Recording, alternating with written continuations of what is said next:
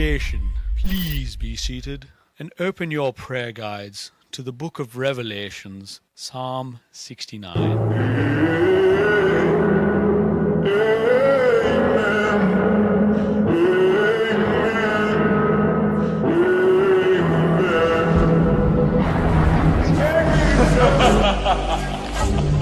I think we have seen a miracle, and this miracle is forgiveness. Yes, that's right. The Lord will extend his forgiveness. Yes, he will. But he ain't gonna do it for free. No. In order to be forgiven, you must go to the root of the word, which is give. Give For give. Give a Cough it up. Reverend Hayes, I think this deserves a song. Oh, You thirsty? just like that, we are live. What's going on, Mr. Rad? How you doing, brother? Good morning. Good morning, indeed. Say hi to some of these fine folks in the chat. We got K Munin. K Munin was just on Alan's channel the other day, Comic Collector Geek. So check out that interview with K Munin. It's pretty cool. Dan's Comic Corner. How you doing, Dan? Good to see you, brother. He always has a good show Friday nights. The Batman show, really cool. I've been on there once. It's pretty cool. They do some book reading. They do some reviewing. It's pretty cool. Appreciate you, Dan. Got Rad hanging out in the chat. We got Wellbore. Wellbore, how you doing? We got Madam. Good morning, beautifuls. And you too, Bleak. Thanks, Madam. I appreciate that.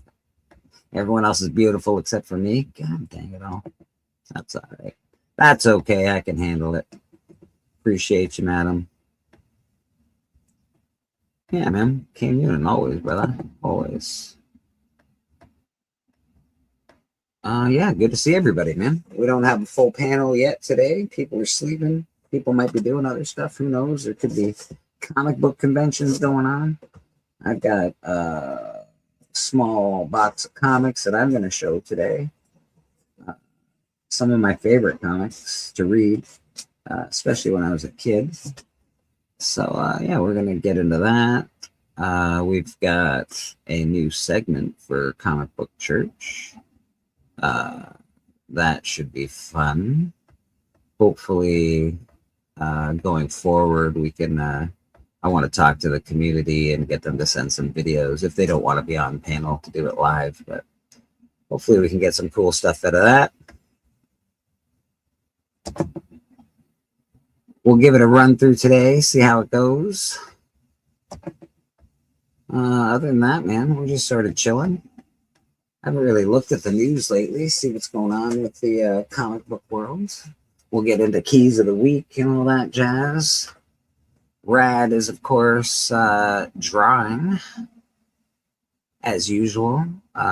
He's been drawing some He-Man figures, man. They've been awesome. So, Rad's killing it. He's just waking up. I'm just waking up. It was a long night. I don't know why I was up all night, but I was.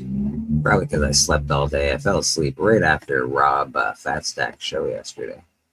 And then I woke up around 9 o'clock. So his show ends around 3:30, 4 o'clock here for me. And like, I'm going to take a nap.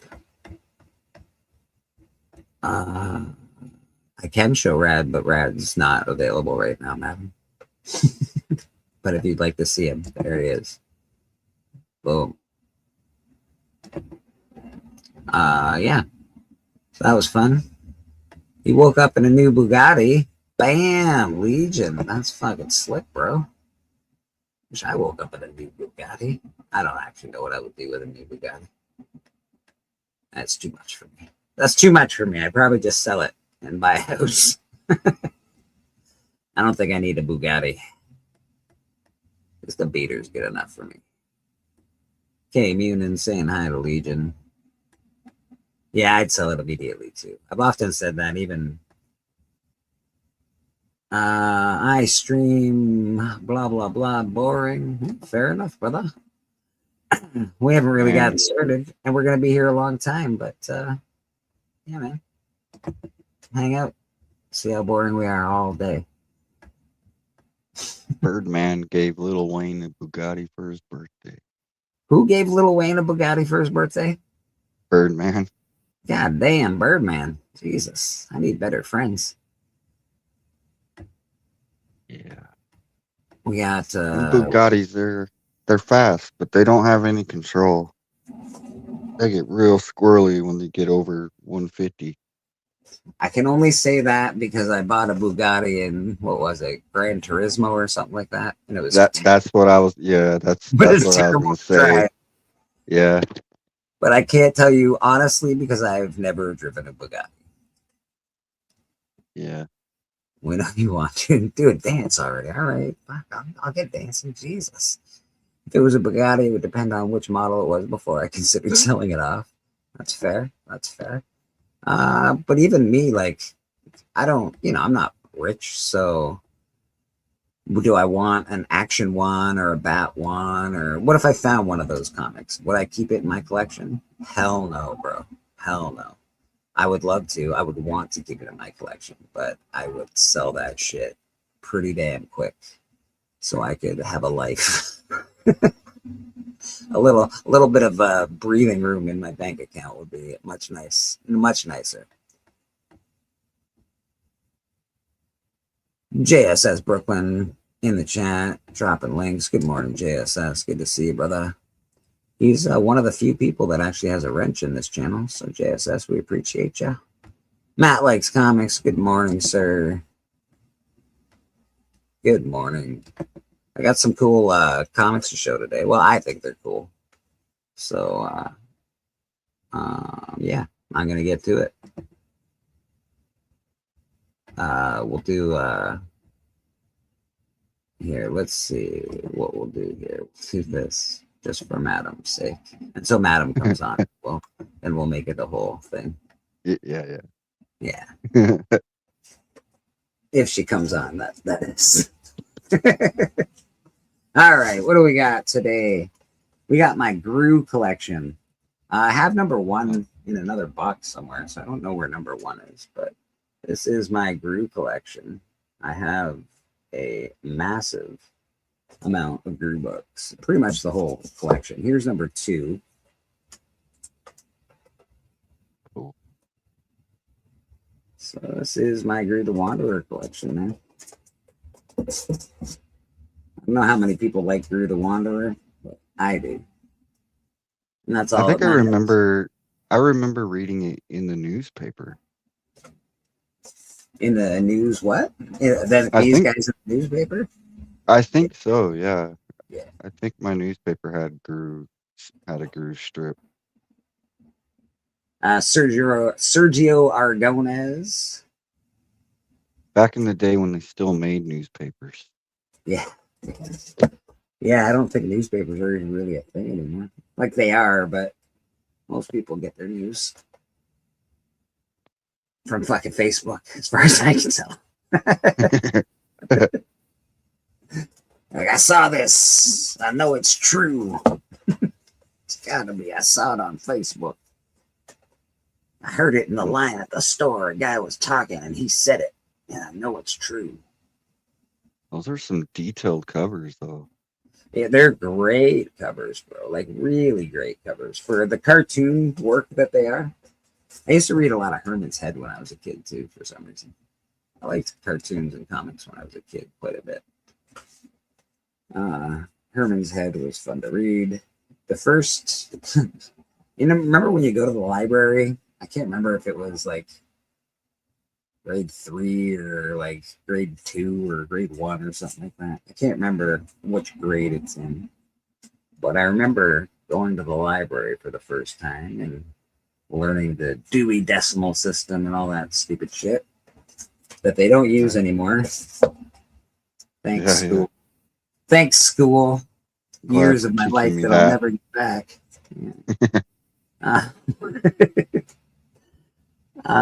And I took out a Spider-Man graphic novel. It was basically the full Black Suit run from Spider-Man, but it was in like a thick book. My parents got very, very upset with me. Oh, this one has some water damage. I should press some of these.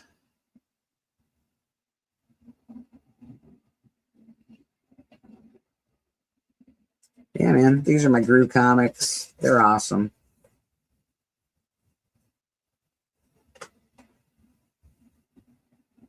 K Munin, great interview, JSS is saying. It was.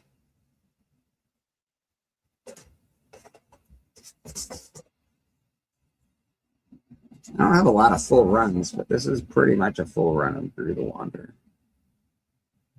I don't know. Sergio Gomez is doing something else recently. I thought I saw it too. I haven't looked lately, but I know he's doing something else.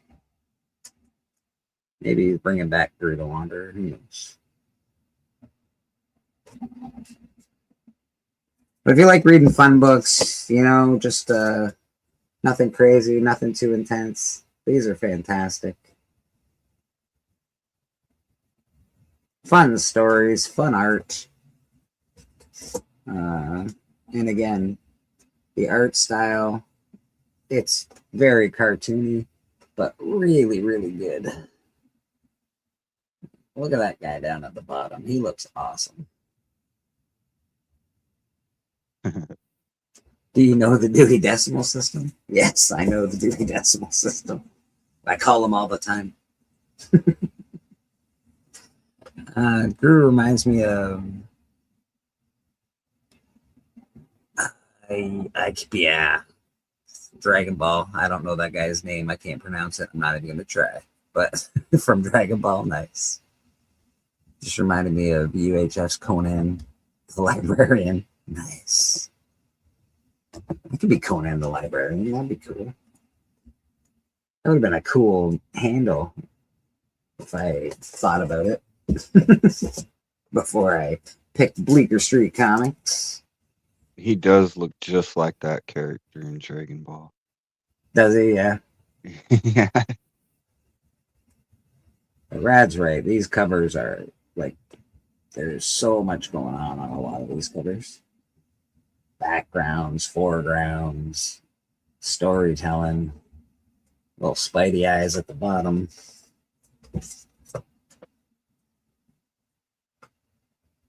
Biggie and I are starting a game. I don't know if everybody watches the Biggie show on Fridays, Comic Collector Club. A lot of awesome books get shown off there. We are starting a game. If anybody is familiar with fantasy football, it's very similar to fantasy football, except it's fantasy comic books. The goal is, so you basically, this is the game. There's 100 books to choose from. I don't know how many people are going to play. Let's say you have 10 people on a team or playing against each other. You can pick, let's say, 5-6 books each out of the 100. It's, you know, first, second, third, fourth, fifth, that kind of thing. And by the end of, let's say, 3 or 4 months, we see whose books went up in value and whose books went down in value. And basically, who's the best specker for this quarter of the year. That's basically the game. It's basically a spec game. Pick your books. It's done just like fantasy football. If you know how to play fantasy football, it'll be easy to play. But yeah, Biggie and I are like no moderns. Probably maybe some modern. I don't know. We're gonna go through the top. So basically, how we're gonna pick the books. Because whoever picks absolute is gonna win. Maybe. I think that book has a bigger chance to go down than it does to go up.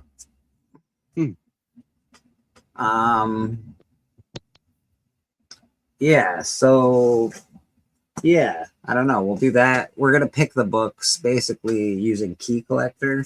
They have like 100 Golden Age keys, 100 Silver Age keys, 100 Bronze Age keys, etc., etc., etc. We're going to pick probably 25 from each of those eras. The 4 major eras that we all know, probably not modern, but we'll see. We were going to have everybody pick books and get a list together, compile a list with everybody, but that turns out that is very difficult on the same panel because everybody just talks over everybody, and everybody wants this book, and everybody wants that one. Yeah, Absolute Batman is killer. I'll give you that. And I everybody know when wants that. MT was looking it up, he was showing how those graphs and how the modern books were the ones going up. Exactly. That's how you play. Yeah, it's a pretty interesting speculation game. Sounds fun. I'm sticking with Sonic, Street Fighter, Speed Racer, and Racer X. Yeah, it's just a game. It's like fantasy football. You get a team. We can trade if you feel like in the middle of. You can trade books to somebody if you want for another for your book, whatever the case may be. We're basically trying to make it like a fantasy football game. But the goal in the end is to have your books not value more, because that's not necessarily fair, because some books are just more valuable than others, but have your books go up in price more than the next guy's books. So that's the idea of that game. Hey, there's a shark cover. So this shark is in his dreams on a plate. I don't think that's happening though. Drew better watch himself. He's swimming with the sharks, man.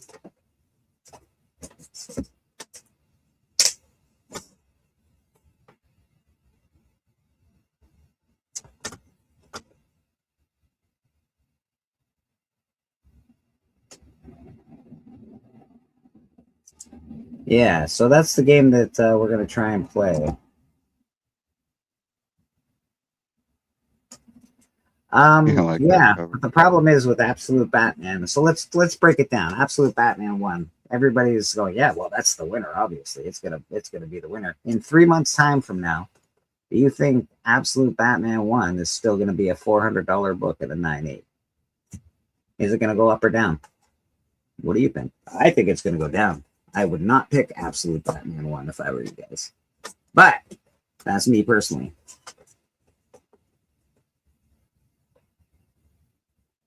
I don't know. Going by MT's graph, that thing's going up, man.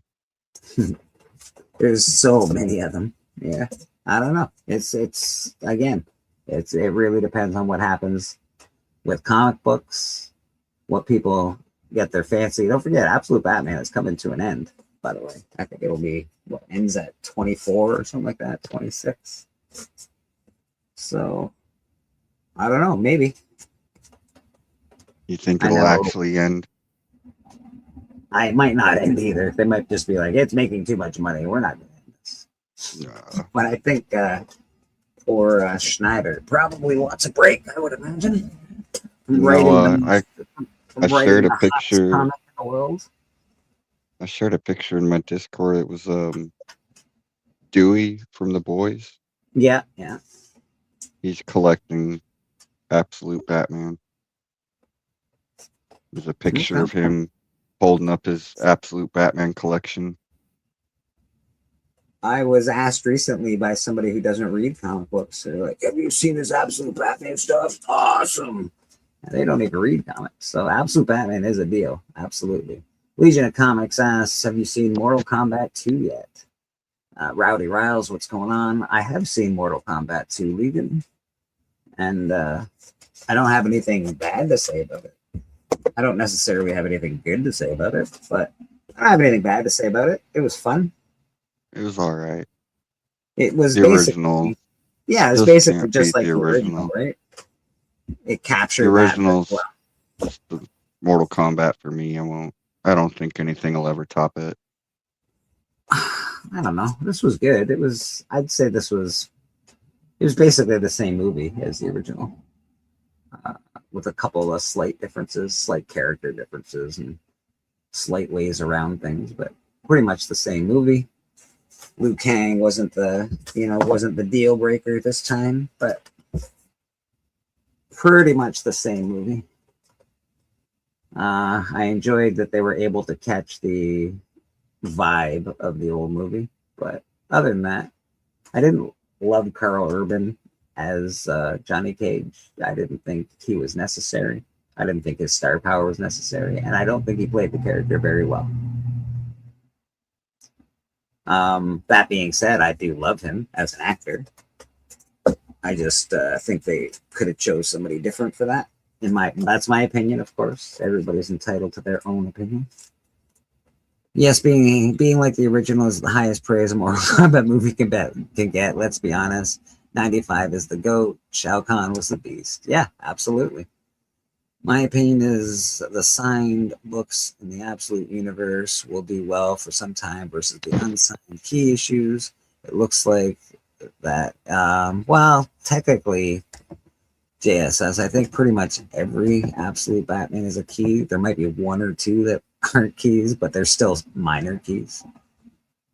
But I agree. Yeah, I agree. Angel Hernandez, what's going on? Bassinus. All right. Last night, thy blah, blah, blah. I cannot read that. Oh, best kebab. Good enough. Good enough. We got Gru the Wanderer. We got a game we're going to be playing. Comic book fantasy speculation draft. We're not sure when that's going to happen. We're not sure how many people are going to be involved in the game, but it is a cool game. Or I think it's a cool game. If you like fantasy football, you'll really enjoy this. If you like speculation, you'll really enjoy it.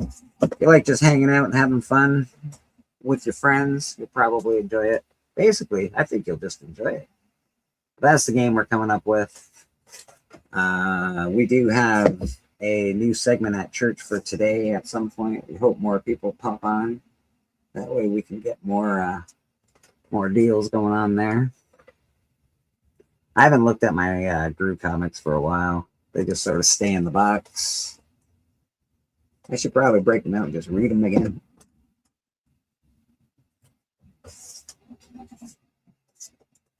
He loves his dog, man. He loves his dog. Black cover. Very hard to get black covers for this age group to be halfway as decent. And again, all of these books are really, really, really decent shape. They've got a couple of stress lines, but nothing major.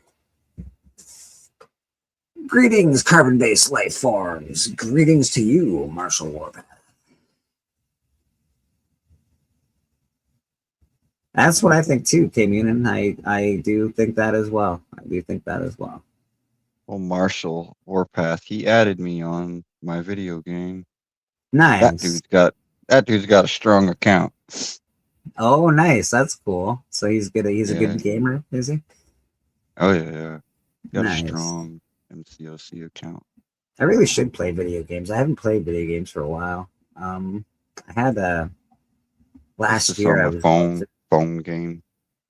Yeah, I was going through some weird. I have had surgery on my ears a couple times, and I got like inner ear issues. I had a hole in my eardrum when I was a kid, and for some reason last year I went through a really bad bout of vertigo, where I would like be fine, and then all of a sudden I would have to lay down. Room would be spinning, like it almost like I was a drunk 15-year-old again. What the hell did I do? Oh my god, this is the worst. So I haven't played video games for a while since then. I should break out the old video gamer. I got a PS4 and I have a whatchamacallit? Can't remember the name of a Switch. Oh, I've never played a Switch. I've got a couple games. I've got the Mario Kart and I've got the Monopoly game for it, which is cool. Hey, we got a champion among champs over here coming to the stage. Bring him on up. Mr. White Gloves, Monty himself. How you doing, brother? Hello, YouTubians. Good to see you this morning, friend. TM Nerdy. How you doing, sir? I'm just showing off my Gru comics, Monty. Gru. Yeah, I got pretty much a whole collection of Gru. I haven't seen those books in a long time. Well, if you go back, you can see about 75 of them. Oh my goodness. Yeah, I pretty much have the whole Gru collection. I don't know if there was a second volume, but I pretty much have the whole thing. I got a few of them, not very many. just some that I picked up in collections, other collections that come in. I've never read one though. They're just fun. They're fun books. They're, They sort of like a Mad Magazine or a book or something like that, or well, it's a comic. No, it's a straight up comic. It's it's a Brew the Wanderer. sort of like like the Sunday new funnies comic. Yeah, basically like the funny Okay. papers. He was in. I think they were in the funny papers for a while. Yeah, yeah. Yeah, I remember seeing them in the Yeah, funny they're papers back in the pretty day. good stuff. That's cool. Yeah, everybody's, hey, how's Man Cave Comics doing? Good to see you, Man Cave. Hello, Man Cave. Hello, everybody in the chat. JSS says he's off to the barbecue. Enjoy your barbecue, JSS. I could Ooh, use a little barbecue. I got 2 steaks in the refrigerator right now, salted down, and they're drying out. Huh.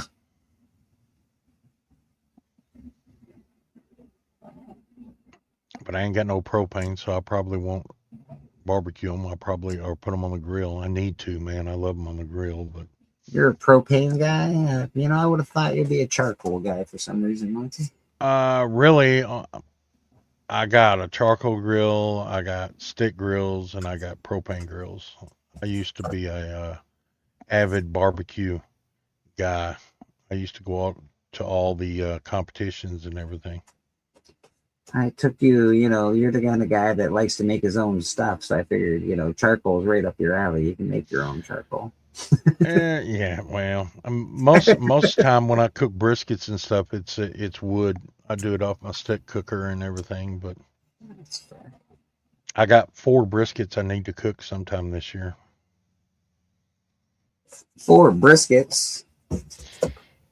Yeah, I bought them years ago and vacuum sealed them and cryovac them, and I need to get them cooked this year. Girl's just about slipping out of her top there. Holy smokes. I used to do what Rob Fatstacks does. Go to competitions around and did a lot of barbecue and chili cook-offs. You did that? Yeah, I know Rob loves doing that shit. Yeah, I just burned out of it. I did it for like 20 years or more. There's Rob, I think, lives in like California, doesn't he? Something like that. Yeah. Hello, TM Nerdy, I guess. I guess. TM Nerdy. Good to see you, brother. If you want on TM, just let me know, man. I'll send you a link. I'm not sure I dropped you one. Oh, this one's got like a big crease. I should really press some of these. I wasn't as picky when I was buying these, I guess. Cool. Most of them are in very good condition. There's just a couple that have like creases and stuff. Oh, But again, you don't really see them too much. You don't see a lot of Brew comics around. That's a lot of pencil work on that one. Dude, there's so much pencil work in Brew, dude. Like Sergio Aragonés is a great artist. Not people's favorite artist because he doesn't do the style that everybody likes, but tell me Scotty Young didn't take any cues from that right there. Just saying. You got the crazy hair going. This one, just the art in the background is, of course you got Brew, but just everything in the background. Oh, yeah. Awesome. Lots of background noise on that one. Yeah, tons, man. Tons of good stuff. Oh, Gruella. There's Gruella and Brew. He's in love. Hello, Wilbur. You gotta be in love, What would a comic be if there wasn't any love involved? All tied up. Look, it's a bondage cover, guys. This should sell for $1 million. And a pyramid cover. Wrong kind of bondage. Wrong kind of bondage, Bleeder. Nobody wants that. Oh, we got Uncle Griff in the comics, in the chat. How you doing? What's going on? Gru is so good. Yeah, man. Gru is awesome. I love it. I'm a big fan. Again, I got pretty much the whole collection through. I have two number ones actually. I've got a Canadian price variant, and then I have the other one as well. What did it end up, the run end up stopping at? I should look it up because I'm at grew 11 here. So this is going backwards now. I'm going backwards. Oh, and the okay. grew 9, but I think like I got up to 97. It looks like. Oh, it's a So, decent like, run then. I think it goes past that, but I'm not sure. I can look it up. To be Oh, fair, that's all right. You don't have to look it up. I just, But It yeah, is. at least 100. That's a good run. Oh yeah, yeah. It stayed around for a while. See, well, it's just fun, right? It's a fun book. It's fun to read. It's cool. Just spending a Sunday morning rebagging and boarding. Sign of the struggles with Uncle Griff. If you ever want a link, let me know. I'll send you a link. People love to rebag and board on church. We got 4 hours we're usually hanging out for. So people clean their comic rooms. I've been thanked many a time. Like, hey, I was able to clean my whole room this morning while I was at church. Tacoma was on last week. Where's my Destroyer Duck? I don't have a Destroyer Duck number 1. Much to my chagrin, I do not have a Destroyer Duck. It's a good point, Doc.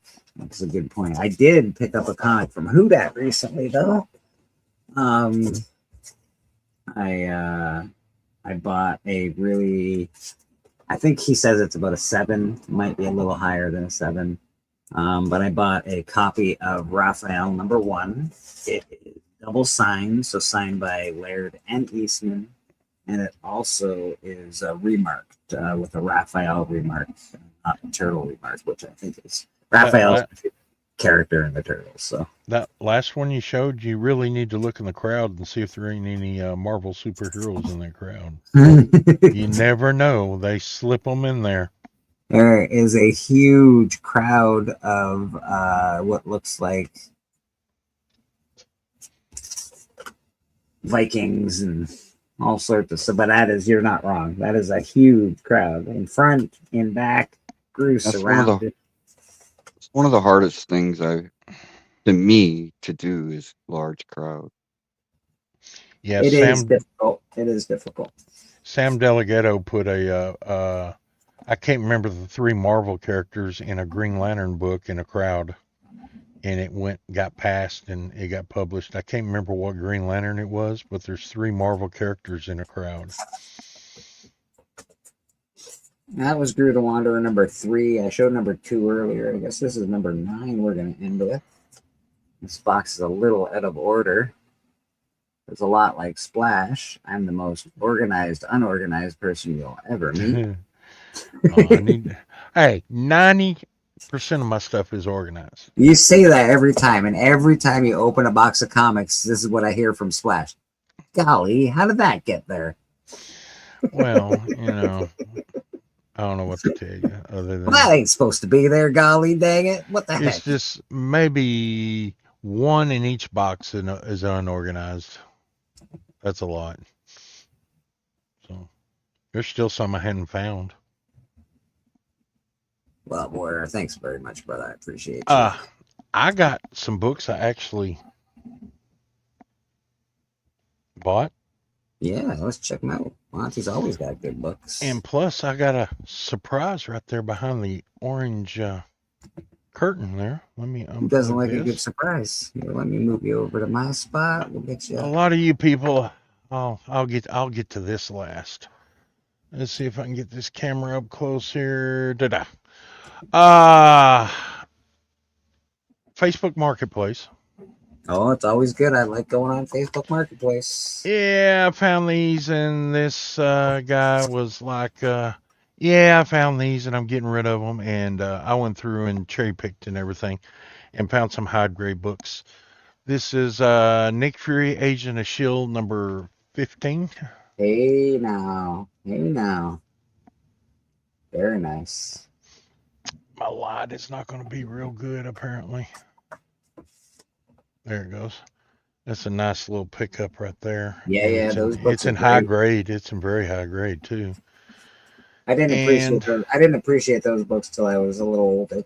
The Shield books, like the Stern yeah, books, I the did not. early ones are nice. They're so nice, so nice. Then I ended up these were real high grade too. Doctor Strange number 175. Oh, all right. These are nice 12-cent books. As you can see, I've already put them in Mylar.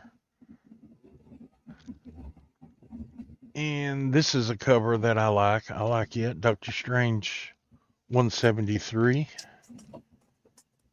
Oh yeah, that's a really cool cover. I love that. As Steppa would say, that has some great color strike. Yeah, isn't that a first appearance of something? Isn't that like Dormammu Is or that- something? That's Dormammu on the cover. I don't know if Yeah. it's first. I feel there's something going on there. It's a great cover. And we're going Vinny backwards, Thompson, and Vinny Blanco from the Bronx. How you doing, man? Good to see you. we're getting Doctor Strange 171. Yeah, these are great. Yeah, and And again, as a young kid, I did not appreciate Doctor Strange at all or enough. When I looked at Yeah, Doctor you'd Strange, really, when I looked really at have those, to always read, liked read them. the old ones. yeah, when I looked at always them as a liked them. kid, I was like, ugh, why do I want to read about an old guy? I don't want to read about an old guy. That's honestly, when I was a little kid, that's exactly my whole thing with Doctor Strange. I don't want to read about some weird old dude. I want to read Spider-Man, and like I was like hip to like Spidey was super dope, right? I wanted to. Shazam was really cool to me. Like anything that I could put myself in the story and be young and be a superhero as well. And This I is regret one my decisions. that was in the bunch also. I got it already, but I went ahead and picked it up again. Hey, That's number 15. May. Black Panther was always Claw. Yeah, Claw. Claw. Yeah, Claw. It was in The there. newsstand. And this was one that I was surprised it was in there. There was a couple of these in there, but yeah, Journey into Mystery Oh wow, 113. that gargoyle in the background. Yeah, that was in there. There was a lot of them that were really trashed, but That's what- you know, like I said, I went in Man. and picked the good ones out. But this was a real decent 113 of Journey into Mystery. So you cherry picked his collection and he let you do that? Yeah, he pretty much just said, you know, whatever you want, take. Whatever you don't, I'm gonna throw away or give away or something. So I said, all right, that's cool. Okay, fair enough. As long as he was just going to give it away, I guess that's fine. This one was in there also, and this is a remake of Avengers 9, but it's X-Men King Size Special #1. Oh, nice. Happy Sunday to you, Brian LCS. He said that a year ago he put them in a garage sale and nobody really bothered him or bothered to do anything with them, so he just put them back in the garage. That's crazy. So, but these were in there, and I did not know they made this series, so I got the complete series of this 1 through 4, and somehow this escaped my hand, my eyeballs back in the day. It's Human Torch #1. Oh, yeah. I actually have these. There's like a 4 set of these. Yeah, I had no idea these were out there. I had the earlier set, but here's #2. Mm-hmm. I think it It's got Toro. I think it retells the original story, doesn't it? I think. I don't know. I haven't opened these. These are still in the poly bags Oh, right nice. here. They haven't went through intake yet. They're not. I'm not sure. I don't think they're very expensive. Yeah, probably $4 or $5. Yeah, I think they're like it's a Came out in the 90s. 4 set. It's a really good. If you like, Yeah, I think the 90s. if you like the Human Torch, you'll enjoy these. And then I love this cover. This is a nice cover. Oh yeah. I would have picked that up so fast as a kid. Anything with the Human Torch on it for some reason. The fire, he was just a cool character. And now, for all y'all people out there that like wrestling, Well, who doesn't like wrestling? I seen this and I had to have it. Let me see if I can get it. Nope, that way there. Seen this and I had to have it. And I looked up how much they cost on the internet, and I wasn't going to pay that much for it. So I went to another place and seen it and offered a guy or asked the lady how much, and she said, "Well, they'll sell it for $300." And I was like, Shit. "No, that's too much. That's too much. No, we ain't doing that. No." So then I did some more research and I found, hey, they're about $200 and everything. So I went to another store and I seen it, and he tried to sell it to me for $180 plus the stuff that go inside it came with it. Wow, that's a much better deal right there. And I'm like, well, I don't want the stuff to come inside it. No, I don't want that. And after I show it to you, because you'll know what it is. But I have always wanted one of these, and I was never able to get a hold of them. I may go back and collect them, but, how would you say? How does he say it? Yeah, you better get a Slim Jim. Oh my God. That's so $300 for something. Jesus, Murphy Brown. No, I didn't pay $300 for it. I No, paid $90 for this. Oh, that's a much better deal. God damn, Macho. He's my Yeah, favorite. Macho Man. And he was one of my good, and it's Oh, yeah, and it's it's solid. wood, and it's the That is so cool, Monty. yeah. He wanted to sell me 2 cases of Slim Jims, and I said I told him, I said, I'll pay $90 for it and take your wrapped weenies off the back of it, and you can have those. We got a oh yeah from the crowd. Oh yeah. So this is really what I wanted. And I looked at another convenience store, and they really wanted to rip me off and everything. And this convenience store, he said, yeah. But I went back, and they got a Buffalo up there. The Buffalo Wild Wings, I guess they got beef jerky or something. And I told him to give him $30 for it, but he said, he wants to keep it because he's got to put his Slim Jims in it now because he ain't got nothing to put his Slim Jims in. So I sell it, but I ain't got no other boxes. So yeah, so he said, you just go ahead and bring him in a can. Bring him in a cool can. Just say, here's a cool can. Put your Slim he Jims says, see me after I sell out, and I go in there just about every day and everything. So we'll leave that unwrapped. That way everybody can just see it. But yeah, I really love Macho Man. I've always loved he's him one as of the a best wrestler. wrestlers of all time. And there's like 8 of these, 7 or 8 of these throughout the years. And there's some of them that are pretty expensive. I mean, there's one in there for about, I've seen the cheapest is about $500. You just found a new rabbit hole, is what you found. Well, I will take my time with that. I'm happy with that right now. So, I mean, yeah, really all it is eye candy. That's all it is. That's all this stuff is eye candy. So, I may take it in the house and set it on top of the TV. That way I can see it every time I watch TV. Yeah, for a while.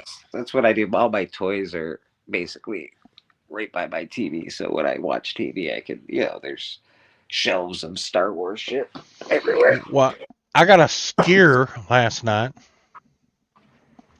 Yeah, I thought my everything was over with last night. Well, what do you mean everything was over with last night? Yeah, thought I lost it all. That's it's just over with. Yeah.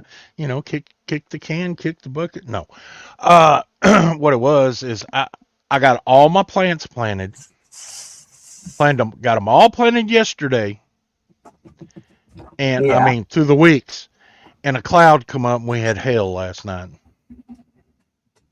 A And cloud. I thought, oh, right. Because yeah, I it remember hailed. last year you got really, really.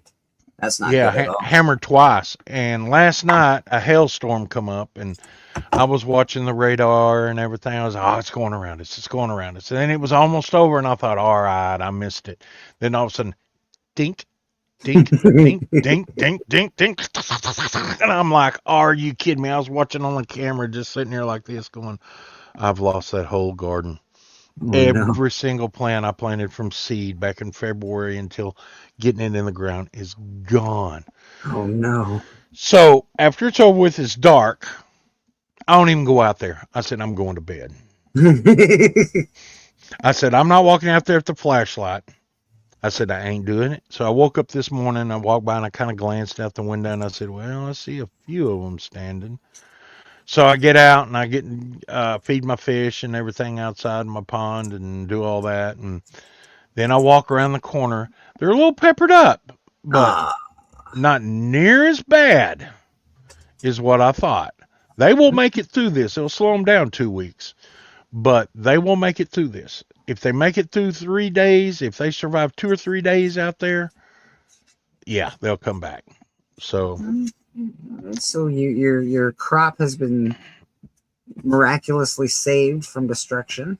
set back a couple of weeks, which I don't like because I need all the production days I can get. But last year was set back twice too. I mean, there wasn't nothing but stocks the first time. The second time, it came out, bushed out, looked great, and they went back to stocks again.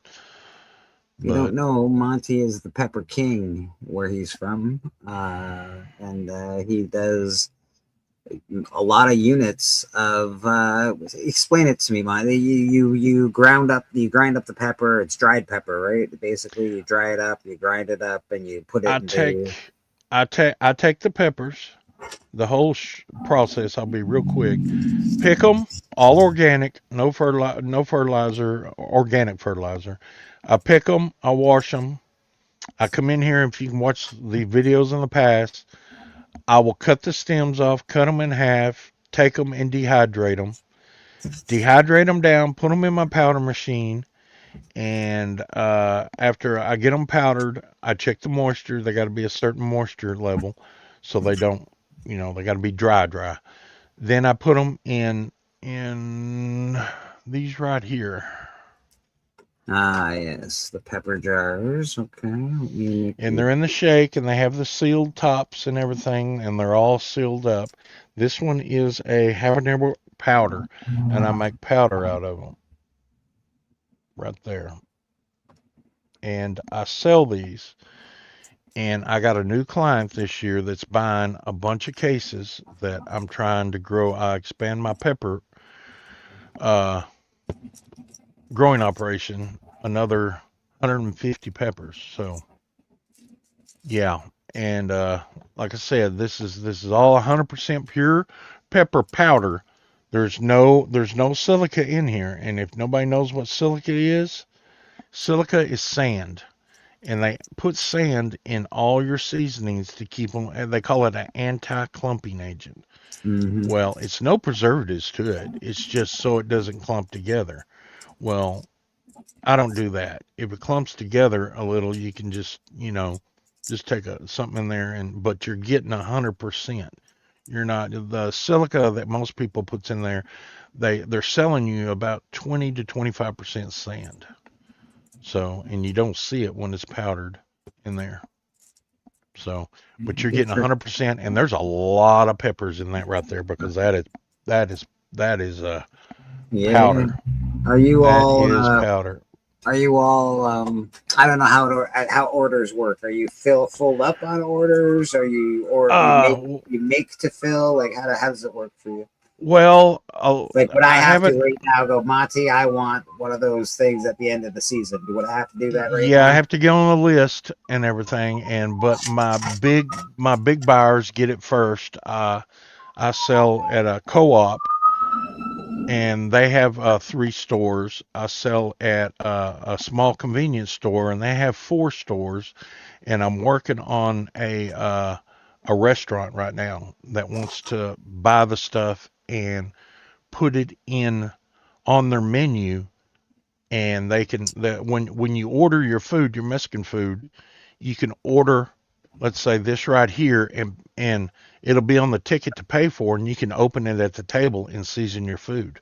Very And nice. then when you get through with it, you take it home with you. So I it dig will it. be it'll be an insert in a menu. I like it, Monty. I think it's awesome. We got Sequential Art Overlord asks, Monty, are you into shrooms? No, I don't grow shrooms. No, and I don't do the magic shrooms. I don't. I would be afraid I would trip out under a troll bridge or something, and freak out and have a giant hamburger chase me down the street or something. I don't. Yeah. Brad Art and Comics, always up for commissions. Doing a Skeletor this morning. Very cool. Very, very cool, Brad. Looking awesome, brother. Just hot peppers. Wouldn't even know how to grow a mushroom. The only mushrooms that grow around this house is in the front lawn when it rains and gets humid, and these big old things sprout up. And I like going out and stomping them. Don't eat them, Monty. They're not good for you. Oh no, I won't eat them, but I like stomping them. I haven't done mushrooms in a really long time, to be honest. It's been a long time since I've done anything like that. Smoke the pot, smoke the herb, and I watch TV. That's pretty much all I do these days. Go to work, of course. But Speaking of, he's drawing Skeletor right there. There was a news feed on the radio that said that, I guess it was a premiere of what do you call it? He-Man? He-Man. Yes. And they had like 1,000 drones go up in the air, and it was in, I think, Los Angeles, and they made the big face of Skeletor out of these drones floating in the air, and they said there was a mass panic of all the homeless that were on drugs. They thought they were tripping out, and Skeletor was coming to Los Angeles, and they were freaking out. I said, I could see that on drugs and look up and see a giant Skeletor head, laughing or doing something. And Archivist, how you doing, brother? Yeah, I think I've done enough in my life to go, whoa, that would be weird. Yeah, that would be very weird. Are we Very, very live? weird. We're always live, my friend. We're always live. F you too hard. Nice. Nice name. But yeah, that's basically all the books that I picked up in my little, I guess, I don't know if you call it a statue. It's a Slim Jim thing. Slim Jim. Snappity with Slim Jim. But I'm still waiting for, I think they moved my con to October. So yeah, that's the only one I go to a year. Found the holiday specials. Oh yeah. Got the That's holiday nice. special from '93. That was so good you have to have it twice, apparently. Of course. Gotta have Got it twice. your Marvel Superheroes Winter Special from 1990. I remember those. I feel like I got this out because of Beckerman at one point in time. I think Madam's in the back. Adam's in the back. I think. Could be wrong. Let's see. Huh. Adam is in the back. Yeah. Hello, madam. Good to see you. Hello there. Hello. Can you hear me? Oh, we can hear you, yeah. Yes. You sound like, There. sound like Loud you're and clear, Houston. cool. New That's a Mutants nice one. one. Yeah, there's cool art on that one for sure. And this one, I think I just got out to show Beckerman because he likes that guy. Oh wow. Hmm. I've never seen that one. Marvel Superheroes 80-page special. Then, of course, you got to have your X-Men 11, Jim Lee. Oh, the big X-Men run. Yeah. I think this is the first time somebody's in the Robin costume. Two or three, I can't remember. Robin and his Fruit of Looms. We got a Venom #1 just kicking over there. Oh, that's a good book. Yeah, #3 is the book we want in that series. Yeah, with the Spider-Man getting eat. Yeah, found another copy of that guy. I got a poster of that, brand new poster. This guy was going for a good buck not too long ago. You think that will heat up when the movie comes out? Yeah, but it's like, because that's the Iron Man, Tony Stark as Jarvis basically, and Iron Man, and whatchamacallit, Doom is Iron Man, so that's why it's heated up. Yeah, I got the premiere of that book on a poster that they sent to the comic shops. I have a ton of these for some reason. I don't know what reason you got a ton of them. I know, I don't either, but I got them. I got just a lot of them. I have almost a full short box of this book.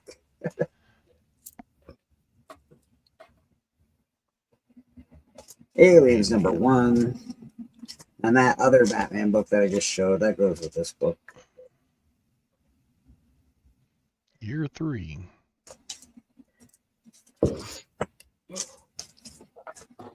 Oh, we got a copy of Spawn #1 in there, apparently. There you go.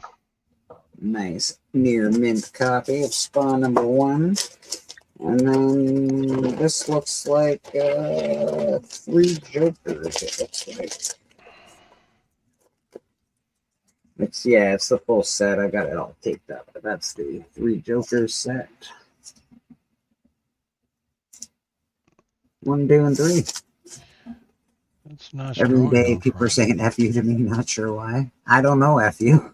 I can't imagine why. Keep showing Rob on covers. They're Jason's favorite. Oh, I see. Hey, Who Dat Comics, how you doing? I just bought a cool comic off Who Dat. I can't wait till it gets here. Yeah, man, those are the books that I just pulled out of a drawer recently. I tucked them away. I don't even know when I tucked them away, but they were just sitting there, and I was like, God dang, what are these books doing here? When I sell comic books, I should sell some of these. Yeah, I don't sell, but yeah, I find stuff that I tuck away and go, oh, there they are. Like, why did I tuck that away? What's going on there? I still haven't found that dadgum my. long box cover top that I lost years ago.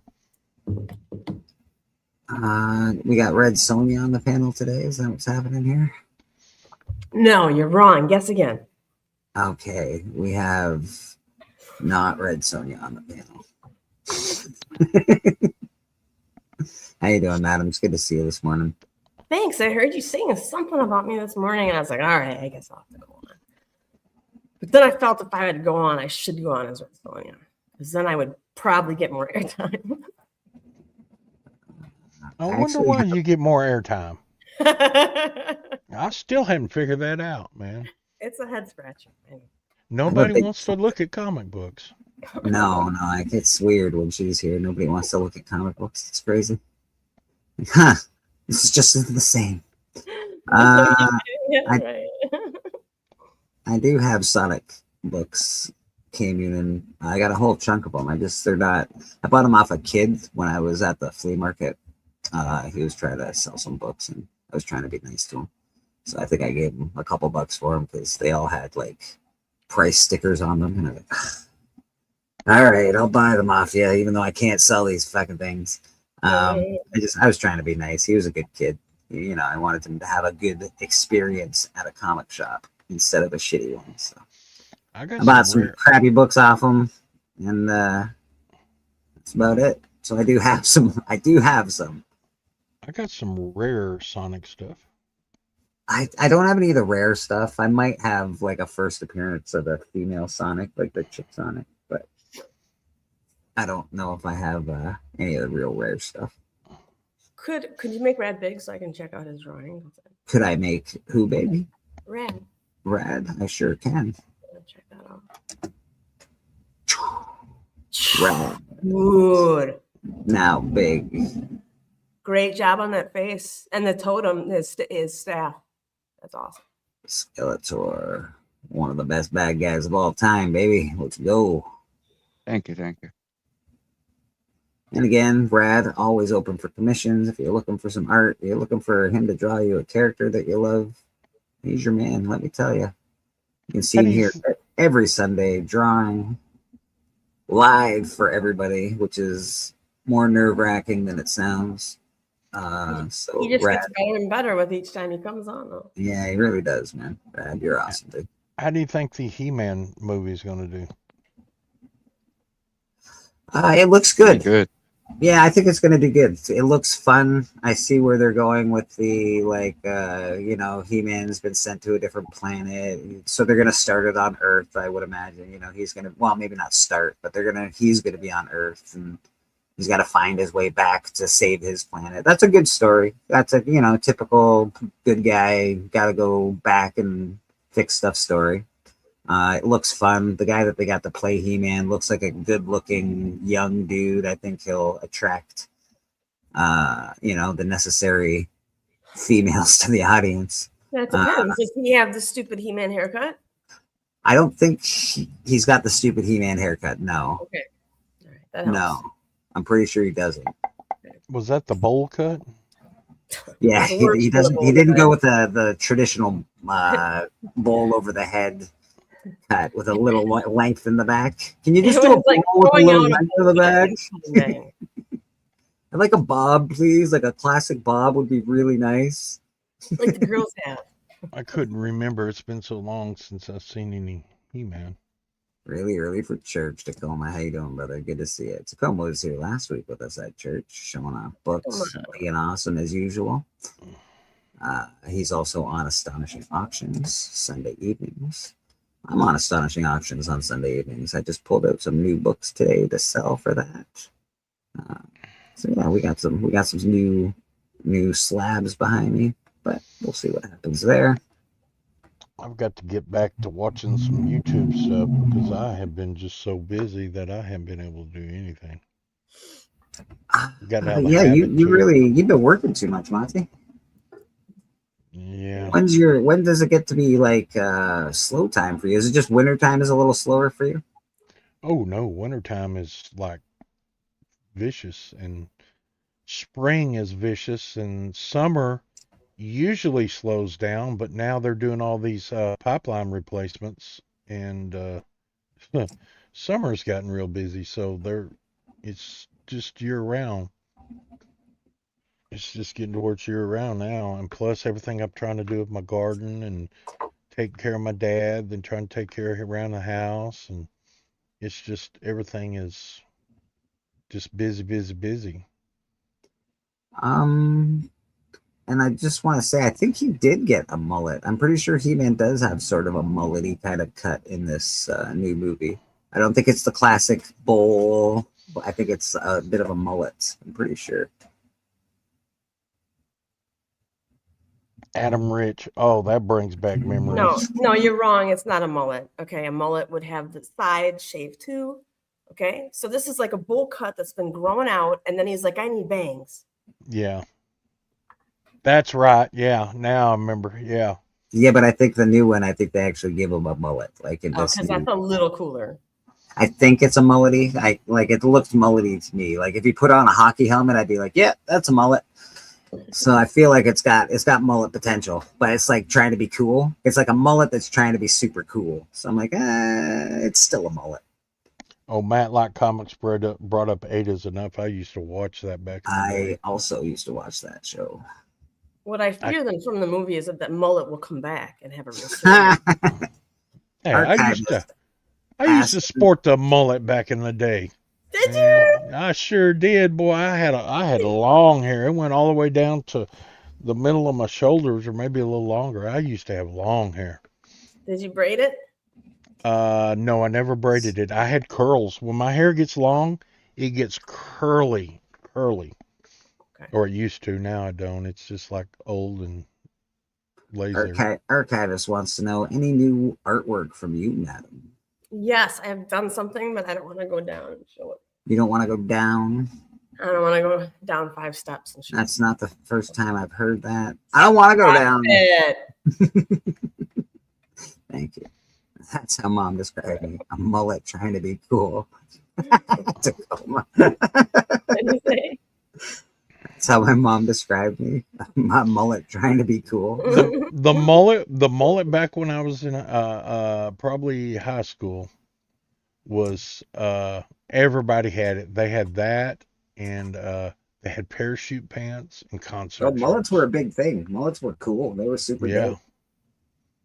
I think they've I tried to recently make a comeback because guys are shaving the side of their head and have a little curly spot back here and like short up top, and they're doing the glasses. They're like, yo. Well, what? Let me ask you something. I've been wanting to ask this some people. What is the deal with the eyebrow? They have one little, like they just shaved a dash and going down in the eyebrow. What is that? They could have Is done that just much can't worse grow hair, or you know. Somebody cool had a scar there and they couldn't grow hair, so now everybody else just shaves a little spot in there to make their eyebrows cool too. yeah, I've seen this and I said, is this a going thing, or is this just something that people just can't grow hair there or something? I will And tell I've you, noticed it more and more. It probably started from a rap video or jail. That's where I will tell you, because that's where all fashion stems from. I don't know why, but they're like, yo. I don't think it was jail. I think it was prison. Okay. So. Yeah, I'm like, jail's super cool. Let's start fashion in jail. That's wicked. Everybody, one pant leg up. Let's go. Yeah, that's another thing. The pants leg. What is the deal with the sweatpants, one up and one down? That was What does that LL mean? Cool J. Yeah, that was LL He Cool was J. cool. He was in the boxing rink and he was doing his video. And he had that one pant leg up, and he was So just like, man, I'm LL, so I can do it. When that trend started, Monty, I actually asked, because I was young when that trend started. I was in high school when that trend started. And I remember asking the kids why they were being idiots. And I was like, why are you doing this? What's going on with your one pant leg? And they told me the reason, Monty. And the reason is it means they got laid last night. One pant leg up means I got laid last night. That, Oh, so that well, was I the guess reason that people I guess would wear if you raise both pants legs up, you had a threesome.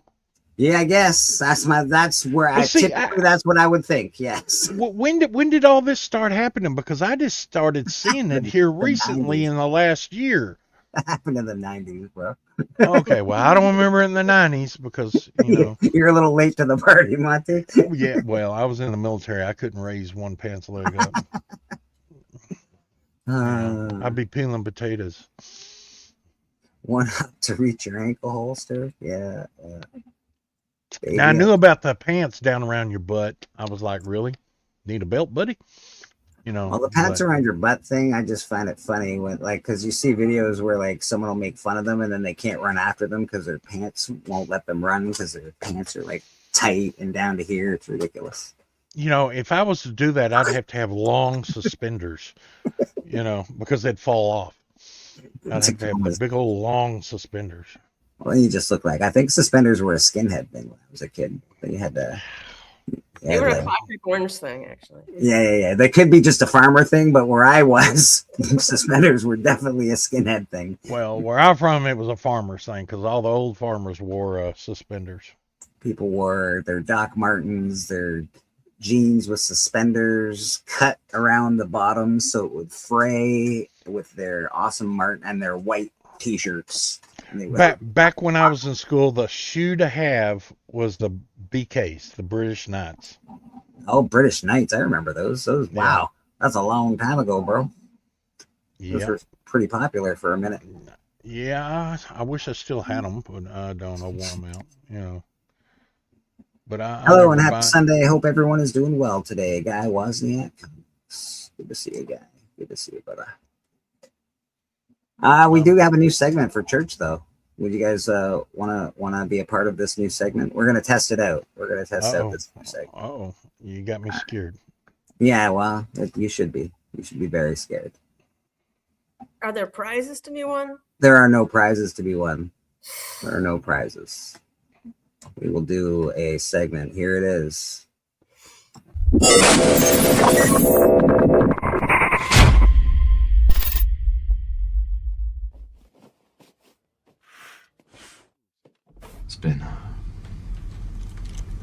It's been too long since my last confession.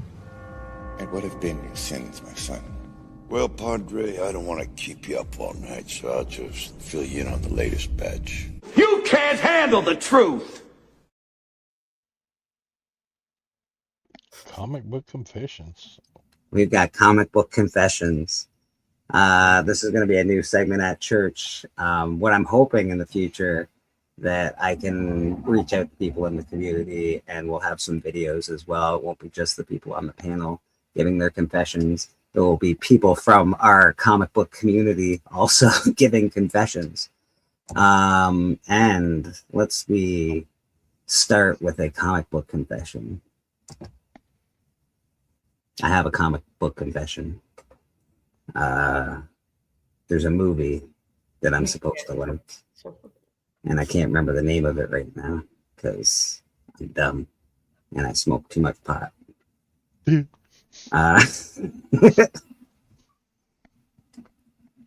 Madam stand? She probably can. She probably can stand. Does she want to? I don't know. Sequential art. I'm not sure. What's the name of that movie? Stanley Kubrick. You got me. 2001. What's that? Space Odyssey 2001. Trying to think of Kubrick movies. Clockwork Orange. Ah, I don't like Clockwork Orange. never watched it. I'm supposed to like That's my Clockwork confession. Orange. I wear leather jackets. I love stupid, weird art films. I'm supposed to love Clockwork Orange.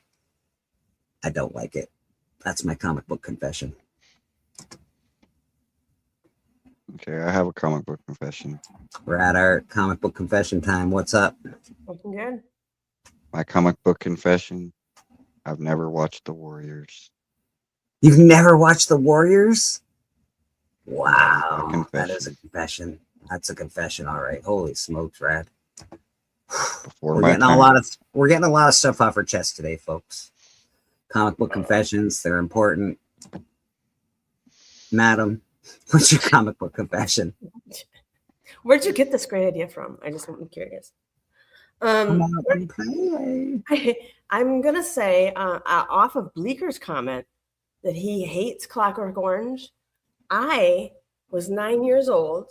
My brother was 6 years older than I was, and my parents were going out on a date.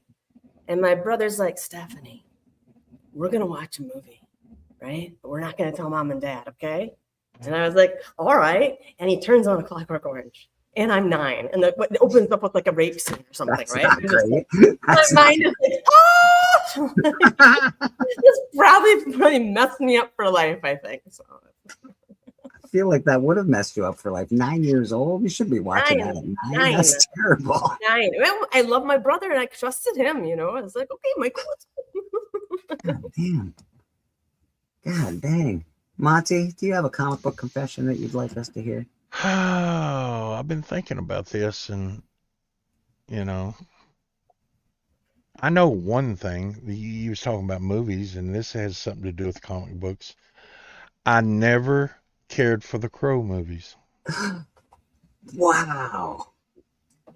Watched them, didn't care for them. Wow. Wow, that is a true comic book confession right there.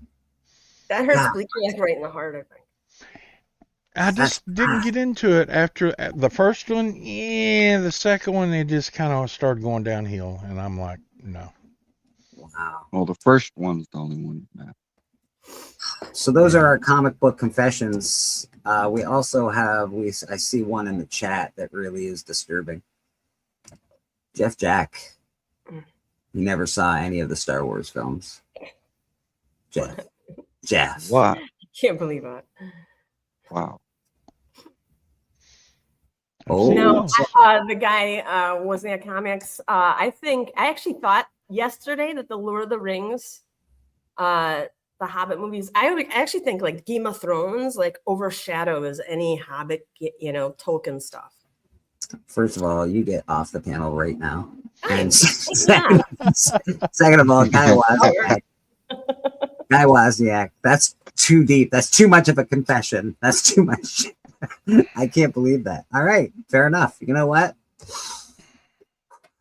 We all know a little bit more about each other now.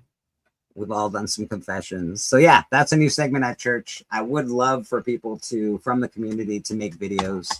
I will probably reach out to people in the community to make a video or two of their comic book confessions. But yeah, we're going to be doing some comic book confessions at church. And that idea came directly from my head, only my head. Nobody else influenced me with that idea at all, especially anybody with red hair or a silver bra. And nobody like that would ever mention something like that to me. Right. So yeah, that's where it came from, madam. My head alone. I should have been prepared for a better answer. No. I was just being good.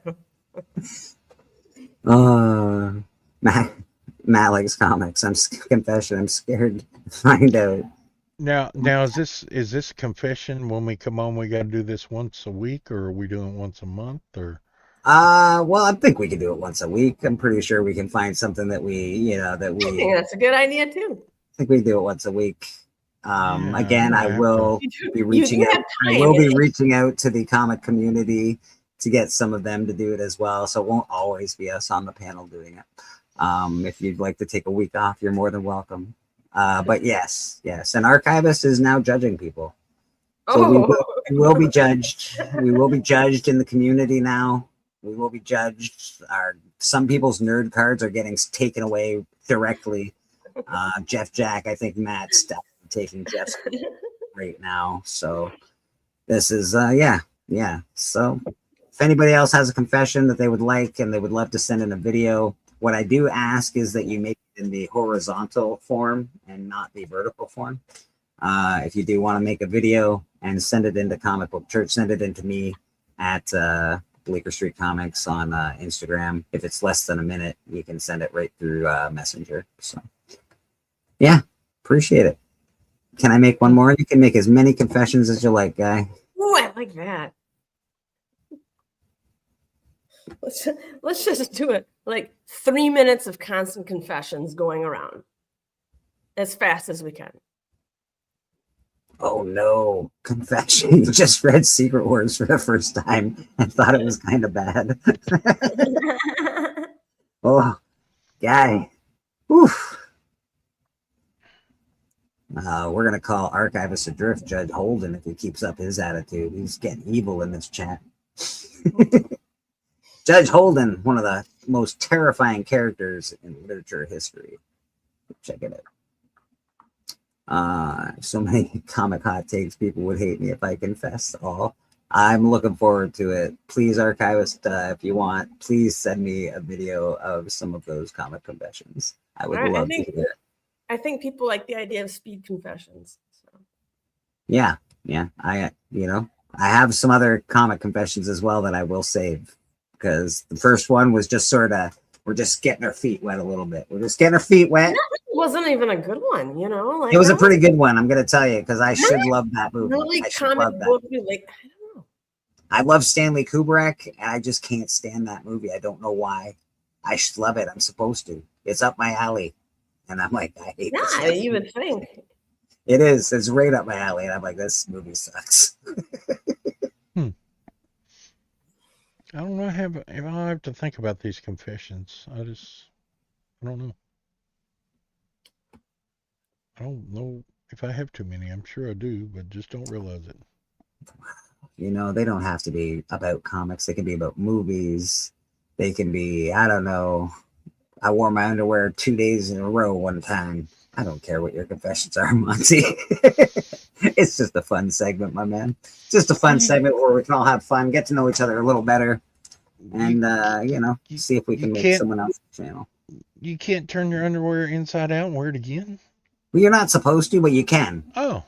I did not know Technically, that. you can do that. It is available. You can do it. There is It's technology. not encouraged, Monty. Not I was encouraged. sitting here watching her eyes. She was going, "Oh my god." This is definitely not encouraged. But you know, Uh, a hard day at work. You're away from the house. I get it. I get Now, it. You're like, camping, I could see it. Camping, you're on the maybe. You're road. homeless, maybe. Okay, then I can see it. But you go camping, you're commando, dude. Come on. Can you You believe gotta, this guy? now we know. Brian LCS. you Come really gotta go commando. You're out in the wild. Go commando. You know, you're not No, camping. there's no. Even if Take I your even if I tidy had no whities pants camping. on, no, you gotta listen. This is more protection from mosquitoes. All right, don't want any mosquitoes on my hog. Yeah, there's ticks and tigers and all kinds of things I like to I never call. watched an episode of The Walking Dead. Brian LCS coming up with a comic book confession. I'm Wow, sorry. You missed a lot of good episodes. Yeah, Yeah, I got addicted to The Walking Dead. Then when it branched off to other things, I kind of just lost favor in it. there was one that I really liked. I liked the beginning of Fear the Walking Dead. I like the first couple of seasons of that very much, actually better than The Walking Dead.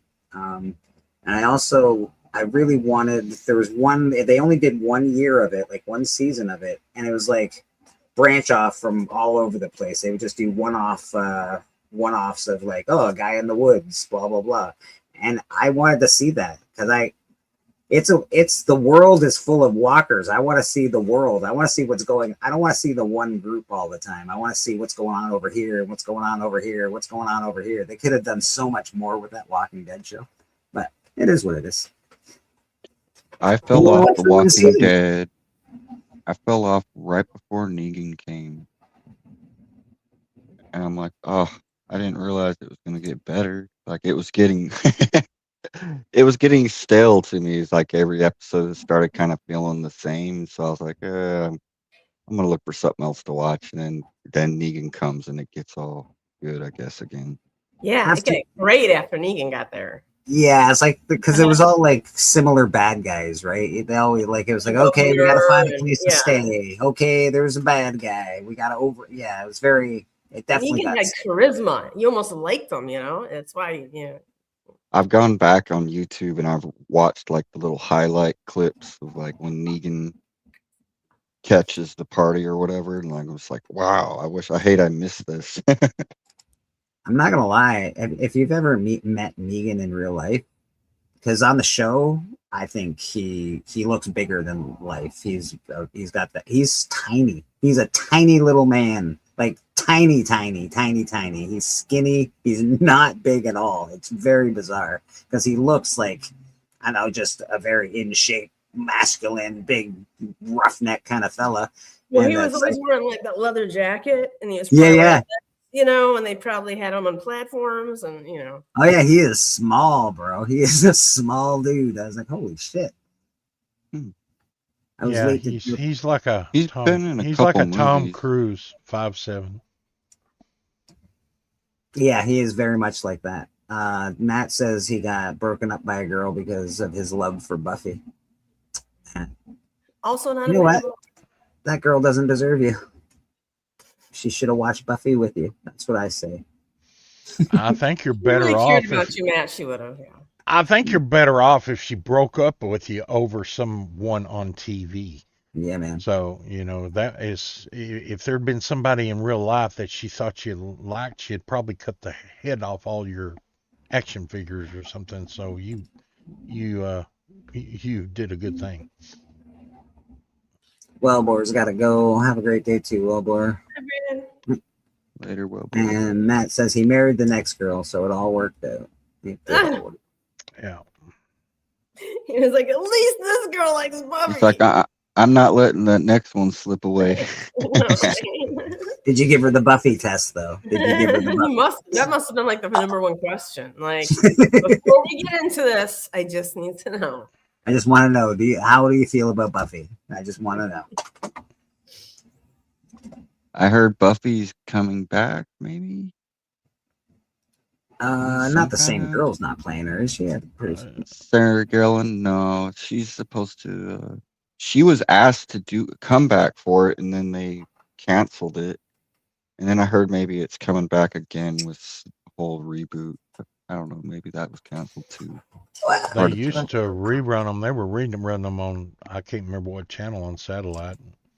I never really watched too many of them. Yeah, Matt says it was canceled. I suspect he would know, only because he's such a big Buffy fan. But they're eventually going to make Buffy again. They're not going to. It's a property that they're not going to let lay in the dust for too long. You know, if they bring it back, she could always have a cane and stab the vampires like that. Wow, they're just not going to make it for people like Matt. They're going to recast. It's going to be different, and Matt's going to be upset.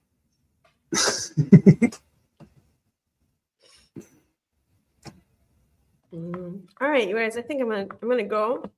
You taking off, madam? Yeah, I'm gonna take off. I think I'm ready to get out of this metal bra, frankly. So Is it the bra? It's the bra, right? It's the bra that does it. It's if you're like, I've had enough. I would so stay comfortable. longer. I just want to wear it all day. Maybe sleep in it tonight. You know what I mean? Like, Now, how do you feel? Would it really like? Because like that looks like a really strong breastplate. Like I feel like it would stop a lot of swords. Like I don't think it's stopping a bullet or anything. So I feel like it could. I feel like if I was gonna buy a breastplate, I'd be like, wow, that's the breastplate I would like in this battle against all these dudes with swords. That'd be great.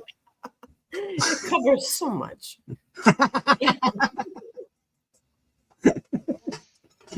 Yes. Thanks for letting me join in the confessions and stuff. Monty, good to see you. Rad is looking great as usual. Bleak, you know, it's all the beautiful chats and Bleak. So I'm just keeping Madam, my always mouth good to shut. see it. Stay cool. Keep doing your awesome art. Madam is doing a new piece, by the way. She showed it recently somewhere. I can't remember exactly where. I think it was on Legion Show. So if you do want to see it, go check out Legion Show.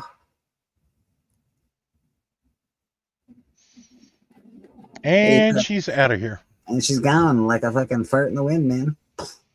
Gone. K Munin says, Fire Fun Show. I'm off to lunch. Catch y'all again. Have a wonderful Memorial Day weekend. Right? It's Memorial Day for the US of A, right? No, Monday is. Well, yeah, Memorial Day weekend is. So, yeah, tomorrow's the big day.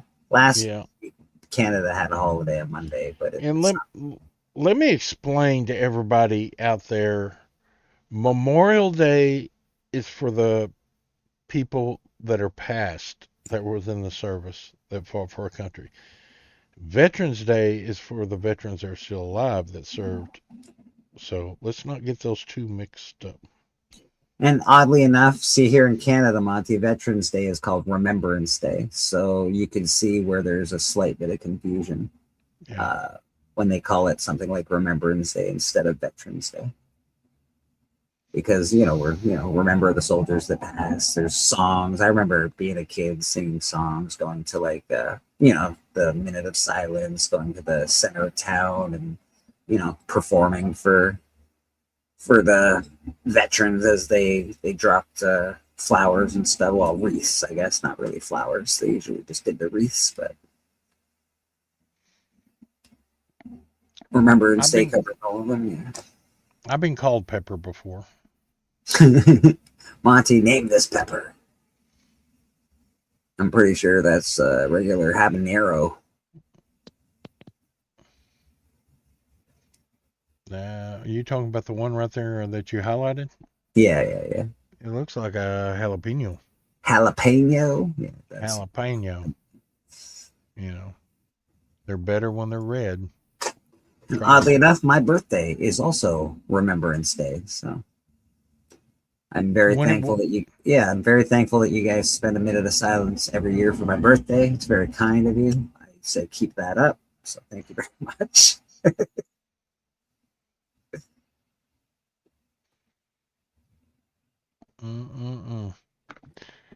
Boston, yes, has entered the studio. Boston Chris. How you doing, brother? Good to see you, man. Good. Hello, Chris. I hadn't seen you in a while. Hi. I've been here. You haven't been here, though. You have been out man, doing things. You're not home at night anymore. It's a very traumatic experience. We can't call you. Well, I haven't accidentally called Boston in a while. That's true. He like, as much as they call me, like, listen, they mock up those spots and this and that. I was like, wrong Chris. He's like, oh, damn it. Yeah, his name. There's like 3 Chris's on there, and he's in the middle. And I'll be in my truck, and I'll just scroll there, and I'll just hit Chris, and I'll call, and he'll say hello, and I just because trying to manage the crew out there, and then the funny thing is he lets me rattle on there for a second, then I stop, and then he says, "Wrong Chris," and I go, "No, because you get on this whole roll." And I'm like, hey, and sometimes I say, hey, Splash, and you just kind of keep going. And so I figure that if I say, hey, Splash, instead of, hey, Monty, you'd be like, oh, damn it. But then eventually I get there. And then so it's funny because I feel bad because, like, it's like he's in the middle. I'm assuming that you're in the middle at the end of your workday. If you're at the end of your workday, no problem. But if you're in the middle of it, I feel bad because then we start talking about books and cons and stuff like that. And it's like, oh, man, I'm like holding you up from doing your work. Well, so the funny thing about it is I'm on the phone and I'm talking to you thinking I'm talking to other Chris. It's on the backhoe down there. And, and he's not doing what I'm asking or not acknowledging me. And I say, what the hell's wrong with this dude? Why ain't he doing what I just told him to do? I'm on the phone with him. And I said turn right, goddammit, Chris. Yeah. What's going on over there? I'm always for traumatic experiences. I'm telling you, traumatic experiences really what round you out as a human being. I don't disagree. They're not fun. I'll say this much: they're not fun at all. But at the end of it, though, you kind of be like, "Oh well, I learned a lesson after that thing." Did you see this? You see my finger, Blake? Oh. Yeah. What's going on with your What'd you do to yourself? Hold on, Monty. I'll get right to you, brother. Ooh, that's a burn, isn't it? Ooh. God damn, brother! What the hell? Ooh. Drawing? It's a callus from drawing. That's a callus? That looks like a burn, a blood blister. It looks like a blister, dude. It's peeling just from getting so thick. God dang. You need an emery board. You need an emery board, god damn it. See, now this is a PSA for everybody. See, this is what we're talking about, traumatic experiences. Don't let anyone tell you that art is easy, because look at Rad's hands. Like, that's what being an artist gets you. The hard work that comes along with that skill. That's crazy, bro. Badge of honor, though, when you think about it. It's like, I got this calloused up thing, but look at my art. See, that reminds me of a saying that Wally Wood had. He said, if I had to do it all over again, I'd cut off my hands. And now I see why. They usually get like a hump in their backs too, like real artists that have been doing it for so long, because they slump over their they slouch. Yeah. Chris, yes, I do not have a humpback. Not yet. I have yeah, not yet, not yet. You like wrestling? Look what I got. Chris hates wrestling. Yeah, I'm working on it. Yeah, I'm working on it. Okay. Computer's getting weird today. All right, you ready, Chris? I'm ready. You did Slim Jim. Oh wow, that's awesome. Where'd you pick that up from?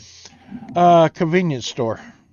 That's awesome. That's really cool. Yeah, he had Slim Jims in there. I told him, I said, you need to take your weenies out of the back. I want the display. It's like, I'm gonna take this Macho Man real quick. It was not She-Ra Apex Comics. That was the Sorceress. It's all, the Sorceress. It's all wood. So really? Well, yeah. I wouldn't have expected that. I thought it would have been plastic. Brian LCS says, get the cheese grater. But yeah, I seen that and I wanted it, and there's a bunch of stores that wanted to really bend me over. It's awesome. No. Of course. Tell those stores that is cool. Tell those stores to stop trying to bend you over. That's brutal. Well, no, but like when you look at it, when you said that that's all wood, of course they'd be like, this is at least $100, at least $100, because I mean, who wouldn't pay $100 for a wooden, painted Macho Man like that? Like, so I get that part of things, but I also get where it's just like, but it's just to you, it's just a display. You don't care about this. There's no real. Yeah, and ironically, I paid $90 for it. Did you? Boston Chris, you missed our segment at church today, and I'm wondering if you would like to play. Oh, okay. Here is the new segment.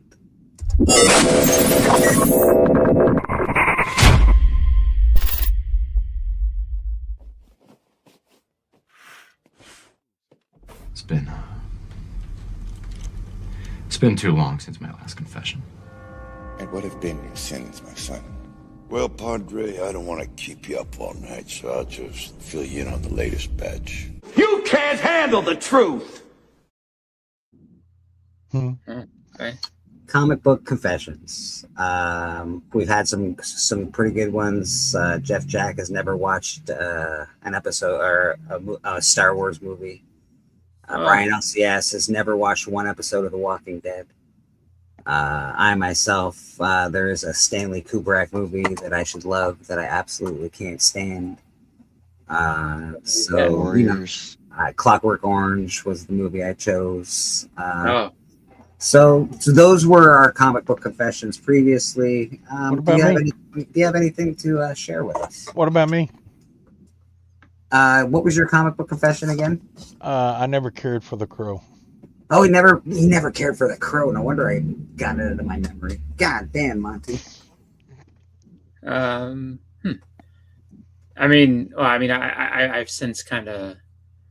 I've since changed my opinion, but I remember when I was younger, and when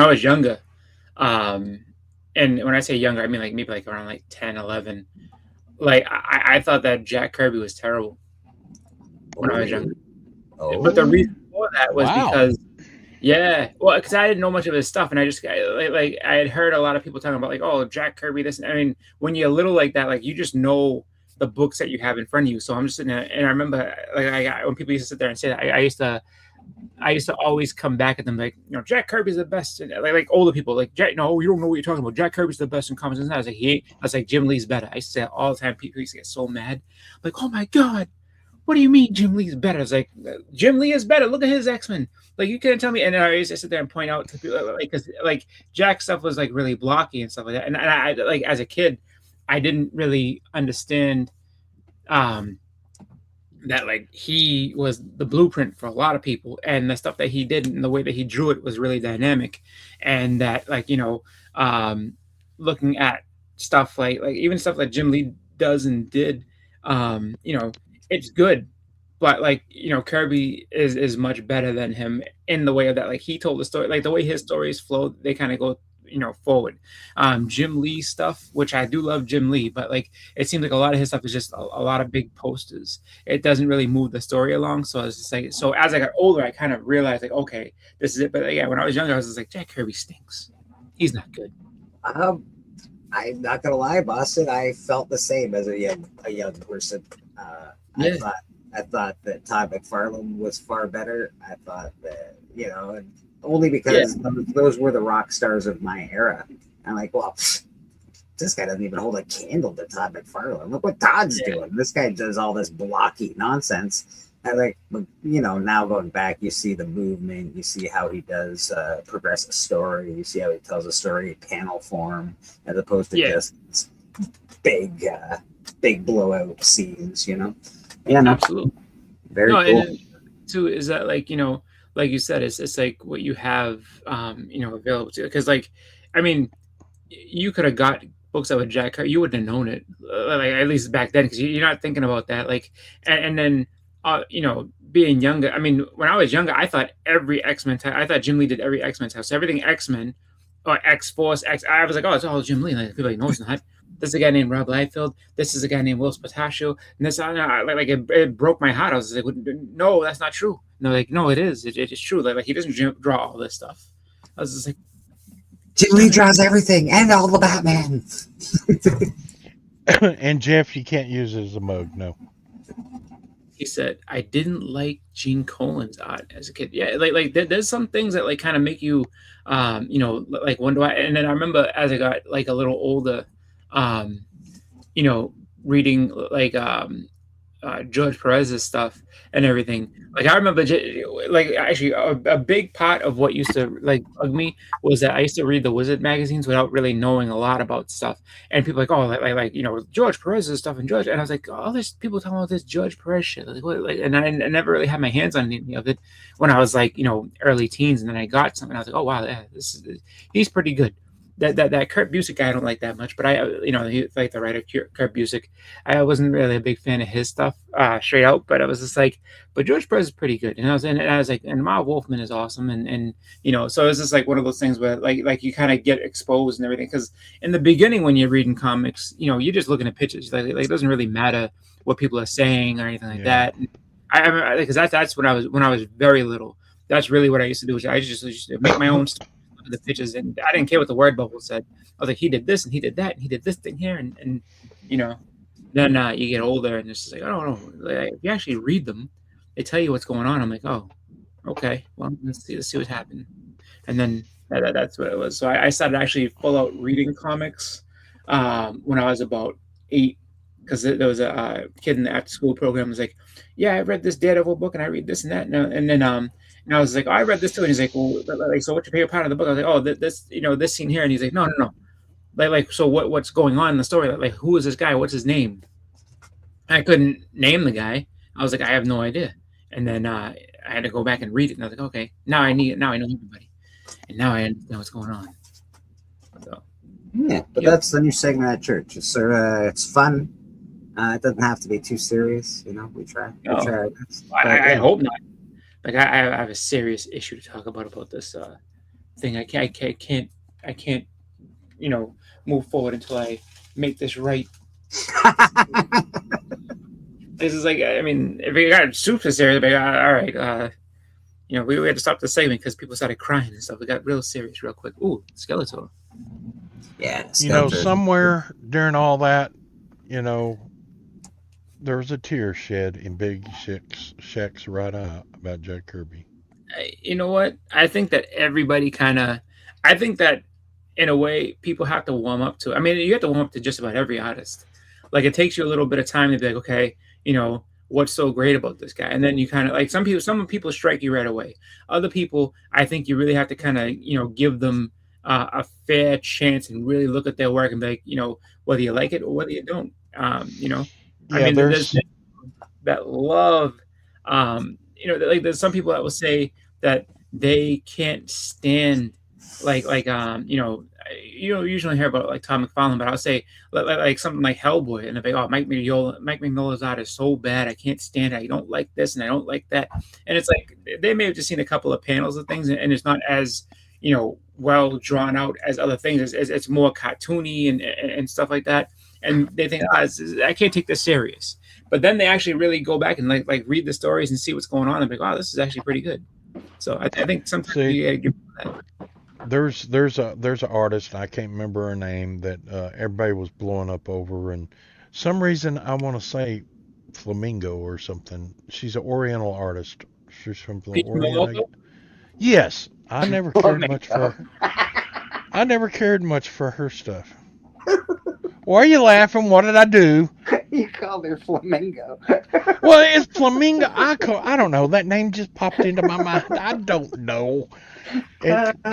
Peach Momoko. All right. Flamingo. Momoko. All right. I'm going to tell her that story, Monty. Yeah. Like, hey, Peach Flamingo. I know a guy. Just not too into her stuff. Everybody was blowing it up and this and that. And I was like, yeah. She's a hit or miss for me, Monty, for sure. She is definitely, and mostly, to be honest, misses, to be fair. No, I'm not saying she ain't got talent. She's got a lot of talent. It's just Ford Chevrolet, and it's just don't. Yeah. No, exactly. Coke, Pepsi. Hold on, buddy. Good to see you, man. Says your Skeletor was awesome, right? By the way. Yeah, that is pretty cool. What are you going to put in the background? A cave or his palace on a hill? The castle on the hill? Or on the mountain. I've already done that. I like that version of it just because it's different from. I mean, it's not like that action figure. It's kind of a it's your own kind of look to him, which I like, because that you don't see many people taking their own. Artistic freedom with him. Like, a lot of people just kind of like, I draw him just like I know him from the from the TV or whatever. So that's really cool. I like that. Mm-hmm. When you finish Yeah. When he finished drawing him, draw on each side of him 2 minions dressed up as his his minions. Like Beastman and Stinko. What Stinko? Yeah. Dressed up in all that. Actually, no. Like Brad's been on this thing for a little bit because Concord. last week he did Evelyn. He did Evelyn last week. Now he said a sorceress and a Skeletor. So it's pretty good. He's got a whole series going. Battle of Cat these- too. Yeah, he's got a whole series of these Masters of the Universe. I got He-Man, Battle Cat, Evil Lyn, now Skeletor, and Sorceress and Orko. There you go. That's gonna be it. Oh, no Tila or Man at Arms for us. No, Oh, Shadow. not unless you commission me. Yeah, What so about that- what about the pig? He didn't have a pig, I don't think.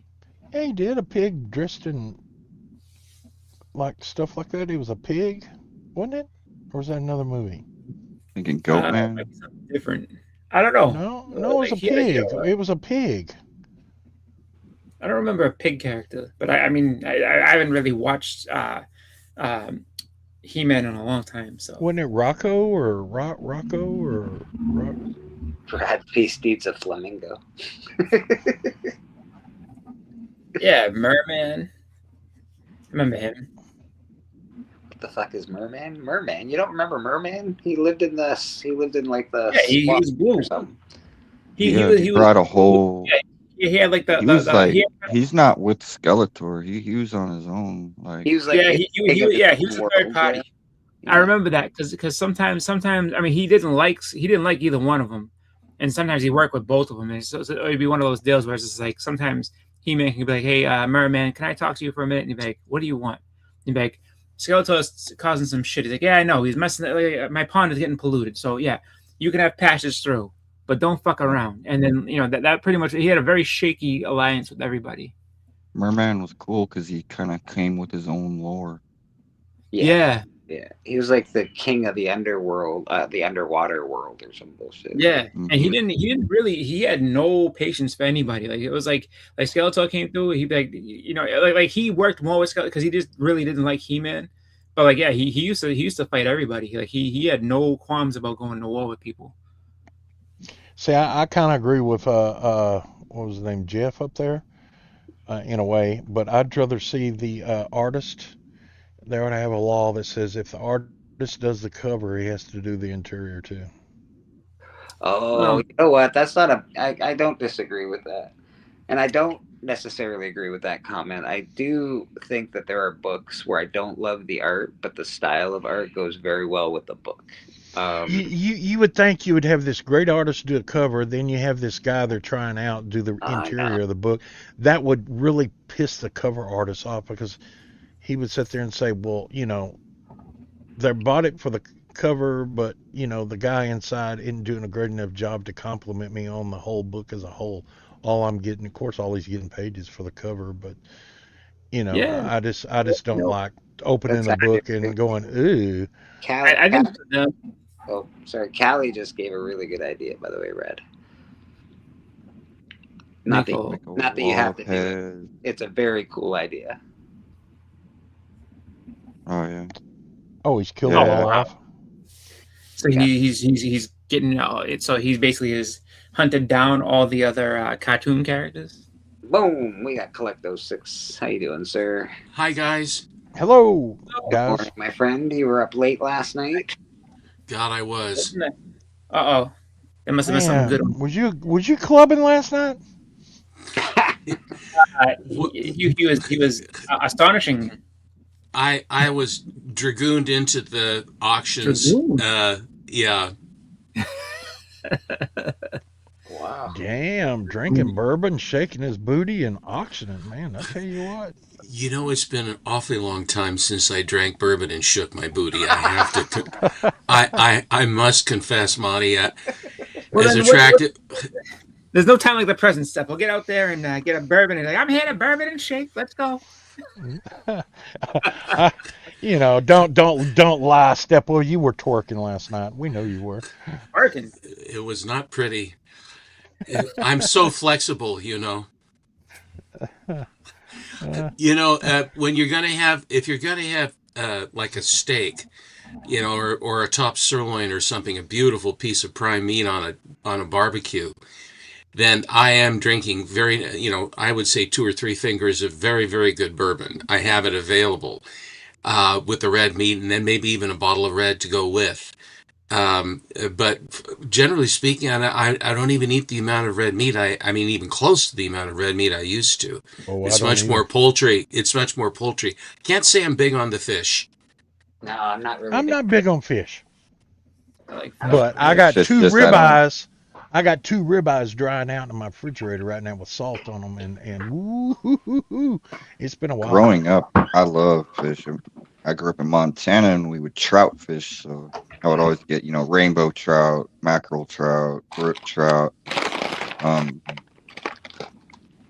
Yeah, but I don't like tuna. I don't like. That's the only Yeah. fish I eat is tuna or canned And tuna. or I salmon. like it grilled more Like than I haddock. do like Haddock's good stuff. fried. Haddock. We're at ground zero for fishing here in the Pacific Northwest, salmon in particular. I can't abide the taste and smell of salmon at all. I really can't. But I'll tell you that.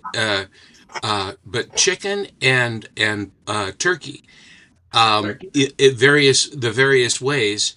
Once in a great while, shish kebab with lamb. Lamb is quite heavy, though. I mean, as far as eating lamb, my father loved lamb. I know that not as much, leg of lamb. I don't know. And then with the mint sauce and what have you, anything to kind of just disguise the flavor, But I walked that's into a house and a girl was cooking me lamb chops one day. I walked out of the house and went to the pizza place. Well, I don't know what it lamb was, but I cannot. The smell of lamb chops, I was like, no, I cannot eat that at all. I don't know what pork it is. chops are good though. Pork Pork chops chops, and pork ribs. Beef ribs, I don't care for. I've tried them. I much prefer the pork ribs, St. Louis. Yeah, and then slather them with the goodness, and then cut each extra bone off. In other words, you cut one so you have double meat on all of them, and that way then it makes it worth your while. Of course, when you cut the one bone out, you eat whatever's still on that you can't get it all. But oh boy, when they roast when they barbecue those things off, wow, the smell. So now look, you're making me hungry. I can barbecue you some baby back ribs. You can take the rack and twist the bone. It just slides out. Sounds good to me. Yeah, I love back ribs, but I don't eat as much as I used to. I don't barbecue much no more. So, Brad, are you saying now that you're not as fish centric anymore? Not anymore. No, now that I live here in Georgia, I just don't go fishing like I used to. I think you eat hogs down there in Georgia. Am I wrong? Yeah, down here they eat perch. Perch, but I mean, as far as you eat perch, but as far as meat, I would assume that pork is high on the list in Georgia. Yeah, I like pulled pork. Pulled pork barbecue. Yeah, that's pretty much the main, and chicken. Here in Texas, perch is bait fish. We had a guy. Yeah, in Texas, people are bait too. So come on now, Oh, what is So they get perch like the size of both your hands put together here. But we had a guy, actually, there was a barbecue place called Uncle Pete's, and to this day, Uncle Pete's pulled pork is the best pulled pork I've ever had. And he died a few years. He actually was a long time ago. He died, but he was great. And it was like one of those things. Like his wife tried to keep it going, and we were like faithful customers. We used to go all the time, and we went, and it was just like and his wife was like, "Thank you for coming in this night, but we're gonna close favorite, it." And remember, my she favorite said, fish is smoked walleye. Yeah. We got Smoked walleye is good. #Spidey in the chat. We're gonna do a giveaway soon, eventually. So, "Yay!" Do some hashtag Spideys. Yeah. I have an unopened sealed MegaCon Crow blind bag I wanted to sell, but not sure what a fair price would be. Any suggestions? I don't know what they're going for. What did it cost you? And then figure price accordingly. If you're buying something, then and you have no idea what the blind bag's going to be, then I remember the blind bags for the Battle Beast went like crazy. Even I fell victim to it. I also fell victim to the Virgin Batman blind bags. But after that, I am immune to the allure. And what I will do is I will, if there is a book that I want, someone else will get it, and then if I want it badly enough, that I will go get it. But this spending a bit of a premium amount. These guys that have these mystery boxes. And not you, Monty, because yours is different. But they have these mystery boxes where, I really like to know what I'm going to get. I don't like surprise. I don't care for surprise, even good surprises. I don't like to be surprised about anything other than good news. Other than that, you don't surprise me no more. I thought it was weird. I guess my LCS is opening those blind bags, or they had a customer open them and bring and sell them or something. Because I came to the shop and I was buying those Vampirella Dynamite blind bags, and they only came with one book. You just didn't know what variant you were going to get. And when I walked in the comic shop the other day, he had all the variants up on the wall. And I'm like, oh, are you opening? You must be opening the blind bags then. I don't know.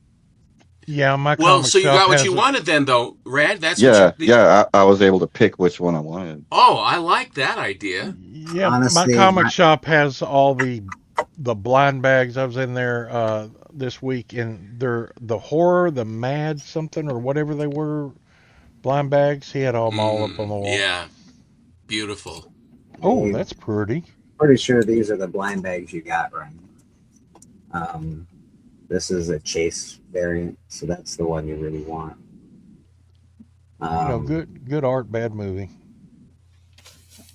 I honestly, unless you open it and find out which one it is, it's really hard to.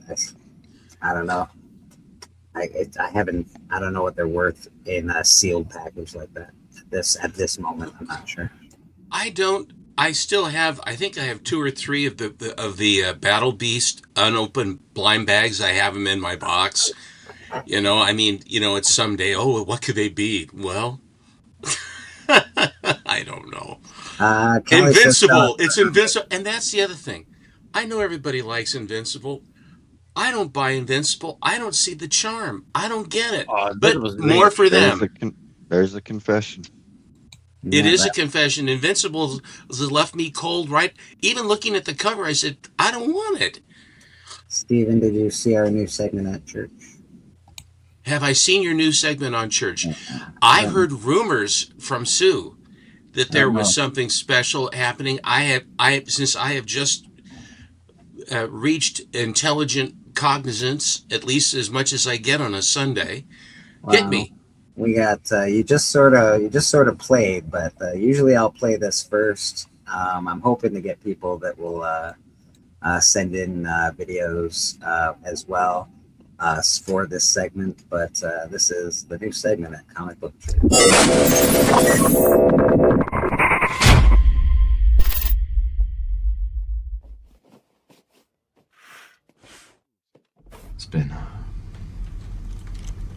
It's been too long since my last confession. And what have been your sins, my son? Well, Padre, I don't want to keep you up all night, so I'll just fill you in on the latest batch. You can't handle the truth! So comic book confessions. Steven just gave a comic book confession. He does not care for Invincible. So we appreciate you playing, Steven. I don't. I hold it. I have no ill will towards it, and I think for the people that like it, I think it's great. People are selling various Invincibles. As a matter of fact, Bryplay has, I think, a good chunk of the entire run, and from number 1 on up in a lot of the variations. And he is going to parlay that into an X-Men number 1. Oh, Yeah, that's the way to do it. That is the way to do it. Hashtag Spidey in the chat. Get you a giveaway this morning. Patel Hurtan, if you know him. He sent some money, and I'm going to provide the book. We're going to do a giveaway. This is a pretty cool prize, to be honest. Whatever y'all think about it, but this is Lethal Foes of Spider-Man number 1, 2, 3, and 4. This is still sealed in its original Marvel case, plastic, and that'll get you 1, 2, 3, and 4 of Lethal Foes of Spider-Man. It's pretty dope. I only have one more of these things. I had a few of these at one point in time. I've got another one. I've got the, it's got a little rip in the plastic in the front, but it's the Marvel Adventures Collector's Pack, and it's X-Men 2099, 1, 2, 3, 4. But that is also pretty dope. But this one, I think, is better. And again, it's still sealed from the 90s. So yeah, get your hashtag Spideys in the chat, and we'll do a little drawing on that in a bit. Tan is always amazing. We appreciate him very much here at church. He doesn't have to do what he does, and he still does it anyway. And gotta say thank you. Well, he's generous in every way, frankly, and a heck of a nice guy. He's been getting some very nice original art of late, and that's another market that I appreciate, but I do not really engage in. The original art market. There's another confession for you. I have very, very little of it. I prefer, though, commissions, as Rad will tell you. Yes. I do prefer commissions because I like to, I like a finished piece or a very lovely pen and ink. I mean, a pencil and ink. But I don't care if you look at original art and the old zipatoning and then the different pieces that they glue on and they discolor, and it looks like it's a work product. In other words, it is the underpinnings of how the book turns into a comic. So here you have a lovely page in the comic book, but the ravages of time and the handling of that artwork is pretty tough. And just showing off a couple books for Sequential. He was asking about the Elf books behind me. Did you put a price on them for Mr. Sequential? Yeah, I did. This one is a late edition newsstand. It's upside downy. It had it all upside downy. You know. Oh, you know what? Actually, I think there's 5 books here. I forgot this one's on the back of one of these. That one's on the back of that. So yeah, still $12. Even though I didn't count that one, still $12. Right now we've got a hashtag in the chat, hashtag Spidey. For those of you who are just coming in or just going out, hashtag Spidey. That'll get you a prize today. We're going to do a drawing on the giveaway tool. Hashtag Spidey in the chat. I did not watch any of the auction last night. I have to stay away because I just bought a big book off of Whodat, so I gotta now, you know, like wait a little bit. That's all. Wait a little bit, and then I can go buy something else. It's not like it's not the end of the world or nothing. I just gotta wait for a little bit before I can start. I picked up from Troll the last auction, not this one, but he had some very high. He had a high grade Canadian price variant X-Men, a 60 center. It was signed by Chris Claremont. Oh. And so I go, well, you know, that's cool. So I was bidding on that. Was it signed right over top of the X-Men? Well, it's the usual, his usual scrawl, But you know, I mean, if you can understand, you know, he puts it, at least he puts it on the trade dress rather than through the middle of the artwork. So I count my blessings on that. And Claremont's signature does cost, I don't know, 50, 60, whatever it is it costs, you know. And so then he added another high grade X-Men with Claremont. And then so there were 5 Claremont signature high grade X-Men. And it ended up like 2.5, and so like $50 a book for high grade, and then with his signature. And I thought, you know, if you're going to have some, I mean, Claremont is the, you know, was a writer, good writer. He's the X-Men guy. Everybody love him. And so, yeah, and then if push comes to shove, why then they offer, since I bought them, I think favorably, then they would be like cash in my pocket to spend on a trade of some sort. And so I kind of look at it that way, happy to have them, but you know, that kind of thing. And as these creators start to check out, having their signatures, I think is important. And there are people who don't like signed books. I appreciate that too.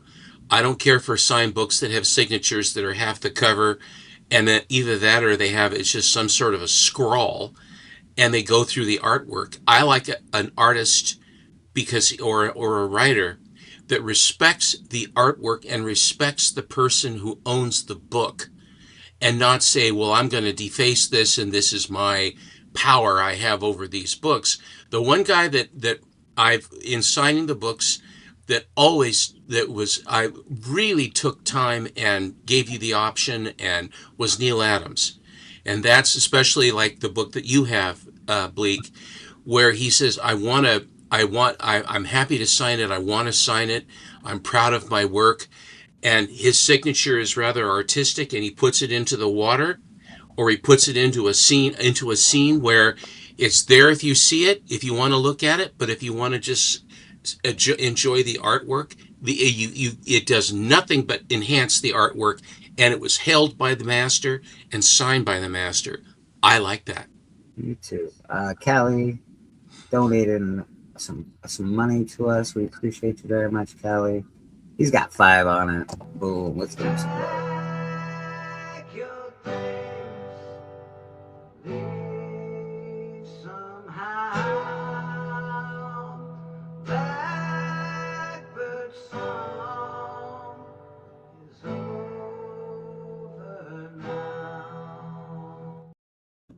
Is that a prize? Yeah. Is that a prize that you get for giving money? Sure is. It sure is. I have to say that Biggie Shack, I love Biggie. He says, "Thank you so much," and then he plays, "Here's Biggie. Here's your big prize. Here's your surprise. Hey, more of me. Congratulations." That's exactly. You know, more of me. I see. I'm not a marketing genius, so I don't track on that. Once you can bring in a crowd of at least 10 people, Steppo, then get back to me, okay? All right, fair enough. You're right. Appreciate it. All right, let's see what's going on here. Hashtag Spidey. I think we got 6 entries. Let's check again. Try it again. Comic Book Church.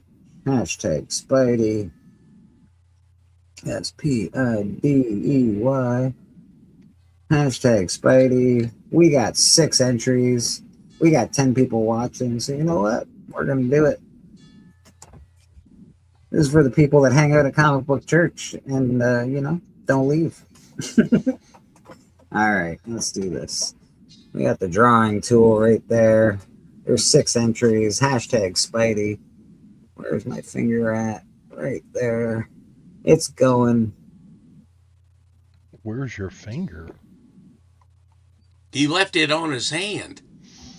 Yeah, that'd be the first place I checked. Boston Chris. Boston Chris. Rigged. Oh boy. Hashtag rigged. Rigged. Boston, we got something coming to you, my friend. I was say, more Bleaker. Wait a minute. As your reward, here's me. I've won recently. So you can run that again unless someone else have a chance at going ahead and grabbing that. Just because, not to say that I don't want it, not to say anything else. I just feel like I've had my moment in the sun. Let's let someone else have a little bit of sunshine. All right. You can try again. Yeah. I don't know where it's gonna land. Hold on a second. I did that too soon. It's going. Who Who Dat dat? Comics is now the winner of the prize. So Who Dat Comics, man, you win, buddy. There you go. He's going to be heading up to Alaska Package shortly. swapping. North to Alaska, Alaska, the race is on. You taking a cruise? He are. He They, is. they embark in California and then up they go. I have been to Alaska many times, quite a few times, and vacation up there and everything else, and it is absolutely remarkably beautiful. And I remember catching salmon. That's all right. I remember catching salmon with my buddy, and my father loved smoked salmon. And what you would do is you'd catch these salmon, and there was a guy in town that had this salmon smoker. I mean, a real professional setup. And then you would trade your raw fish in and give him a few bucks, and then you'd get a salmon that somebody else had caught that had been all smoked and beautiful, vacuum sealed and what have you. So I became the favored son when I came back, because I presented my father with fresh Alaskan smoked salmon, which he loved. He just enjoyed the hell out of it, and that pleases me even more, was to be able to have something that that Dad would love, and I dig that. That was pretty cool stuff. Would you like some, Stephen? No. So That's what I did I've done for my dad for years. And when my mom was alive, was for Christmas, they never wanted anything, but I would cook them 2 briskets in the summer. And they just loved it when I brought the 2 briskets over. They were or one at a time. They were like, "Oh yes, yes." I cut them all up. well, I hope that they liked seeing you too. Oh well, sometimes. They Yeah. said, "Hey, Monty, where's the brisket? Good enough. Nice to see you, son. Bye." Yeah. But I'd cut them all up and vacuum seal them, and that way they'd portion them out, and they were already That's portioned nice. out. That's wonderful. And the best way to eat brisket when it's vacuum sealed and cooked is put it in the bag in boiling water and heat it up that way. It holds all the goodness together, Yep. heats it all together back into the product, so that when you open it, it has the best absorption and all the flavors together at the same time. It's very, very logical. Yeah, it works. I was in the restaurant business. I was in the hotel business. I was in the bar business. And I was in the comic business, which means that I am in the monkey business. Mhm. In the funny business. I'm in the funny business. Uncle Griff's got a question for you, Steppo. Hey, Steppo, if it's not too much trouble, could you do a bit on Jack Sparling? Sure. Jack Sparling did a lot of work for Dell, Gold Key. He did work for Marvel and DC. And of course, he worked on the ones that I like. This company called Minoan, Minoan, and they have this sort of the bull, the ram, Minoan. I don't know who Old Man Minoan was, but and they were hooked up with Toby Press, so it was Minoan, Old Man Minoan, and Toby Press. And they had things like Tell It to the Marines, and they also had it with this Pinup Pete that I just posted here recently.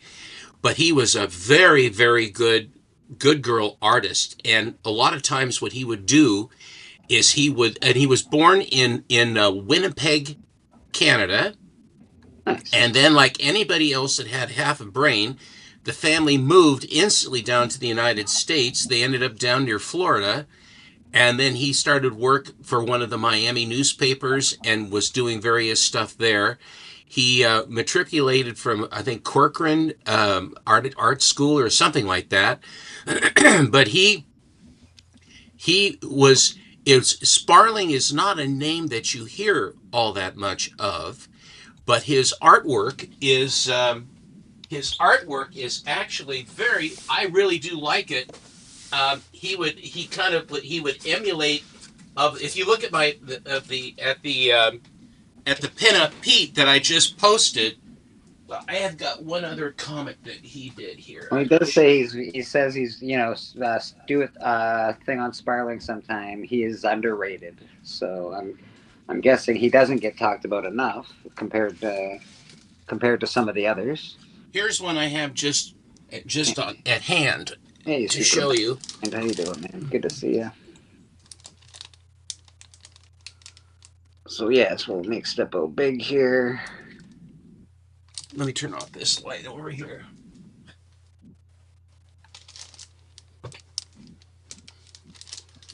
This is the kind of art that he does. And he had the gal, that's what he would do.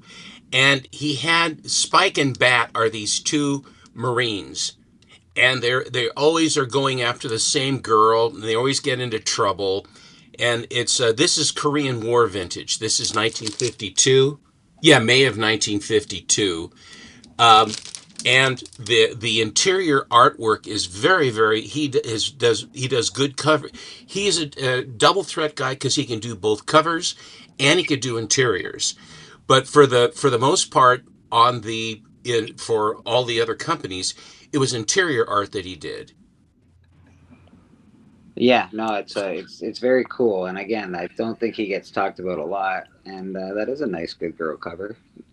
And if you go on my, I'm gonna go on Collecto6. This is posted on my wall, and I get, and because of Comic Book Plus, a lot of these are almost all public domain.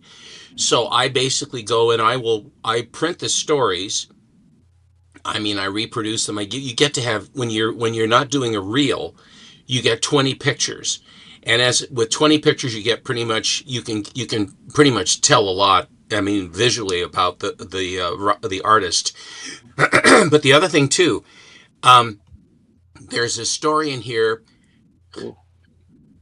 No, I got it, Seppo. Don't worry about all that. I got you. You just keep talking, sir. Oh, that's all right. No, that's all right.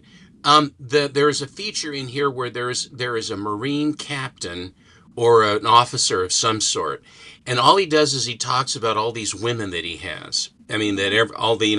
He's showing all these guys. Oh yeah, she was great, and then he has this drawing of her, and then a lot of times what it is, the girl is rejecting him pretty much out of hand. He says, "Oh, I can tell she loves me," and all the guys are going, right, that he's this big shot. But the art, the different styles of girls that he would draw, are really very interesting, and a lot of it would mirror some of the actresses of the day. Marie Wilson was one of them. Various, and he draws them very, very nicely. So if you do go and check it out, this Pinup Pete is a whole book of what that second feature was. See, Ike and Bat get into all kinds of trouble. For example, with the Cobra Woman. Bring a friend, she says. How did I know your date was going to turn out to be a cobra? Oh, my goodness. We also have one more question for you, Steppo. And I know the answer to this because I've heard some of these stories. I think you've said them on here before a couple times. I tell the same stories over and over again. And I would appreciate it. Just don't drop the nickel in me, or else you'll hear it again. Was there ever a book you wanted bad and was willing to purchase, but the dealer was such a jerk that you passed?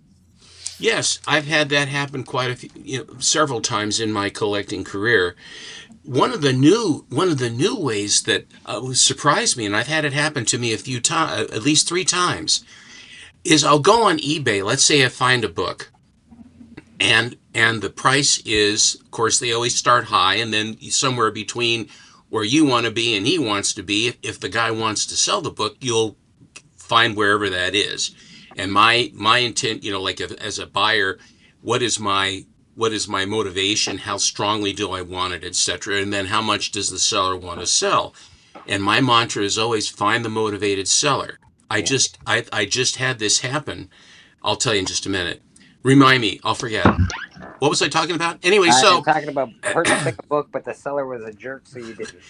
So what I did was, it was I can't remember. It was Monty Comics #4. It had a beautiful cover. It had a beautiful cover of Monty. Thank and you. so the FMV on this book was about $250, and the guy had $795 on it. And so I came in as a starting point at FMV, and I said I made the offer $250. This irritated the seller so badly that he denied my offer and then changed his listing and made it $1,250. Oh, damn. And I've had that happen, and that was surprising to me. I'm coming in at FMV as a starting point. I'm not trying to insult. And I would write him. I said, "Hey, I'm not trying to insult you. I'm just coming in at FMV." And then I get no answer, and it's sort of like F you. And I said, "Fine, I'll catch the next bus." But I've had that happen 3 times to me. Yeah, it's weird. I feel weird like that. eBay could be very funny like that. I've offered, and then all of a sudden, it'll be sold. Like I put in an offer, and then like 2 seconds later, it's marked as sold. I'm like, okay, come on now. You didn't know something was going on with the book, and now it's gonna sell, but it ain't gonna sell to you. Yeah. Or you're gonna pay monumental price for it, and I'll feel good about it. And then of course the answer is then, well, that you don't want to sell. Now what happened just now? I had a copy of Primer #2, which is the first Grendel, which is a black and white cover with, it's color palette, color panel inside of Grendel. And it's Wagner, and it's a good book. I really like Grendel as a character. I really do. And so when I was building a trade with Yaniv for one of the more recent books, I think it was the Weird Tales 74 Captain America.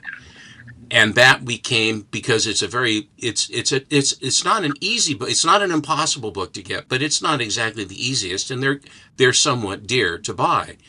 So I had bought a 9.2 a while back, and I think that I was up around, I think at the time they were about $750 or $800 for that.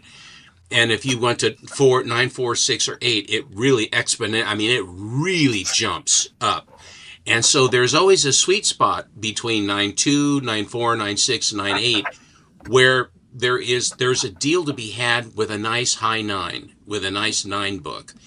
And that's what I shoot for, because I don't want to pay way to hell more. And of course, I always buy the book and not the label. Anyway, but the long story short, I decided that I wanted to get another copy. And I went on to my first port of call, which is my comic shop. And one of the things that the price on this book for the 9.2, hello Entropy, and the price on this book was $1,000 on my comic shop slabbed 9.2 white page. Mm-hmm. And so what I do now, and I have for some time, in the listing on my comic shop, they also have a listing on eBay. In other words, you can click on that, and all the listings of that book on eBay come up. So I went over to eBay, and I found a copy, same grade, white pages, beautiful, $500. So it was a $500 swing for the exact same book and grade, not the exact book, but that issue. And so I obviously went with the other, but it's just, you have on eBay, and sometimes on my comic shop, you have a person that's trying to get out from under and wants to get just whatever amount of money they want to get, and they want to go. And that's the best time to buy, because I saw books that were in 6 and 6.5 that were $500. Yeah. And so that's one of the tricks that I do And then the other thing is if you go on eBay, let's say you go on eBay first, put the title of the book and then CGC and then highest first. And then you scroll down to see the highest grade for the lowest price. So I'll be going down and you'll see the grades 9, 9.6, 9.5, 9.4, 9.0. And as you're going down, and when you get down into the 7s, a lot of times there'll be a 9 hanging out there or a 9.2. And so then you go down further to see where you are. And if I can get above a 9 in a 6 or 7 grade, a 6 or 7 price, that's how I go at it. But before I pull the trigger, I mark it down, I watch it, and then I go over to my comic shop just to verify they don't have one that's better. Sometimes my comic shop has a motivated seller there, and other times it's over on eBay. So that's how I go. Super Mastermind is dropping a lot of information. Super Mastermind. It is. Crazed comic collector. He's got tons of information. He's got it's like reading a whole article on this stuff, but he's definitely got some good points, good information. I particularly don't love manga myself. Some of it's cool. I'm more of a traditional. I'm not listening. American. Just buy your Invincible and be happy.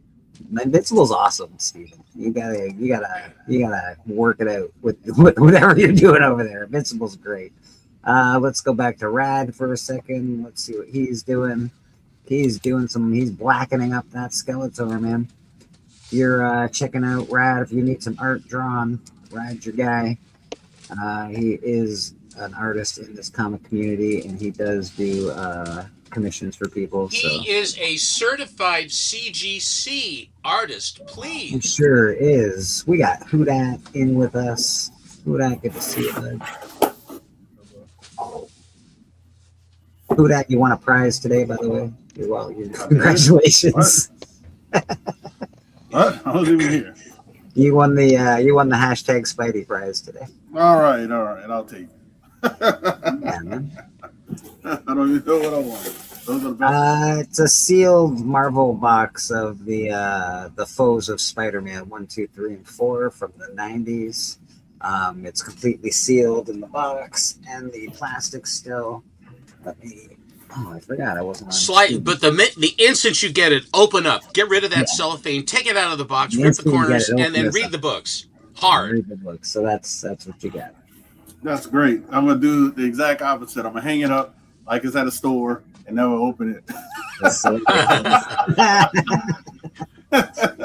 That's it.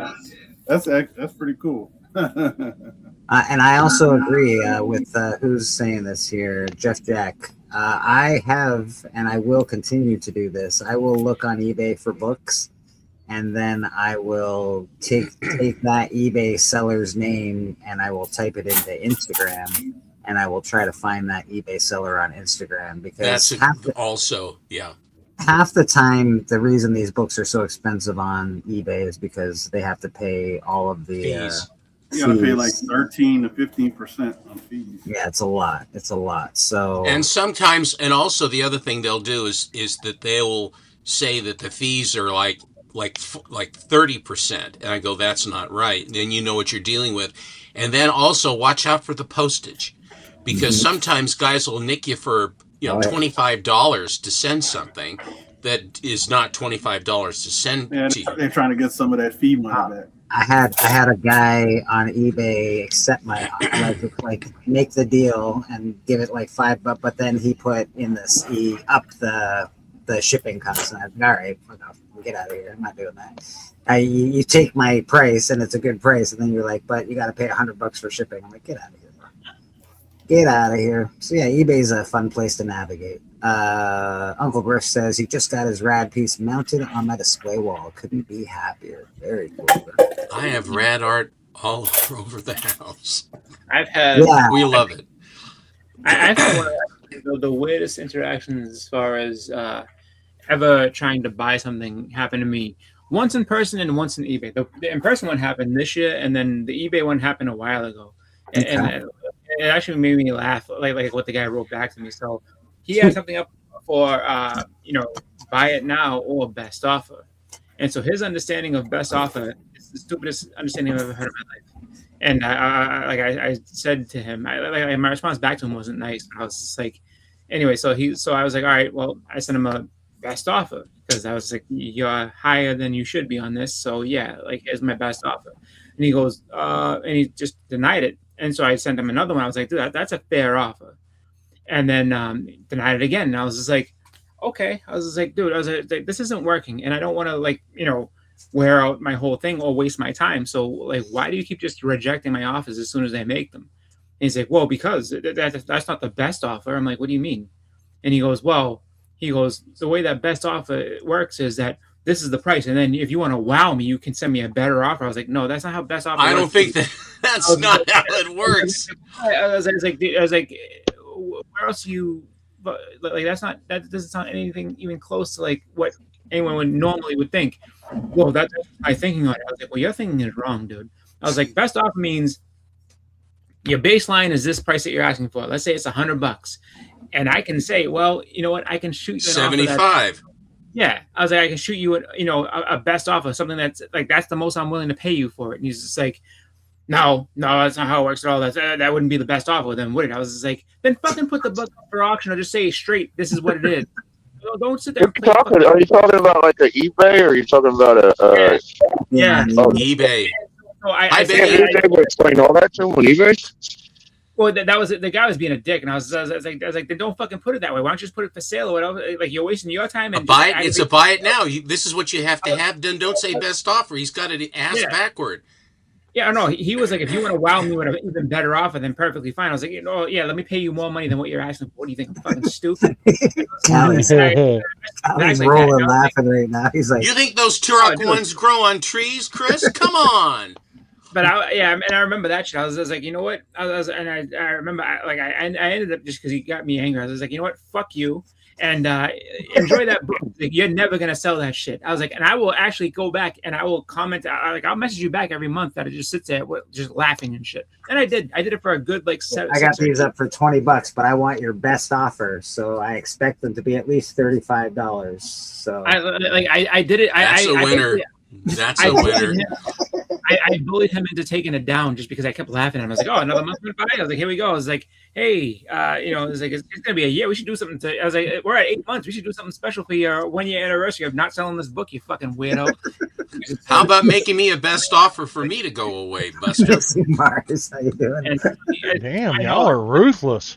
It is the way I look at it. And then I was at a convention, I want to say like 2 months ago, and this guy had some blanks, and like they weren't that expensive, so I bought them from him. But the way he kind of came at me, like when I said, hey, would you do? So altogether they were going to be like 20. I think they were like $27, something like that. So I said, hey, I was like, would you do 20 on these? And he was like, well, my ask is 27. And I was like, I understand that. That's why I'm saying, would you take 20 for these? And he's like, but my ask is 27. I was just like, I don't think you quite get what I'm saying to you. I'm asking you, my ask is this. I was like, well, my ask is $20. What do you say to that? He's like, no. All right, fine. Here's your $27. Shut the fuck up. And I told me, like, don't go to that guy. He's a fucking retard. And I said it just like that because I was angry. And he didn't sell much more. Just because no one went over to him, just because I hadn't been the first person that he had done that to. I guess a bunch of people like, yeah, this guy's out of control. Like, he's saying he's open the office, and then you make an offer to him. He's like, nope, I want this. Well, that's not really making an offer. Just say no. Like, prices are what they are. Okay, I have nothing to argue with. Then I can just go somewhere else. But that was an in-person interaction that made me kind of like just like, what do you mean? Your ask is 27. Okay, I'm asking if you'll take 20. All I have to do is just say no, and then I can, increase it up to something else. Well, I'm asking 27, but now that you mentioned 20, I'll take $30 for it. I was just like, dude, like what kind of, like, why not just say no? Everything's priced at what it is, and then it's like, okay, well then I know I can't do much with this, so I'll put a couple back, and I'm like, all right, I just want these, and that's what I did. I was like, I just want these. So. I put books I'm interested in my eBay cart. Sometimes the seller will see it and send a better. Yeah, they send better.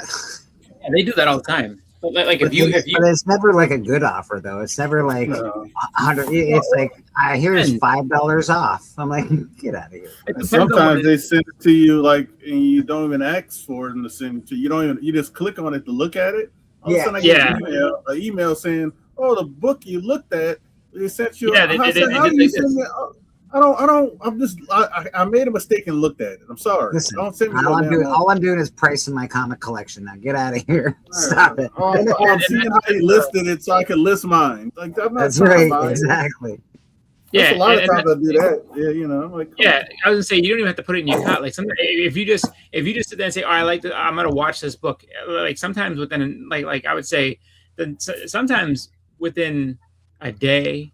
Or other times within like the same like hour, they're like, "Oh, hey, we'll give you 18% off." It's like, "Oh, okay."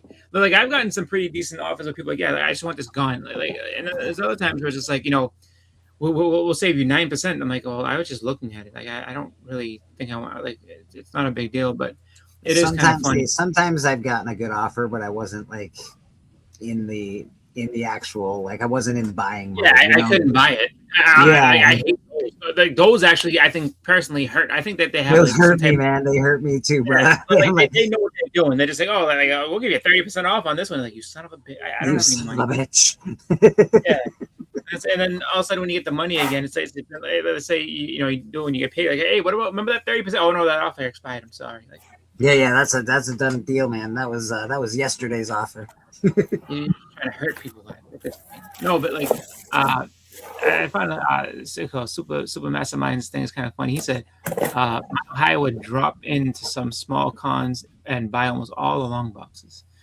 I mean, that so many comments. You know what's going to be funny is like I'm curious when it comes to Mile High what their contingency plan is when the guy who owns it, his name is Chuck, when he dies. I don't know what they're going to do because they have like I think they said 1 million comments under that roof. It's out of control. Unboxing or unboxing? No. This is I'm packing your that's book my up. book. That's my Packing book. your book up. I'm packing Dr. Don's books up. And then all I gotta do is put labels on them. I'll do an unboxing after I finish putting yours together. So I'm just trying to make sure I have enough wrap, and I got cardboard with the comic. So make sure you send docs to Bleak, Bleaks to docs. There you go. Honestly, if they got either or, they paid the same price. But if they got either or, I think they both would be happy. To be honest, but it's obviously Doc had like 3 slabs and Bleak has 1 book. So yeah, the 3 slabs are the Earthworm Gems. You know what? And I wouldn't. To be fair, I would love the Earthworm Jim ones, but it would make me sad that I didn't get the Raphael. You'd be like, "Oh, this is wait, oh man." I'm like, this is cool, but I want my Raphael. Yes, that is a typical Doc would say, "I don't remember buying Earthworm Gems." no, Raphael. That's what you say. I wouldn't hear. Yeah. I'd be calling Doc. We need to figure this out, boy. Yeah. I don't know what the con is, but it sounds awful. Said the line was long. He said he recommends an adult diaper. I would not go to anywhere where I have to think about getting an adult diaper. No. Like, don't make me. Can you imagine that? Oh, go ahead, Chris. My bad. I was gonna say, like, can you imagine going to a convention where someone's wearing an adult diaper? It's like, I'm just looking through boxes. Don't worry about me. Like, no, I am gonna worry about you because you're wearing an adult diaper. Like that stinks. But you'll clear everybody out from around you. So I guess you have it all to yourself. But still, disgusting. It's like Hero's gone. But did y'all see Ray J get knocked out? Who? Yes. Dude, I stayed up till like 4 in the morning watching them fights. Oh, I didn't see any. I didn't see the fights last night. Oh, dude. He got hit in the face and like his eyes like so he gets hit and his eyes get like real big and then he just goes down like a stilt like he didn't look good at all. Yeah. And then after the fight, he's like, "I thought we had a deal. You didn't keep your," he was like saying like they were going to cheat and shit. Fucking Ray J's so slimy, bro. I mean, the way he got knocked out, he might not even know where he was. It's like, we had a deal. Why'd you do that? You missed out on all the money, man. I mean, maybe he's like, I'm still trying to act after this. Like, what are you talking? Like, make me look tough. What are you doing? He put like 2 big ass knots on his forehead too, Bleak. You missed it, bro. I hope Drake Day lives. Like he got freaking big old swollen.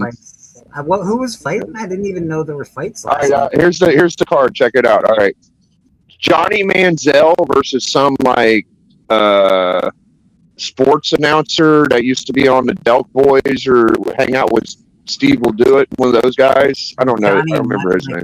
Money Manziel, like the old quarterback. Yeah, the football. Yeah. Okay. All right. All right, and then you had Lance Stevenson versus what's his name, Beasley.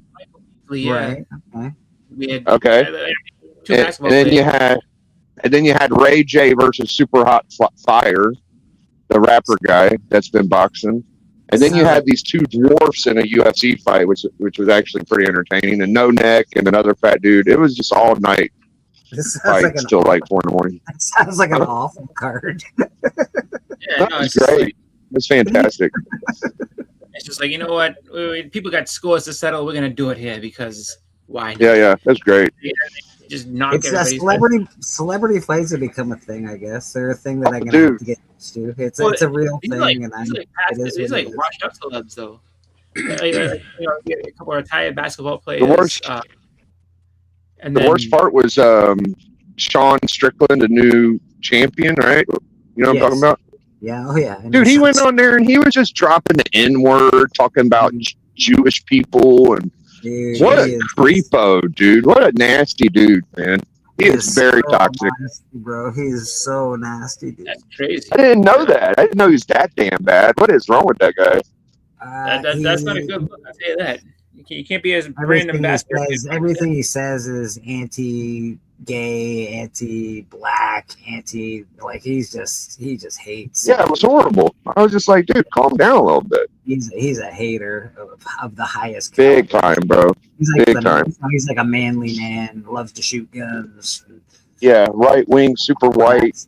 Yeah, very, very much Yeah, that way. Which so he is, came off. it's fine to do that, but like in a public forum, you can't be. He says a lot. I think he lost. I don't think I've ever heard him drop the N word. So I think in all the Jewish stuff, maybe. Yeah, He's dropping that. That's new. yeah, That's new, man. That's terrible that he's doing that. yeah. I didn't think he'd do that, but all right. What do I do want to ask you guys an actual question about fighting though, and being in the US of A. What do you think of the next fights? The next UFC fights are going to be on the White House lawn. What do you think of that? That's great. Do you think I'm it's mad great? at it. I think it'll be a good backdrop. It'll be it'll be something to look at the very least. Like if you take your emotions and politics out of it, having the White House in the background sounds kind of fun to look at. I don't know. Yeah. No, I dig that kind of view of it. Absolutely, it is a cool background for fights. Yeah. That's all I got. I'm gonna say it's fucking dumb. I'm I just gonna kind be of feel honest. like the White House should be more respected. I Exactly, feel like yeah. it disrespects. Little hillbilly Yeah. fight in the front yard. I get that. I get That'd be that. like, you know, we want to honor all the fallen. Let's have it at the Arlington National Cemetery next, because you know that I mean, piss anybody off. if you think about it, like Trump has always been like. Now, if they had it kind at of like place the they had Olympic fights at, right? Coliseum in Greece, that would be cool. Yeah, I Do it wouldn't like mind that. Bruce Lee, Chuck But Norris that style. makes sense, though. That makes sense, right? The Coliseum was like a battleground, you know. Yeah, But Yeah. It's not the White the House. It's White House the is White not- House lawn. It's the White I House. feel like that's just yeah. I feel like it kind of makes sense with Trump being a president. I mean, look at all the early UFC fights. A lot of them were at the Trump casinos. I feel like a that bunch of Mike also Tyson fights. opens up for security breach. If you It does. That's the only thing I worry about. You're right. Like, it's not good for security. Can't be. No. And regular people are not going to be able to go to it. Like They're not. go They're to not. a- Regular people aren't allowed into this fight. They're Yeah, I have to have a so you got a CGI UFC crowd. fight that excludes the fans. Yeah, you'll be people like regular folk will be watching it from like across the street in a tent somewhere, like with like on a big screen. You won't be able to go in there. Yeah. It'll be all very rich people and very politics friendly, I would imagine. Yeah, like maybe Dave Chappelle will be there. Who knows? I think He does not fall on the line of that error.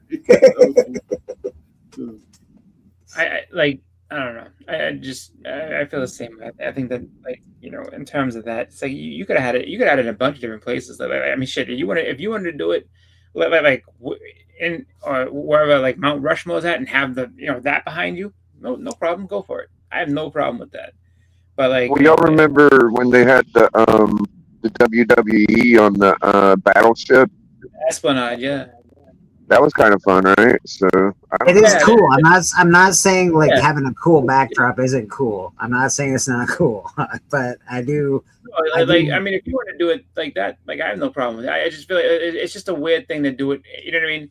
It's a weird thing to do that on like the White House lawn. That's just my I like how Callie brings up something like 200 years ago, 300 years ago. Yeah, hey, this happened before your grandfather was alive. Your grandfather's alive, so it's okay. It wasn't that bad. Stephen, I don't know how you feel about that. I don't know. Like I know Callie, they also had slaves back then working, so I don't know. You enjoy fights and stuff like that. What do you think about the fights being held at the White House? I think it's great. I think that it's a celebration of America. It's a celebration of America. If it was big enough to have a baseball game there, he'd have a baseball game there. It's all things. If he could have a football game there, he would love to do that too. Everything American.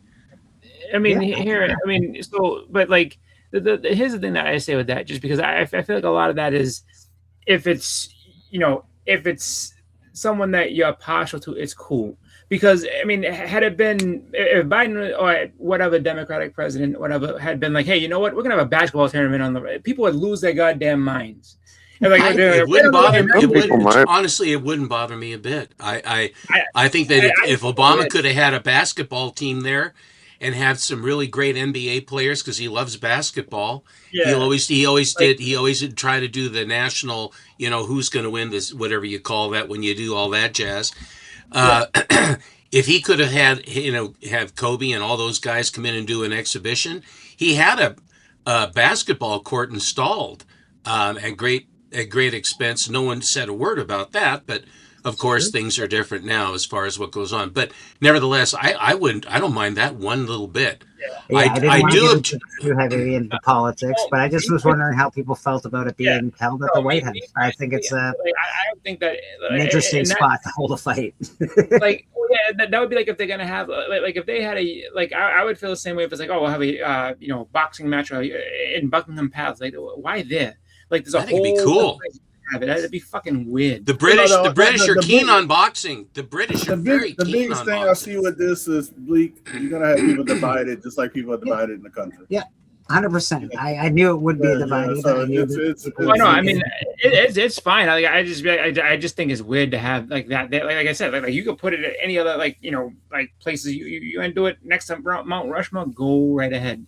Like, but guess what, Chris? Next to Mount Rushmore, the fans can actually go to it because that's who built that company, is the fans. So the fans can't go to the White House grounds, especially after what happened yesterday. Well, it is going to be broadcast, so it's not like you can't watch it. Oh yeah, you can watch it. I haven't gone out to watch a UFC fight in years, since probably George St. Pierre was fighting, for Pete's sake. I watch him here, or I watch the rewind, or I watch like bits and pieces on YouTube. I'm going to a buddy's house to watch this fight. It's it's on the White House lawn. It's historic. I think it's crazy. Do I agree with it? Not necessarily. Do I disagree with it? Do I disagree with it? Not necessarily. I think it's just a weird thing to do. It's in my lifetime. it's very super crazy to have a fight on the White House lawn. I just think it's And maybe insane. they have a flea market the next time. Like, you know, we're gonna have the presidential flea market here at the White But House. I don't say it because of who's in charge. It would have been It's crazy not. if anybody. It's not every single activity, Chris. The question was whether or not it would be this. If I you wouldn't open the think. door It, to I people with wouldn't money, think. they're gonna do what they can. Like that. That's the thing I look at. Like when you set a precedent, that's like, oh, like we can just use this for like I mean, it's fine. It's just weird. Like for me, I say it's strange. I feel like it's more of a sacred place that you wouldn't do something like that at. But if people, are I cool kind of with it, agree with Chris I that it's can't- weird I have because I feel like fighting isn't necessarily a U.S. sport. I feel like it'd make more sense like if it was baseball or basketball, like you guys were saying. That's more of an American sport, but like UFC is like a worldwide It is. sport type thing. So I kind of funny think thing is, I'm with Chris.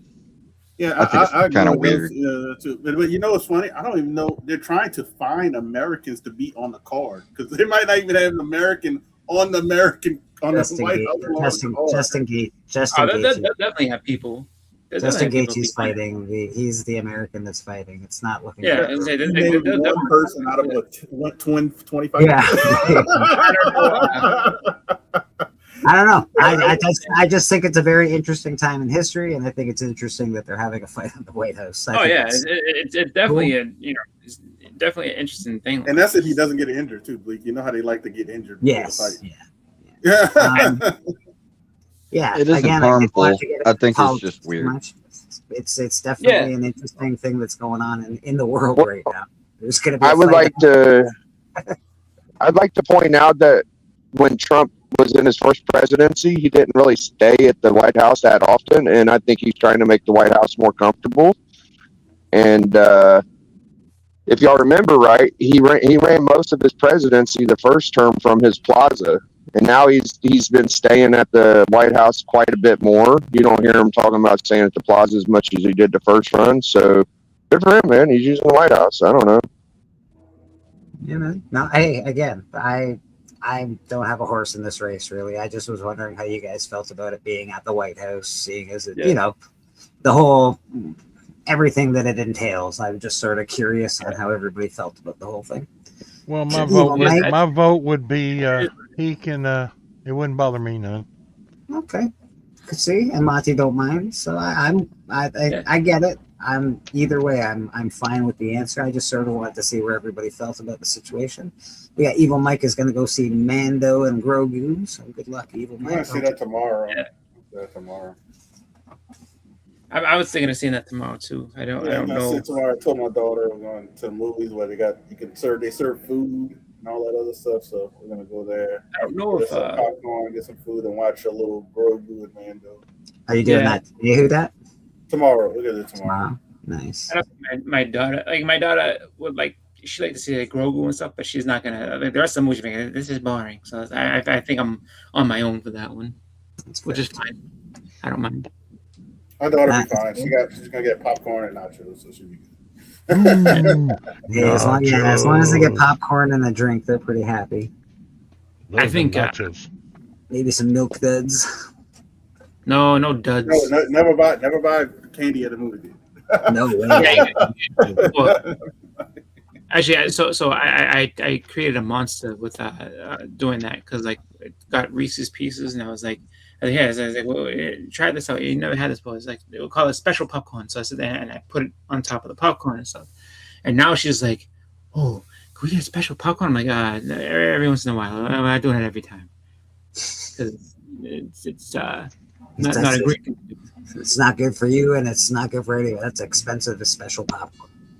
Well, you buy the candy before you go. So like you say, if you go to like like a corner store or whatever, just to get like the candy beforehand, like you can get the candy for cheap. But I mean, once you go in the movie theater, though, it's this M&M's cost $18. Like what? Like why are they so expensive? Oh, well, this is the super. Because special. that's how they make their money. I know it's out of control. Popcorn is what kept the businesses in business for years. That's years and years and years was popcorn. And people should have it known still that is. going It still is. You remember they used to sit there and like I remember seeing it in movies and stuff. They sit there and like make their own cartoons about going and getting something to eat and shit like that. And it's just like, oh, okay. And it's like, and that was the movie theaters being, or the movie industry being like, listen, we make enough money off of this stuff that we have our own cartoons telling you, hey, get some more of this. But like, you know, you're hungry. It's gonna be a 2-hour movie. You don't want to go on an empty stomach, do you? Go out to the lobby, have a treat, like, and then but at the time though, the treats were cheap. Now the treats are like a night out to the movies is not necessarily cheap. I think it was some ladies singing. I remember them. Let's go down to the concession stand. The concession stand. No, let's go out to the lobby. Let's. Oh, go that's out what to it the was. Lobby. Yeah, that's what it was. Yeah. Yeah, and then show these little Dr. Peppers and Cokes and have jumping a around. 7-Up. Yep. Yeah, they want you to sit there and have all that stuff, and then go back and watch a movie, and then at the end of it all, I think the best part of the movie, it used to be that back in the day, they didn't have any kind of commercials. And what you'd have is they'd have music playing, and then then the lights would go down, and then you knew you had the whole thing ahead of you. And then you got the previews of coming attractions, and then the movie straight up. But now it's advertisements and how would you like to rent this place, and yeah, Joe's shoe store sure likes your business, or it's just, and I don't enjoy the theater experience as much as I used to. I don't like people yakking and talking and what have you, and I'm trying to pay attention, get involved in the movie for my $35 worth of tickets or whatever. And God help, if I $12.50 for peanut M&Ms or something. And then I got some kids in the behind me or in front of me who are talking about everything and anything while the movie is going on. They're not there to watch the movie. They're there to socialize, and that's not what it's for. Ugh, good and plenty of nasty. I would probably take the Juji fruits if I had no choice. I'd say Juji fruits fine, and I would not really eat them, or I would just smuggle Dots? in. Did you like Dots? Dots aren't bad, but the Dots are like milk Dots. They'll rip your teeth out. They definitely rip fillings out. Like those are like quicksand. Well, jujubes are the things that the dentist came up with. Were jujubes. Oh, they break your Those teeth, things suck the fillings right out of your teeth, and they all taste like soap. Yeah. I don't understand jujubes at all. I really don't. They just wanted to get you. And that's that I would say I do like going to the theater to see movies. I do. I enjoy it. I always have.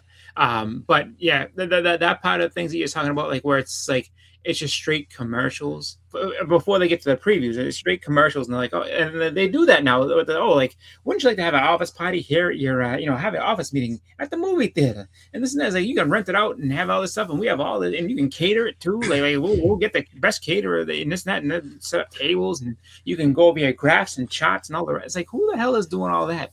Just to have but the thing is that you're paying a premium to go to a movie so that you don't have to watch commercials, which is you can, if you're at home, if it's on broadcast, but that's why people just wait for it to come out.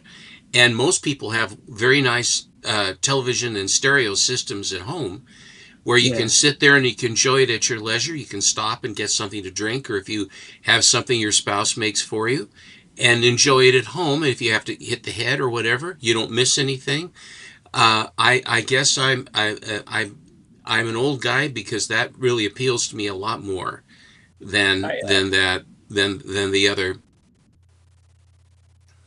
Yeah.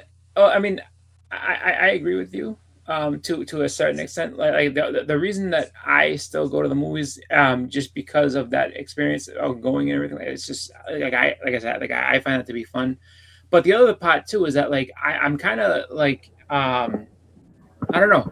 I'm kind of not wanting to find out what a world without actual theaters kind of is like, just because I have a feeling that like it would be, I don't know, I think it'd be a little bit strange, and it's like, and then you have to kind of worry about like, so what's actually coming out, what's being presented to you, and then what's being held back just because they don't want to, oh, this isn't going to test well, so we're not going to play it and stuff like that. You know what I mean? I don't know. I've always had that experience of going to the movie, so I like that, but I do think that there's only like one or two things I wish they wouldn't do so much. Like I wish that that if you ever go to the AMC, the Nicole Kidman commercial, which is like, we go to the movie, like we know why we go. Stop talking to us about why we go to the movies. We're already here. We're already here. It's like we know all the feelings. This is why we came to the damn movie. Stop talking about the AMC. We know what you do. Just show like get to the preview. Because I don't mind trailers, but I hate that. And then they have this other one where it's like a trailer of concessions for you to. The Coca-Cola trailer. The Coca-Cola trailer. Yeah. And then and you know what they do in the middle of that? They say like listen, you can order right now. We'll bring it right to your chair and everything. Like that to me also is very lazy. Like I mean, I get the convenience, but it's hey, I like that. I like that part. Hold on. Nicole Kidman can talk about whatever she wants before a movie. That's all. No. When I've seen that, but listen, when they made it for COVID, I understood where it's like, we're trying to get you to come back and see us again. Please come on. And it's been like 5 years now. Enough. I don't want to see her sitting there like, we come to the movies for this and that. We know why we're here. My feeling is give people a reason to go to the theater. Don't give people reasons to not go to the theater. That's my feeling. Well, and the other reason why I like going to theater too is because I like to go and take my daughter to see different movies and stuff. So that part of things is fun because it's like, all right, like we can. Like if we have like for school vacation, if she has a day off and I do too, I say, all right, perfect. Like, well, let's go and see what's in the movie. Yeah, as I've gotten older with my daughter, I've realized that it's a good experience.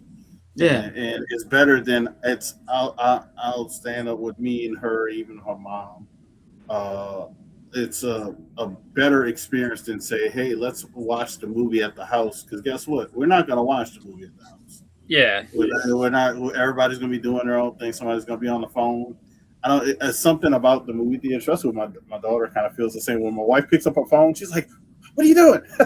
But guess what? If we're at our house, nobody's gonna say that. She's not gonna say that. Well, I understand. That makes sense. That makes good 30 sense. minutes later, we're all gonna separate. Probably. You're dedicated to the experience, and it requires the focus to look at the movie rather than look at your phone. I dig that. I understand that. That's a good point. It's a better way. To me, it's like, I don't know, something about spending time together there more so than doing it at home. I think we pay attention to it more. We appreciate the time more. And it's an experience. Shared experience. Shared experience. However much it doesn't matter that much to an adult for that, I think your kid will appreciate that when she gets older. She'll remember all those times that you actually went to the movies and shared that experience. And hopefully take your grandchildren there when as time goes on. And the answer, I just saw Super Mastermind. Yeah. And guess what? We will never have that in the U.S. because if something happens, they'll sue the crap out of the movie theater. We're Sue America. They're not going to put phone blockers in the movie theater because if something happens, oh my God, could you imagine the lawsuit? Yeah. So like I tend to like that in a way, but I don't like it because of any emergency that could happen. Then you can't call anybody for help. That's true. So that I don't see that happening. If it does happen, just be aware that they will have a lawsuit because somebody's going to get hurt on purpose, which you won't know that, and then they'll say, "Well, I couldn't call for help because they got the phone blockers." Yeah. So it's great but bad at the same time. So I got a link to that Swamp Thing 89 Bleaker. If you want it, I'll send you a link so you can read it too. Yeah, please do. Because everybody's been saying, "Oh, this is the best read of the year or the last whatever years." It's okay, you guys. Calm down a little bit. Is this It's the one not with like- Swamp Thing holding the Lamb of God? Yeah, I'll send you a link, Steppo, if you want it. That's all right. Sure. Just let me know. Yeah, I'll send it to you. I got it from Legion of Comics. Yeah. It was good. Don't get me wrong, it was good, but I don't know that it's the best I've read this year. I'm leaving that door open. We're only halfway through the year. Well, this is the sad part with that though. Like, 'cause when you think about it, right? Like that story was written like what 2 decades ago, 2 or 3 decades ago. they just never put it out. So it's kind of an indictment on like what's been out or what's currently out. Where it's just like this story that's like 30 years old is just people are like, oh, this is the best story. Like I can't believe it. Like, it's just like, yeah, well, that's like 30-year-old writing, which means that you got to step it up. Well, Shakespeare's a little bit older than that, and I guess the people go in for that sort of thing now and again, don't they? But everything now. But it's more like the Old doesn't necessarily mean bad. Gilgamesh. Oh no, that's not what I'm saying. I'm saying like so if you're a current writer, be like, yeah, like I'm busting my ass, I'm doing this, I'm one of the best writers out here right now, and someone's like, it's a 30-year-old story that we just put out there. There were some real good panels I liked at the end. There's one specific panel I liked at the end. It's Swamp Thing as the actual cross. He has like his face on the top of it. I kind of like that art. I think that should have been the cover. But besides that, like there was some good stuff in there. It was old school. I liked it. Yeah, but I mean, I just think that I think as a good thing though, it can be motivation. Whereas it's like if everyone's saying that this is really good, and I've been working real hard on this story, and people are saying that this story is better than that one, I got to go back to the drawing board. We got to do some new ideas and really get deep in some of these stories that we're doing. But I always think that it's good to have something that shakes things up a little bit, that gets people to get motivated, because sometimes that's what people need. Is like I've become so complacent, like what's a new thing I can throw into the story and make people like, wow, I got to buy this. Just if everybody's so worried about being canceled nowadays, they can't write very freely anymore. Writing isn't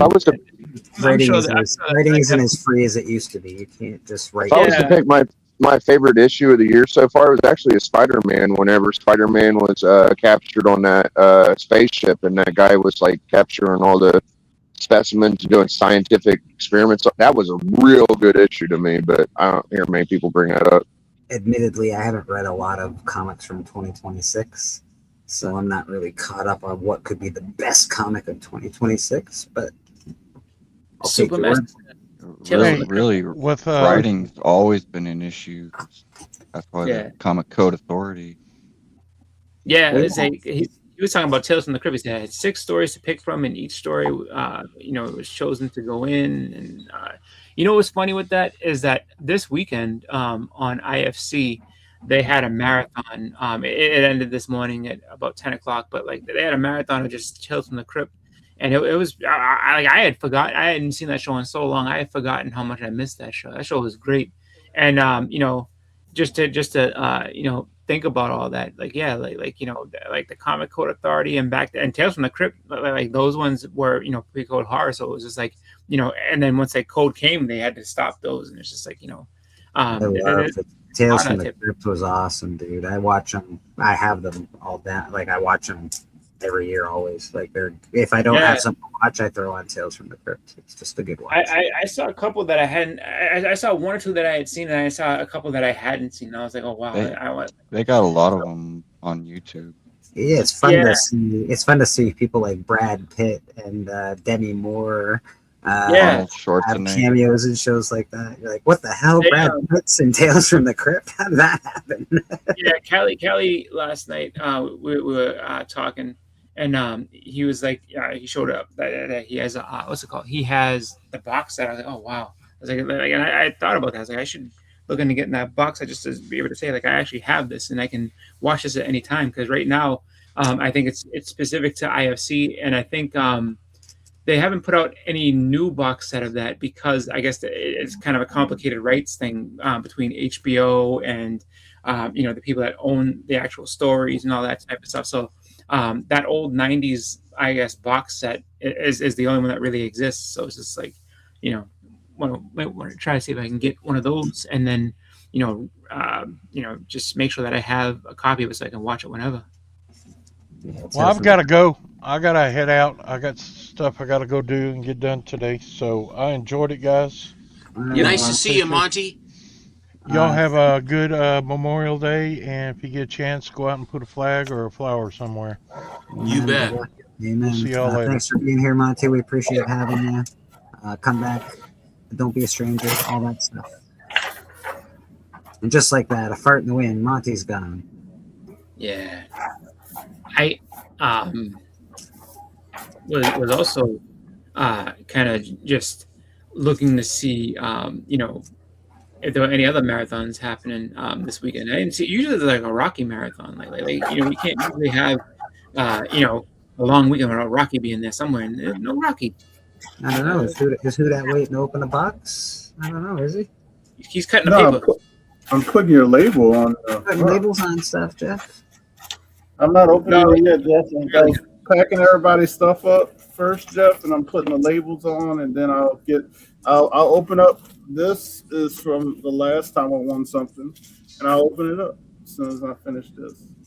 And I can't wait to get that book. I just want to get these things good and ready, so I know I can't ship them out Monday, but at least by Tuesday, all I got to do is drop them off. Nice. Yeah. I got an awesome book from Whodad. I can't wait to get it.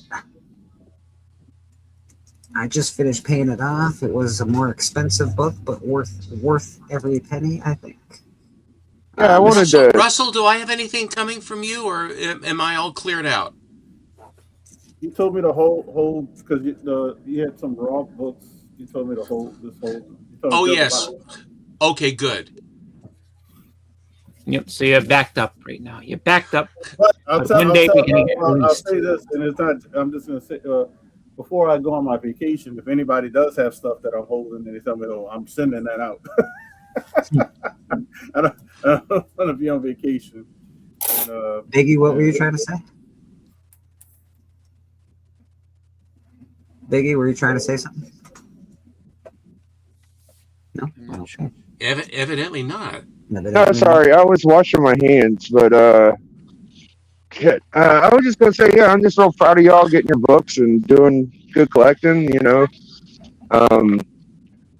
Seppo and Bleeker and Whodad and Chris. It's fun watching Chris on Instagram showing his books, and Whodad's been a really good person on the auctions, and Bleeker, you've been tearing it up. So I'm just real proud of you guys, man. It's fun to watch y'all getting your books. Thanks, man. I appreciate that. That's really how I buy books. I just go out auctions, paying off my credit card. Russell, I want you to look happier on the auctions. You always look so hangdog when you're there. You're kind of going, well, now I'm gonna do this. I said, if you smile once in a while, I said, aren't you happy to sell maybe a little or something? And then they show then they show that video that they did of you where you're the whatever it is, the bid sniper or whatever it is, and you got this big bright smile, and you can't catch me, haha! And you run around, you're smiling and everything, and then you come back and you go, well, I got this book here. No, what they did to him in that video, it's like disturbing. His eyes are all huge. He's like, you're gonna catch me! Oh my God. It's hilarious. Actually, my favorite one of those, my favorite one that they do is Yahweh's. Yahweh's is great. $15,000 starting bid. I laugh every time I see it. That one cracks me up. I'm partial to my own. I like the one that I'm in.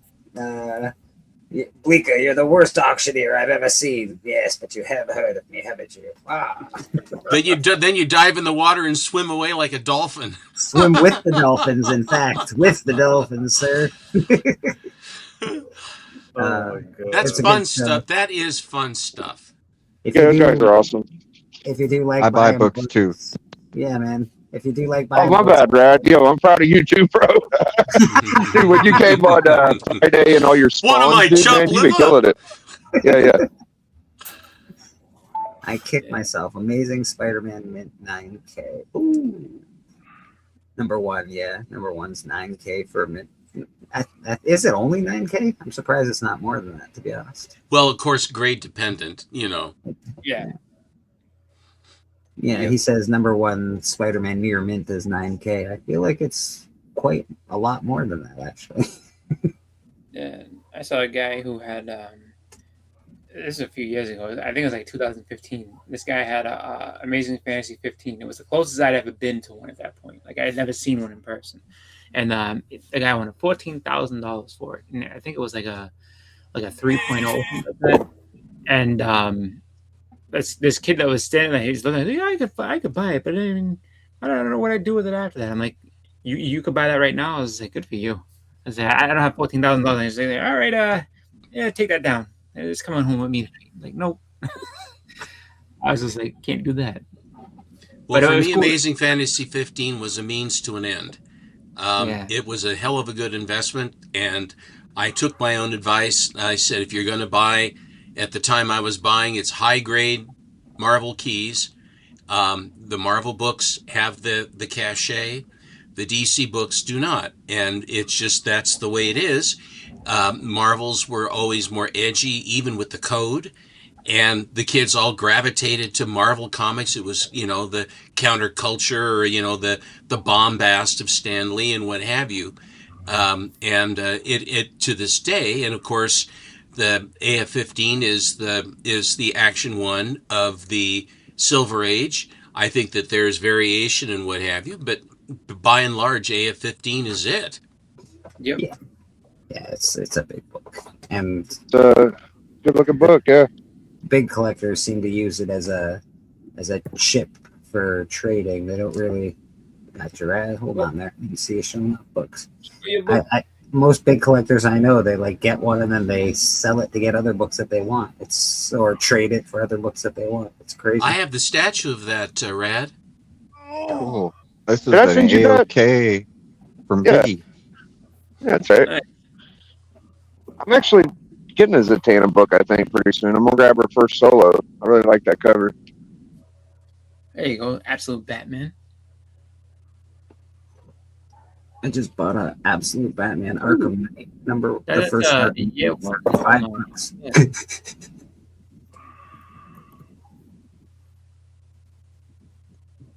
But Bleak, did you see all the Spawn that Brad got recently? I did. What'd you Yeah, think? That was crazy, bro. Yeah. Yeah, man.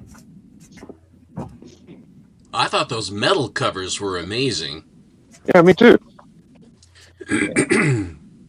That's actually kind of a fun thing. Like if you get to go to a shop or a convention or whatever, and you can pick up a whole bunch of Spawn, especially if you're trying to collect, that run. But like that's always a good score if you can get them for a good price. Second print. Yep. Yo deuce. The gold. I got something for Rad actually. There you Oh, nice. I like that book a lot, but it didn't. It's not the greatest story, but I think it's okay. Goblin Queen.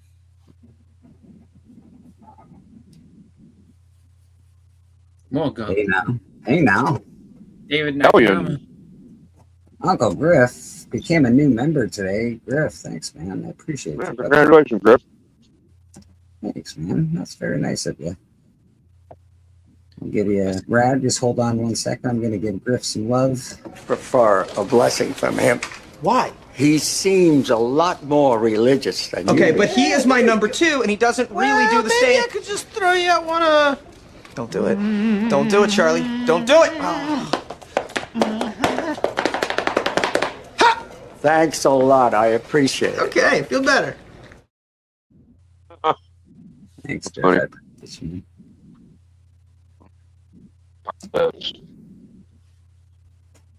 Oh yeah. Good stuff. Dude, X Factor's gonna blow up when that cartoon comes back, man. Oh, Domino, beauty. Very cool. I always love Domino. For some reason, always buy the ones with the Stan Lee remembrance on top of them as well. Oh, Yeah, those are good. first Nimrod. Nice. Very cool. Hell yeah. That's like a $30 book right there, at least. I just grabbed a random handful out of my file cabinet. Hey, Cool. There hey, you my go. boy. That's a good looking book. Big Shaq love right there. X Factor has some good covers. Yeah, as well as Potasio on that one. Rob Liefeld. Ooh. That's it. That's it. Nice. I got something for you, Rad, actually. I got my next AOK to you. I got a book that I want to send you. I got this guy. I don't know if you have it yet. It's Spawn 136. The Violator. Yeah.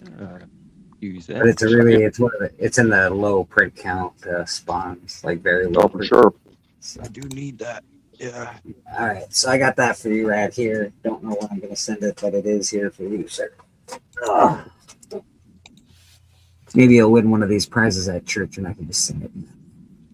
Yeah, I've kind of hit the point in my spawns where I really need to write down the checklist and figure out which ones I need, because kind of sporadic holes. Yeah, man, do it. Just because that way, you know, I mean, I shouldn't say that it's a bad thing to buy multiples, but sometimes you don't want to do that. So, Oh do it yeah, that and way. I already caught myself buying triples and quadruples. Jeff It's a good way to get a big book too. I would love to see those blue books, Jeff Jack. Okay. Question from Jeff Jack. Question for Steppo. Would you say that Airboy and Airfighters were Hillman's bread and butter? I've been collecting Clue comics lately and a few other crime titles. I think that Hillman's Airfighters and Airboy are their number one. The others are interesting too, but I have Airboy is actually quite a good story. It really is, and also when you buy Airboy or Airfighters, you get the heap as well. So you get to have both of those in the same book, which is pretty good. And Fred Kidda, who does the hello from Ireland. Hi from Ireland, Daniel Newsom. Good to see you, my man.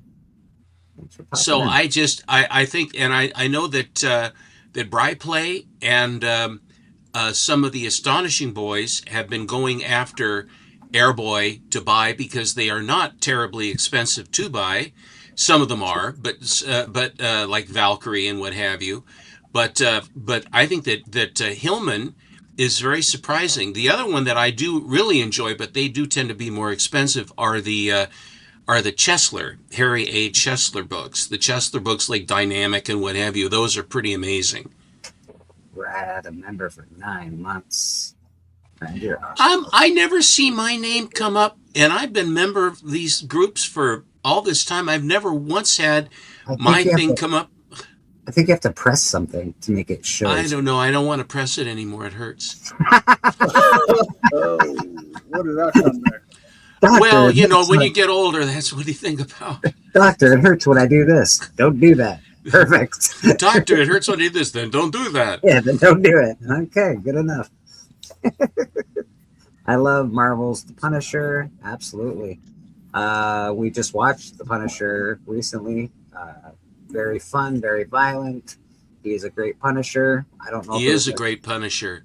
I don't know if it was a great overall, like, oh my God, cinematically the best thing I've ever watched, but it was pretty cool. But Punisher it was books, very comic booky. If you, very comic. If you love comics, and then I would say watch an interview with John Bernthal talk about it and how he came up writing it and where did he pull from.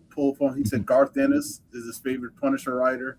Nice. And he's like the Punisher. I forgot which comic series he was talking about it, and he literally pulled scenes from the comic series.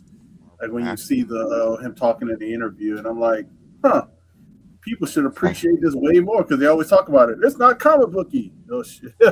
According to him, the storyboards are comic books for practical purposes, aren't they? Big time. What were you saying, Matt? Marvel Max was the Punisher series that Garth Ennis that he took from. Yeah. Mm-hmm. The Max stuff, the Max Punisher stuff. Yeah, Punisher Max. I own that. It is a very cool Punisher series. So, did we lose someone or gain someone? Biggie Shack, I think. I think he swept out. Uncle Griff says, go for the home front Cheslers. They're much cheaper. I think he's talking to Jeff Jack. Daniel says he loves DC Batman. Well, you're talking to one of the biggest Batman collectors I know, right there. Mr. Steven Gentner himself has an astounding Batman collection. He doesn't have all Batmans, but he does have the Batmans. I'll tell you. Let me tell you. Speaking of Batman, Lego Batman, the video game, came out this week. It looks really cool. Lego like I don't get into the Lego games, but this one looks real good. Lego Batman's good. It's good. I like Lego Batman. I can't help it. They had the Batmobile scenes on there. Like I was just watching some video clips. It looked real good. Oh, Steven's showing off some buckaroos. Let's see what Before we got go here. into the 10s and 20s and things. That's a glow in the dark. That's awesome. So am I. After all these years in Portland, you glow in the dark, do you? Blaze was cool. Oh yeah. Very cool. These are I buy these like it's Astonishing and Beta Ray Jim. This is I think that some of these are Navy Paul books. The world's greatest announcer and commentator with Astonishing. Just ask him. Wait, is he behind the camera with a gun? Yes, he got a gun. Did I say it right, sir? Susie Q says hello. Hopes that everyone has a great Memorial Day weekend. Susie, it's lovely to see you. Got a couple comments on your performance from last week on the last video. So thank you very much for being here. And everybody loves your comic collection and thinks you have started Susan's amazing. birthday is the 26th. The 26th. Holy smokes. We'll be celebrating tomorrow with the family. How's it feel to be 32, Susie Q?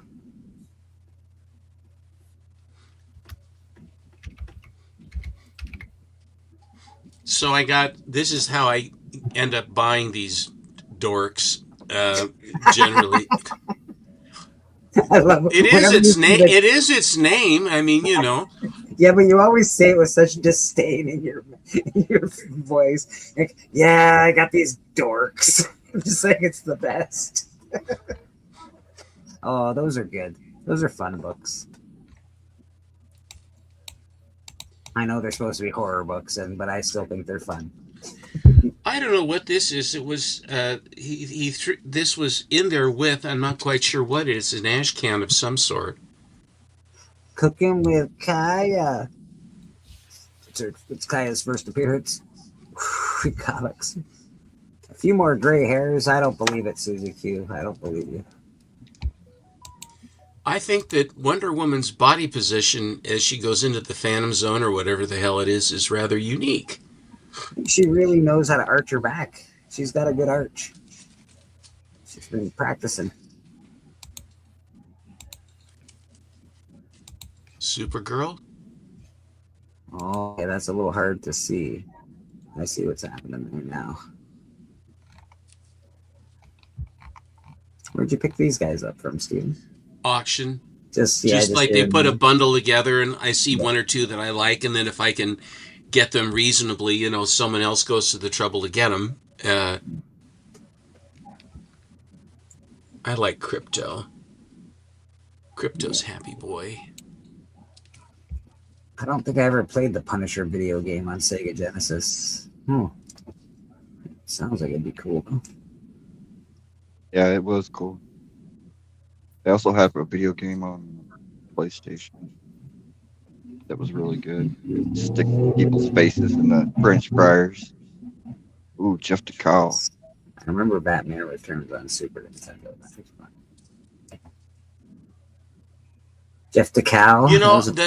The Pattinson Batman. The one part, his Bruce Wayne was weird. His Batman was pretty good.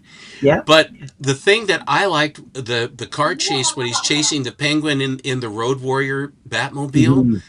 What a great sequence of. I mean, I love me a Batmobile. Great Batmobile. I also like he made his cowl. If you notice, his cowl looks like a skull. They got it much more fitted to look like a skull than his other cowls have. So that was very cool. The leather work on it was very cool. It just was cool. So they built a good world. Let's put it that way. I wish they didn't have the Joker in it, but that's okay. And I love the Joker. Everyone knows that I love the Joker, but not that. Hey. I wonder if this is the book Biggie's going to try and get. Biggie's on about getting a Zatanna book lately. I got you. I have been buying Adam Hughes. I have been buying Adam Hughes covers. Unfortunately, for the wrong reason, but the poor man is suffering right now, and I hope that things work out. But that knock is pretty tough to beat. Yeah. He says he's doing right. Like he said he's feeling okay for the moment. Cancer is a ski jump. Down you Yeah. go, you come up, and down you go. My grandfather, my father. I mean, I've too much of it, really. Yeah, that's what I've noticed. And I hate to say that. But... Alley cat.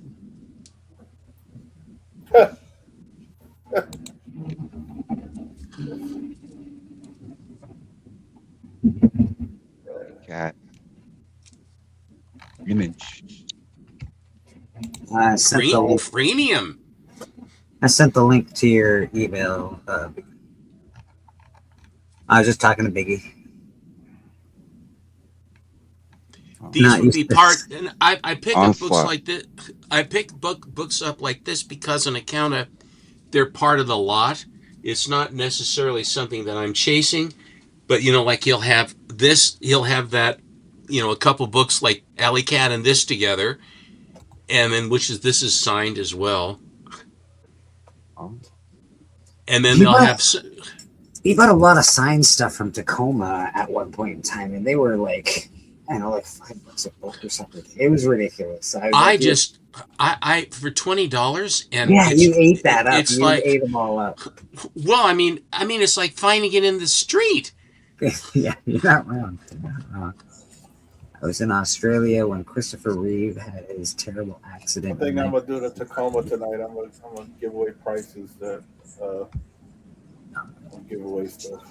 Gene Hackman makes me sad. I actually really love Gene Hackman as far as an actor goes and his movies. I don't know him. It was he and his wife both went at the same time.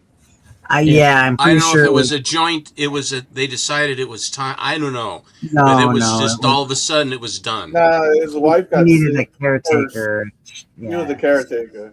She was got his sick. caretaker, and she died. She passed first, and couldn't take care of him, so he wound up passing. In a relatively short amount of time, I would He hope. had dementia, didn't he?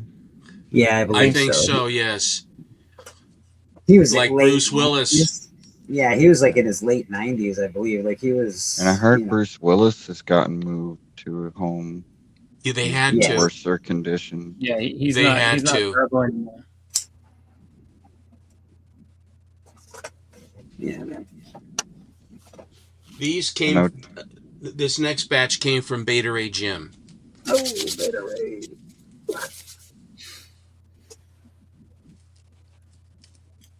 Hey there. That's a good angle to look at her from. She just looks in charge. That's all I'm saying. It's a good angle. Very powerful. Oh, that's cool. That's awesome. What is this? The new? Because she's got the same outfit that the He-Man princess has, but who is that on that cover? That's not the princess. I don't know. I don't read them. I just buy them. I know, but it's like her outfit throws me off because it's like Black Cat or something. I missed it. Sorry. And that's Psylocke. I know who that is. Yeah, I know that is. Yeah, but who is that? Because Absolute. Is it Absolute Poison Ivy? That's Absolute Poison Ivy. Yeah. Oh, okay. Yeah, she's got the same color scheme. Yeah, her whole face splits in half, and she turns into a big old monster. Okay, all right. She's a Venus flytrap, basically. She ain't so pretty anymore. Is that what you're telling me? Yeah, She's yeah. pretty when she lures you in, and then It's a trap. Then the chest popper comes. It's a trap. It's a trap. It's a trap. It's a trap. Run away. Your rebel friends. Oh, that was pretty good, Steven. Oh. That was pretty Yeah, good. I remember you looking at that and liking the colors when we looked at it on New Comic Book Day or whatever, Keys of the Week. I think I have another one coming, and I have the metal cover of this one. I mean, the foil as well. Anyway. I like that the bunny's right there, Yeah. Daniel, I Good have colors. a soft spot for records, like for movie soundtracks. So I say go for it. Buy that soundtrack on vinyl. Uncle Griff says, sadly, it's time for him to do a little yard work. Hope us folks have a great weekend. Well, I hope you have a great weekend. And Be careful out there, Uncle Griff. Yeah, have a good Memorial Day. I hope everybody, does their remembrances and figures out why they're living in free countries. Mm-hmm. My brother did the honors for my mom and dad, and then for my grandfather and grandmother. My mom's mother was buried at our house, which then sold. They don't know she's there, but she's underneath the rhododendron. Man, I don't get very political, and I'm not very political, but I do very much agree with, it's Memorial Day. Go out and remember somebody that's, fought for the country and given us all the freedom and all the rights that we have right now. So, big fan of that. That's also, I'm a big fan of what Steven's showing on the screen right now.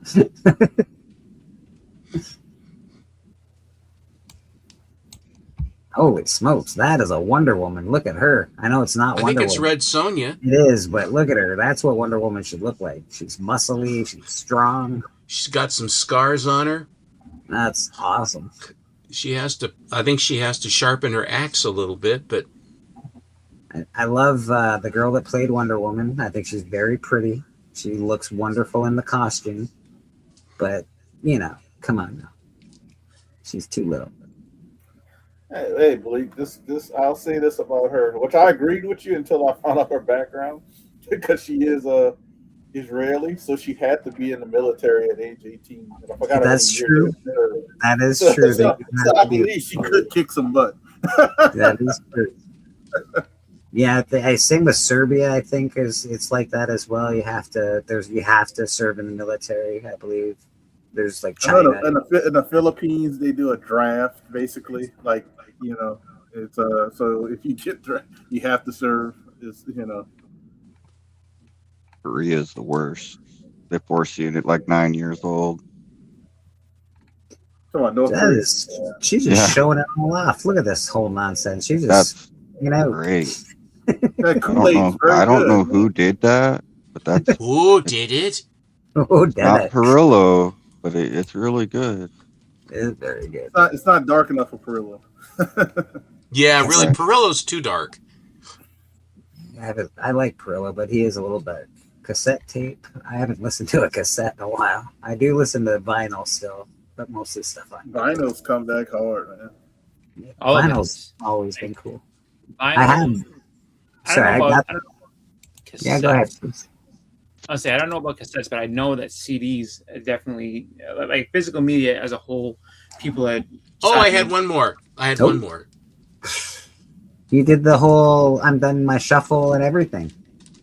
Then, because of me, I FOMO'd you, didn't I, Steven? What is that? Is that Rose Besh? Yep. It's Rose Besh, but it's signed by Larry Welts. I was like, I was like, it's not signed by Rose That's Besh. Cherry Pop Tart #1. That's awesome. That's number 3. It's 3, I think. Is it number 3? Yeah, 3. It's probably it's probably a 1 in 100 or something like that with Rose Besh. That fun? When you open it up, it says, "Welcome to the first comic of my new series." So Golden Apple variant. Very cool. It goes with my cherry collection. Yeah, that's why I bought mine too. I went with my. I'm like, I like it. I like it a lot. Give me that, because it goes with my cherry pop tarts. That's all right. That's a very nice book, Mr. Stevens. Thank you.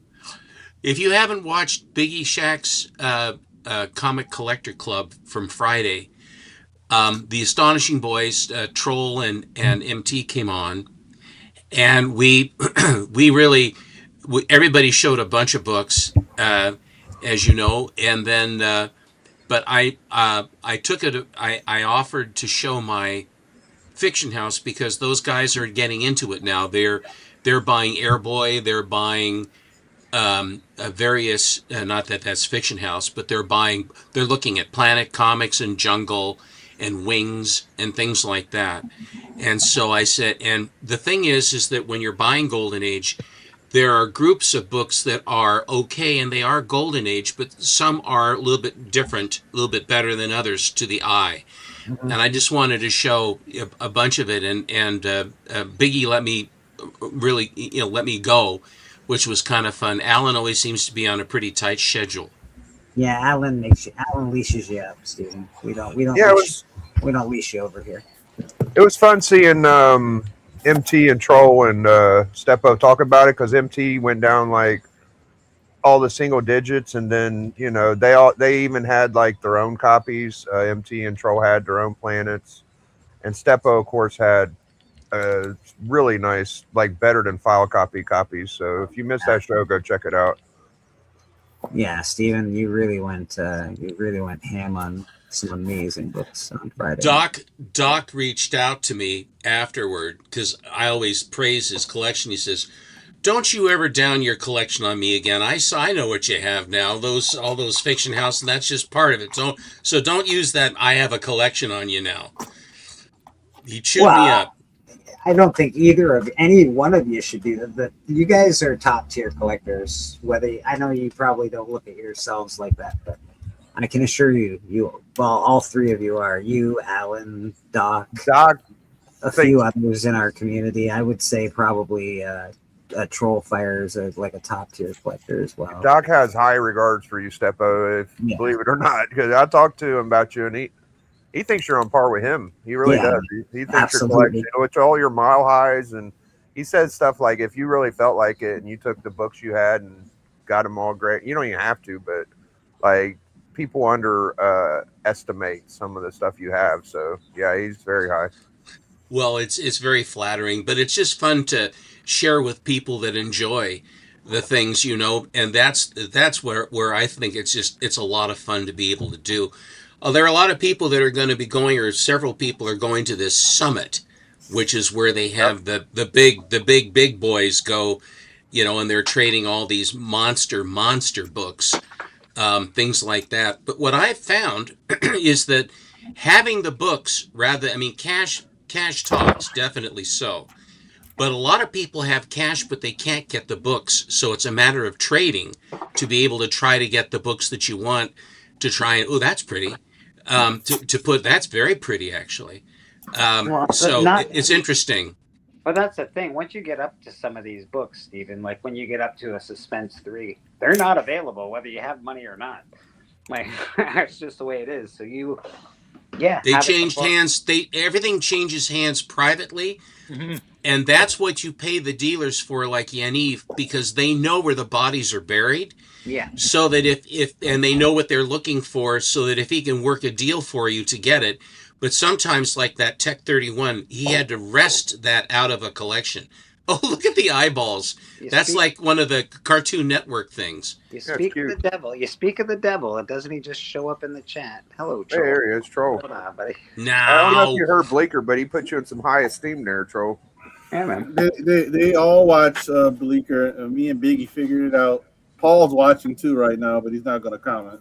I'm going to get Paul, dude. He's been ducking me for a while. Like, he needs to pop on Club before. Paul says I don't invite him on the show. I don't send him links. He's full of shit, bro. Paul is full of shit.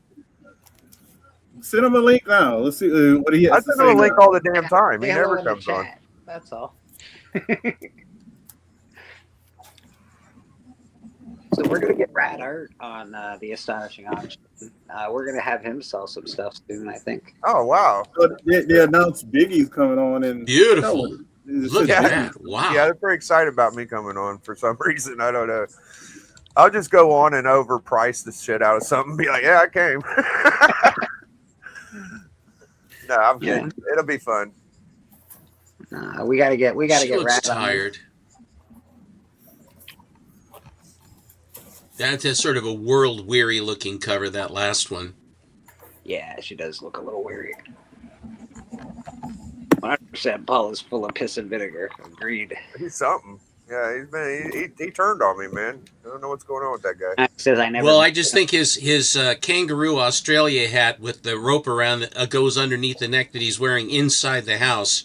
That hat has been bad luck for him. I'm telling you right now.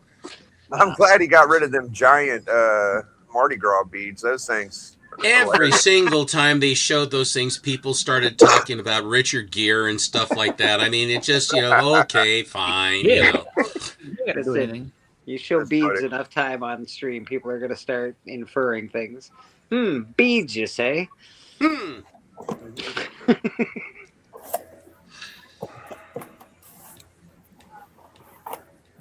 Sorry, Rad, I made you small for a second there by accident. I didn't realize you were still going. I'm just drawing now. Getting ready to color. All right, and this is awesome. This is an awesome Skeletor. Rad's been drawing all the He-Man. If you haven't noticed, in the last couple of weeks, he's been drawing all of the He-Man. And crushing it. Well, I got Mum-Ra. Yes, you got Mum-Ra. Steven's got Mum-Ra. This is Skeletor. Did anyone get that He-Man with him on Cringer or Battle Beast there, Brad? Anyone buy that yet? I haven't tried selling my He-Man pieces. No. Okay. Yeah, that's a pretty good one, dude. Yeah.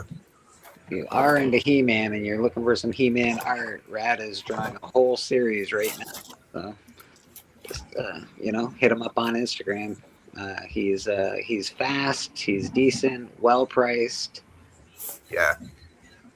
Yeah, he's not one of those guys you get commission from and you're like a month later like tapping your finger, like he's on it, dude. A month. He's like, I got it done. It's been 3 days. You're like, whoa. Well, a lot of these artists, it takes a year or 6 months. Yeah, some people take a year to do that shit. Rad's on it, man. Rad's on it. He's also on the book Murder King, which will be coming out soon. Hopefully, by the end of the month, we should have an ash can to start. Damn, that's gonna be cool. Getting rid of. Oh, I can't wait to see that. That's gonna be sick. Murder House ash can within a month, guys. That's exciting, man. Ooh. Very nice. Oh, yeah, that's good, too.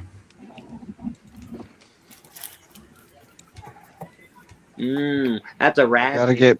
There. That is. Yeah, those are all mine so what far. A beautiful piece. Jinkies. What a beautiful piece, man. I gotta get brave enough and send some off CGC. Yeah, you do. Does anybody know about the Retro Realms, the video? I don't know what the Retro That's just some. These are just the books. The posters, I have some. Yes, you got a few. Yeah, I have a couple, maybe. The one that I love the most, obviously, is the Red Skull. That's that one. I mean, that just it does. I'm showing actually Shane McCormick right now. Yeah, I'm out of sloth and indifference. I put them up before, and I just didn't take them down. I like them too, but I feature Rad a lot because I love his art. I really do. Hello, Beckerman. Hey, Beckerman, how you doing, buddy? Hey. Yeah, no, Rad. I have some Rad art behind me. The Joker picture that's hanging in with my comic books is so amazing. Oh yeah, that's good stuff. It is unbelievable, dude. Like it is. Sorry, give me a second. Step up. I'm trying. I'm on my phone, so everything's tiny. My big stupid finger. There we go. Oh, that's good stuff. Yeah.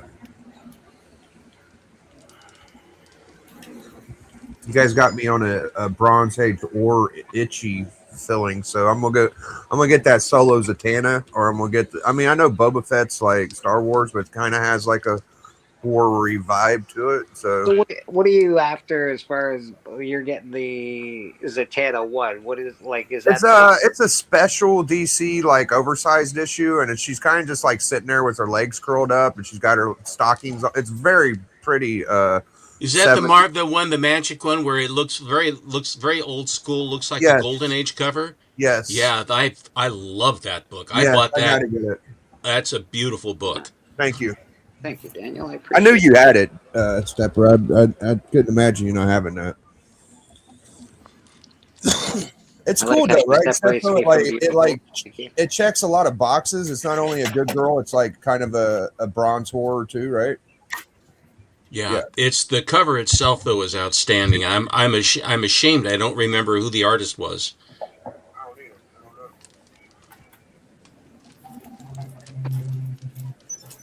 I love that. I gotta get one of them too. That is great.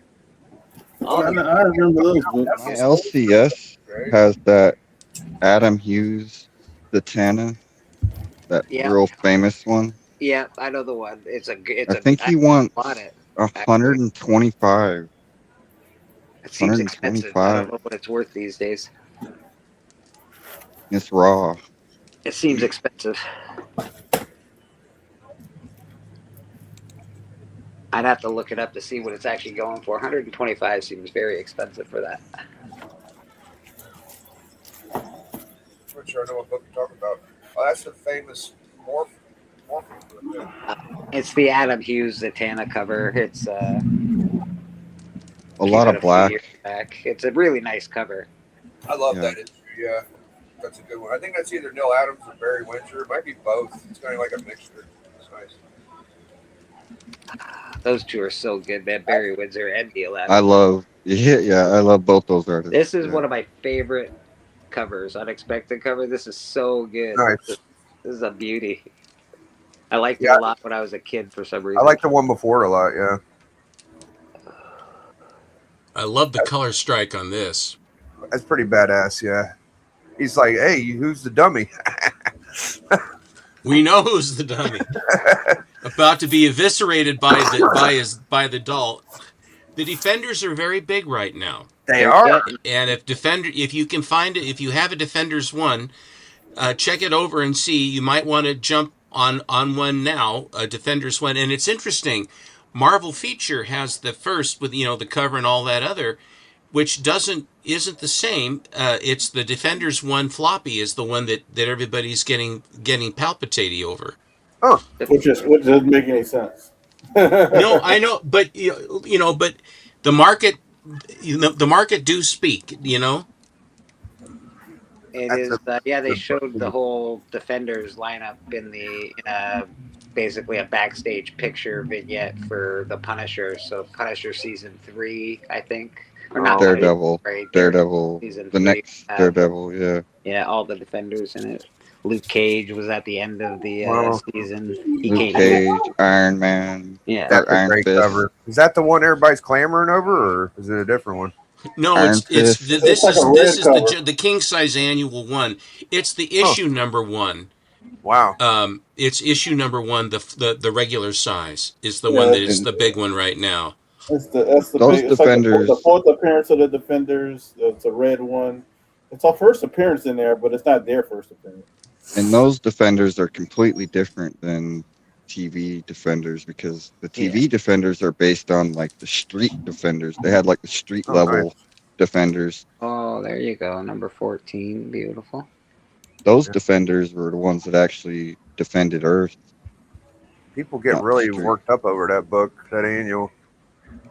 I won it. I won it from Troll. It was whoever bought from him one time, and there were about 2 or 3 people. He spun the wheel, and I came up, which was kind of nice. Oh, that's fun. Daniel, there's never a comic book based on the TV series, but there is a Friday the 13th series of comic books. But the first appearance of Jason in Friday the 13th is in Satan's 6, number 2 4, or 3. 5, Yeah. something like that. Yeah, something like that. Satan 6 issue 4, I think. It might be I like 4, this. I like Vampirella in green for a change. Isn't it fun rather than always red?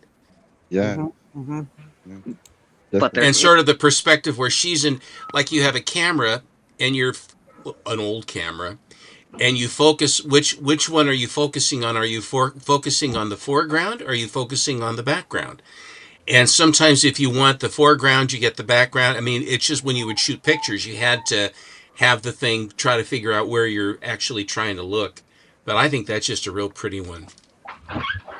And there's also a samurai book, I think it's called, and that's technically the actual first appearance of Jason, Friday the 13th. In comics. Yep. Santa Samurai or something. Yeah, Santa. Yep. Right.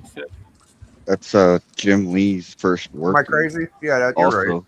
No, that Samurai. You Santa's- keep asking me if you're crazy, and every time I want to say yes, Biggie. Don't quit asking me that question. I'm pretty crazy. Samurai Or Santa. Jim Lee just did the art. Yeah. Jim Lee did. That was his I like first that art, book. right? He did the inking on that, and then but Samurai the 13th is the Jason one. Yeah, and if they don't consider that the first appearance because it's unofficial, they weren't allowed to use it, but it is technically the first appearance.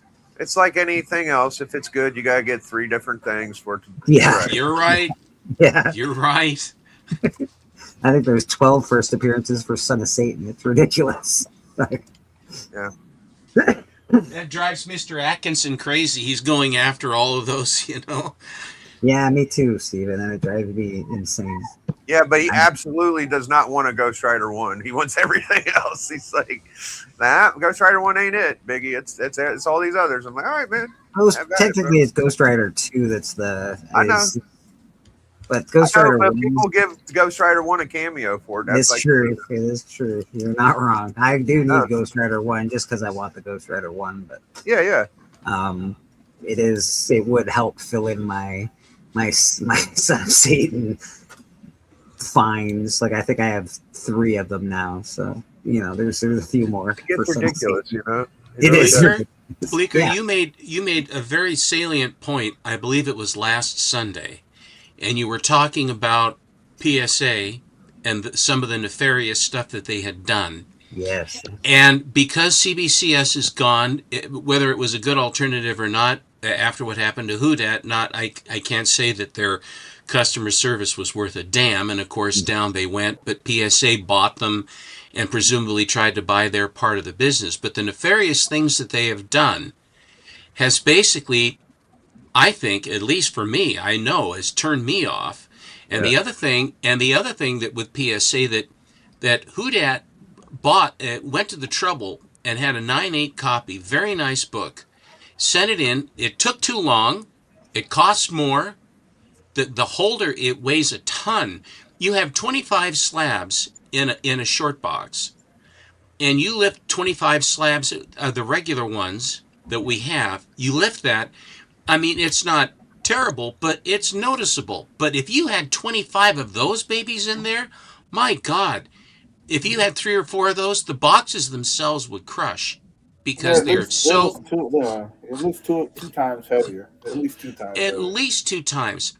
It And was so important for me to say that stuff, not to necessarily trash a company, but to make people in our industry in comic books, we can't if we start sending all our stuff to PSA already owns a huge percentage of the market, and they're a terrible company. What you did though, but what you did was very important. Yeah. But what it also because when a guy gets screwed over in our industry, as a hobby, I mean as a collector, we have the venue to let everybody know. Yeah. And people will say, hey, this happened. So understand, go in with your eyes open, because I went in and I got zapped. And rather than have it happen to you, understand what happened to me and profit from what happened to me. And this is something that's important. But what this has done, the upshot of it is that now everyone, for all the warts attached to CGC, this has basically aimed an awful lot of business at CGC. Yeah. And I know that Houdat was saying that he waited 5 months or whatever for some books to come back. Yeah. And things like that.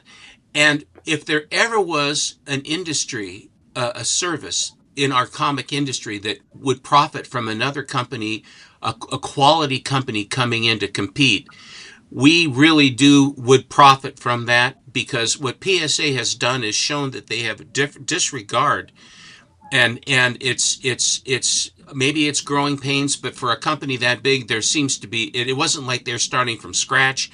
They know damn well what they're supposed to be doing, and it's nefarious. That's what I'm worried about. PSA does, and we got to correct it. PSA does not have the money. The company that bought PSA has the money. Yeah. Yeah, the parent company. The parent company that owns PSA. It owns Beckett. They have the money, but also you got to realize they actually don't have the money because Blackstone bought CGC. So you're not going to buy Blackstone. I don't care how big the parent company of PSA is. Blackstone's like one of the top 3 in the world of like acquiring companies. We just don't want I'm like JFK right now. We do not need a monopoly in this industry. A monopoly is dangerous. Monopolies are bad. I don't like them. They can screw you. Everything benefits the company that way. Nothing benefits the buyer or the person they're I'll buyers. tell you this though, like CGC is making a lot of ground on PSA. Yeah, everything's for sale, but I don't know if they have trillions of dollars from that company by Blackstone. Yeah. But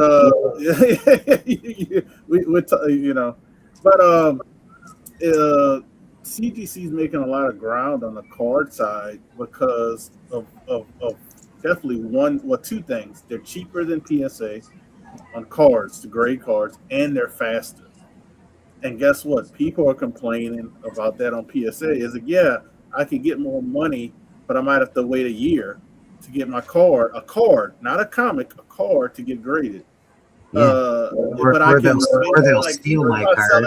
10% less with CGC, but I got it back 6 months to a year before. You know what I mean? So it's like, but I got a feeling they're gonna catch up on the card side, and that's where PSA was nervous about. But it sucks the joy if you have to wait that long.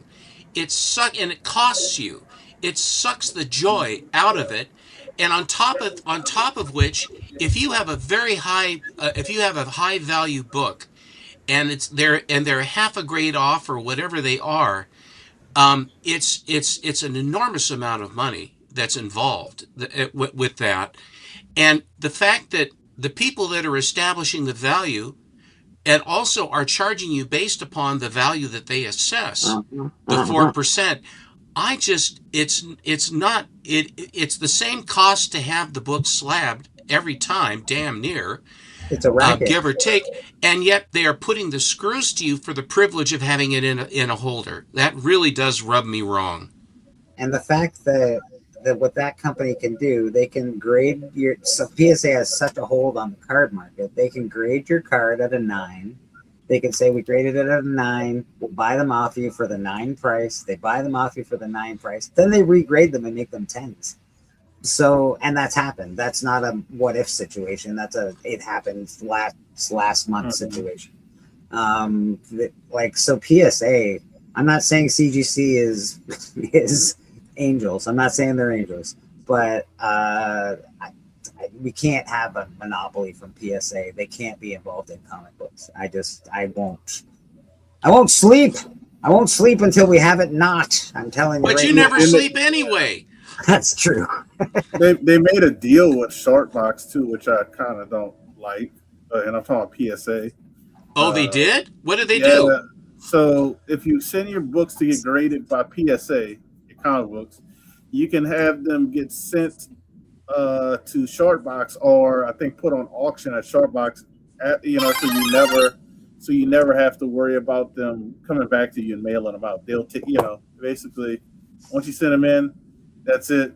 And if you just collect the money, if that makes any sense. Okay, yeah. But I don't like that because I don't trust that one. The reason why I don't like that is because they're more incentivized to give you a good grade if you do it that way. So say if I don't want to do that, you're going to give me a lower grade and send the book back to me. But if I say, hey, yeah, sell it on Sharkbox after you grade them, oh, okay, that's great. Then we're going to give you a better grade. You know what I mean? Because they're incentivized to make more money for themselves and you. Yeah. So that doesn't smell very good. Yeah, they set the market. They win every way around. No matter if they grade your books low or high, they win all the way around. It's really bad. Like PSA is not great. I'll tell you, the only way to combat it is for us to spend our money on other grading companies. Like, look at My Comic Shop; they grade really well. Why don't we? They sure do. They grade very well, very, very well. Actually, that's like they grade too well. Didn't they start like this sort of demi slab kind of thing? Were they doing, I think My Comic Shop was. I think down the road, I think that there may be some of that, but that's an expensive. I mean, it's an expensive service to do and to service to have the people, but their graders grade low, a little bit low, to be sure that the value is to the customer. Yeah. They're the only business I've ever seen in comic books that has done that, and all they have is success because of it. And if you're a seller, you're saying we will be very conservative on our grading, understand what you're getting, but you will put it out and your book will go. And I think that is a very powerful thing on both sides. And if you've enjoyed any kind of appreciation on the thing that you've held prior to selling it, that if you give the seller, if you give the buyer a little bit better reason to buy your book, you're turning that money and you're turning and burning with the money. So if you wait 10 months to get your price that's $50 over the top of what it should be, and you sell it for 50 less, you've already turned that money over 3-4 times in the interim, making more money. It's very, very wide. I mean, Saunders has a good system there. I swear by it. They've treated me extremely well. I don't often buy from my comic shop, but I do look at them, especially. I just don't do it because they're from the States, and if I can, I'd rather buy from somewhere from Canada because my book gets here in 2 days rather than 2 weeks or whatever it is. I tell you, the books I get from them and they come with grades, I keep the grade. They're always good. Yeah. They're at least a half a grade lower than what they are. Usually a full or 1.5, honestly. Yeah. If they say it's a 3, it's probably a 3.54. Like it's almost always a 3. A 3 is a 4. Yeah. That's right. And I love it when they have some consignments right next to it. So you have X-Men 29,000, and you have the consignment, same grade, and it's like 2/3 higher to the one that they have right next to it. And you look at the two pictures. I mean, it's a no-brainer. You buy the lesser expensive one. You got it. It's in your hand, and you're home free. That's one thing you have to be careful if you're going to use them, because they buy books too, and when they are their books, they can be as motivated as they want to have to move that book along and get it going, which is it's a beautiful thing. I hate to be called a shill for anybody because I'm not getting paid by them, so I'm not shilling for them. But from what I know, for their grading, we've talked about their grading. It's great. They've also done something wonderful for a friend of ours here on the panel who bought a very expensive book, and they sent it to CGC on their own dime and got it reholdered and sent back to Steven. So I know it was an expensive book, and you should do that for expensive, but you don't have to. That's the thing. They didn't have to do that. They could have said, no, here's your book. I offered. It's my Batman #1. Yeah. And the inside of the shell was foggy. Even the Mylar, the sleeve, had discoloration and stuff on it. Yeah. And it had not been slabbed all that long ago. And it looked just terrible. And so I offered to, hi there, madam.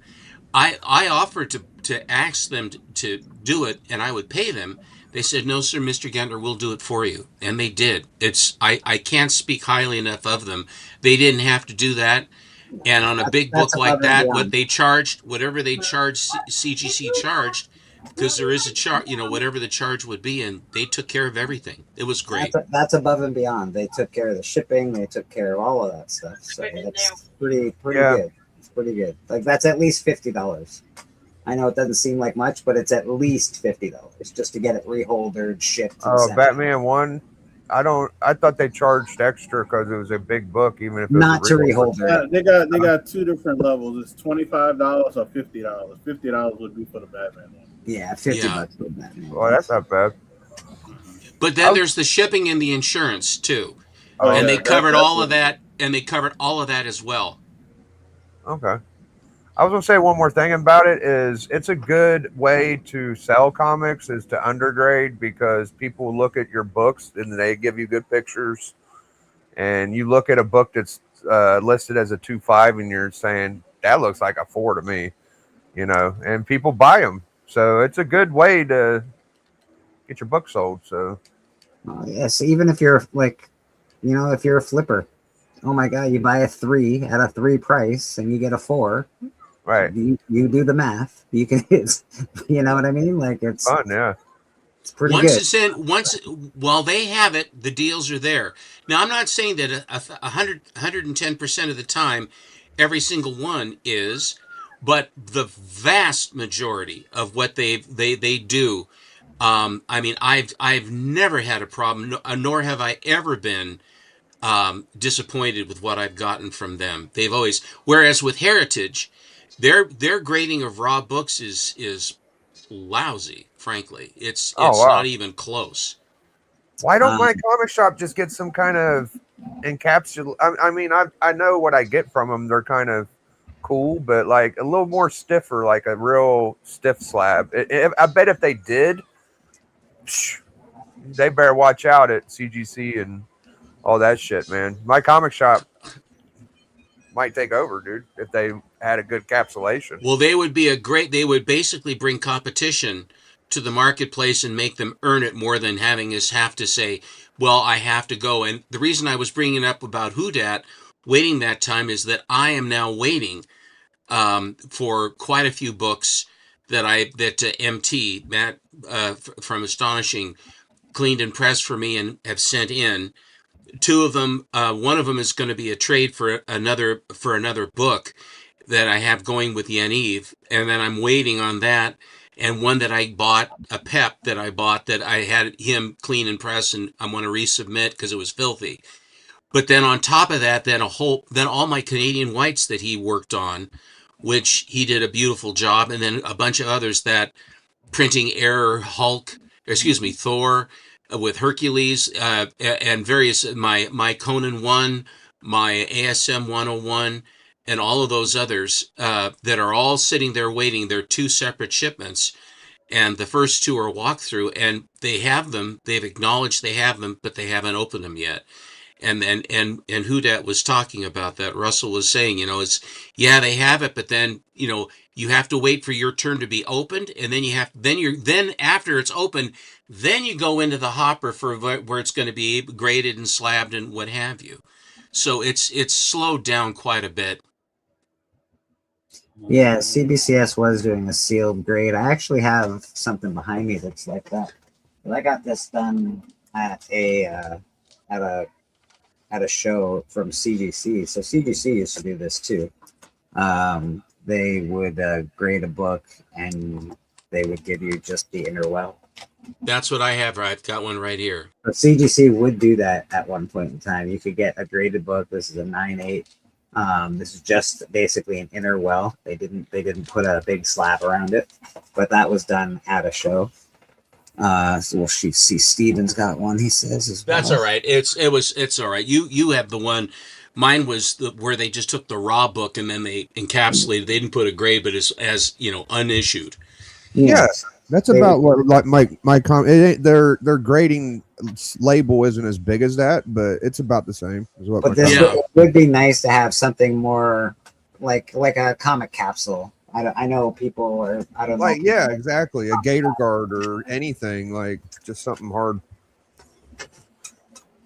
would be dope.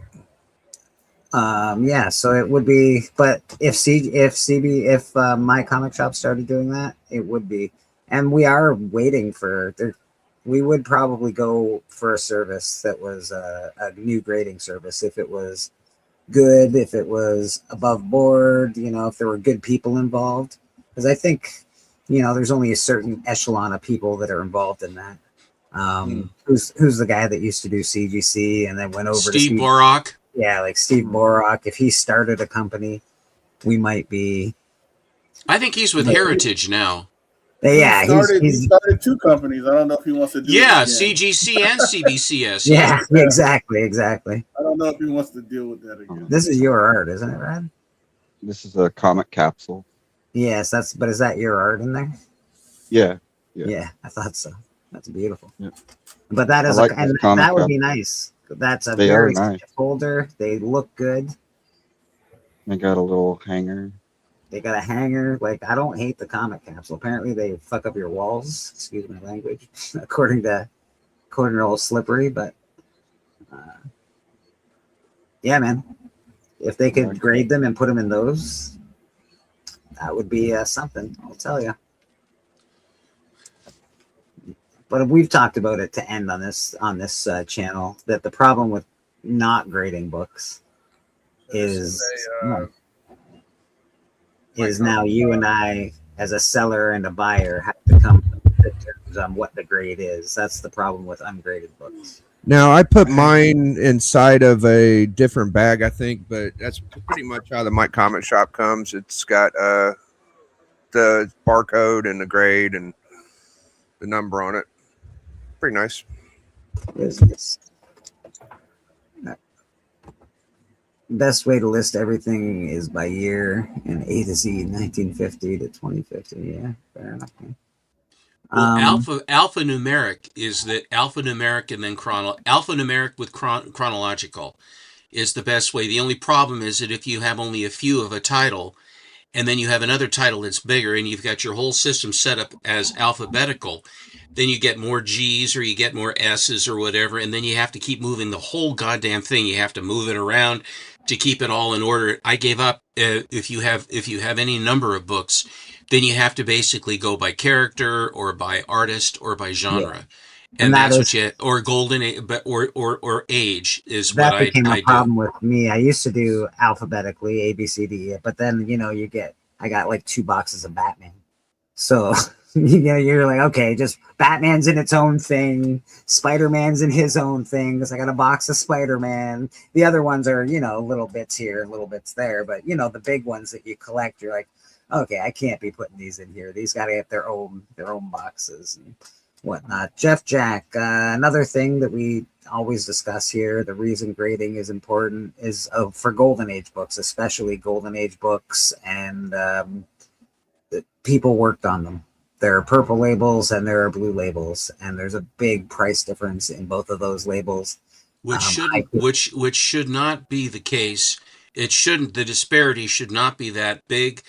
And I think eventually the onus that they have, because if there is a purple label, if the connotation is that something nefarious was being done, and then that way it damns the book, because there are some guys that are smart collectors, advanced collectors, who say that, well, if it has a purple label, someone was trying to do something nefarious. Yeah. And that's not what it was. What it was, especially before grading happened in 1990, I've said this 1,000 times, is that you conserved your book and took care of your book to preserve the asset. That's why when you look at the census, you see there are all these restored copies of the biggest books. Almost all the timely mile highs were touched, as far as that goes, because those were so valuable. That's the first thing that they did. And that's what the point of that. What I was just trying to say is, like, it shouldn't be, of course, the disparity shouldn't be there, but it is. And if you're buying a book right now and you go to buy a book and your dealer says, no, it's perfect, it's fine, it's totally good, and then you happen to send it into CGC and it comes back a purple label, now you've just spent far too much money on a book that shouldn't be worth that much money. That's why when you buy a Golden Age book, that if you don't know the provenance of it or you don't know the seller very well, the slab is the safest way to go. And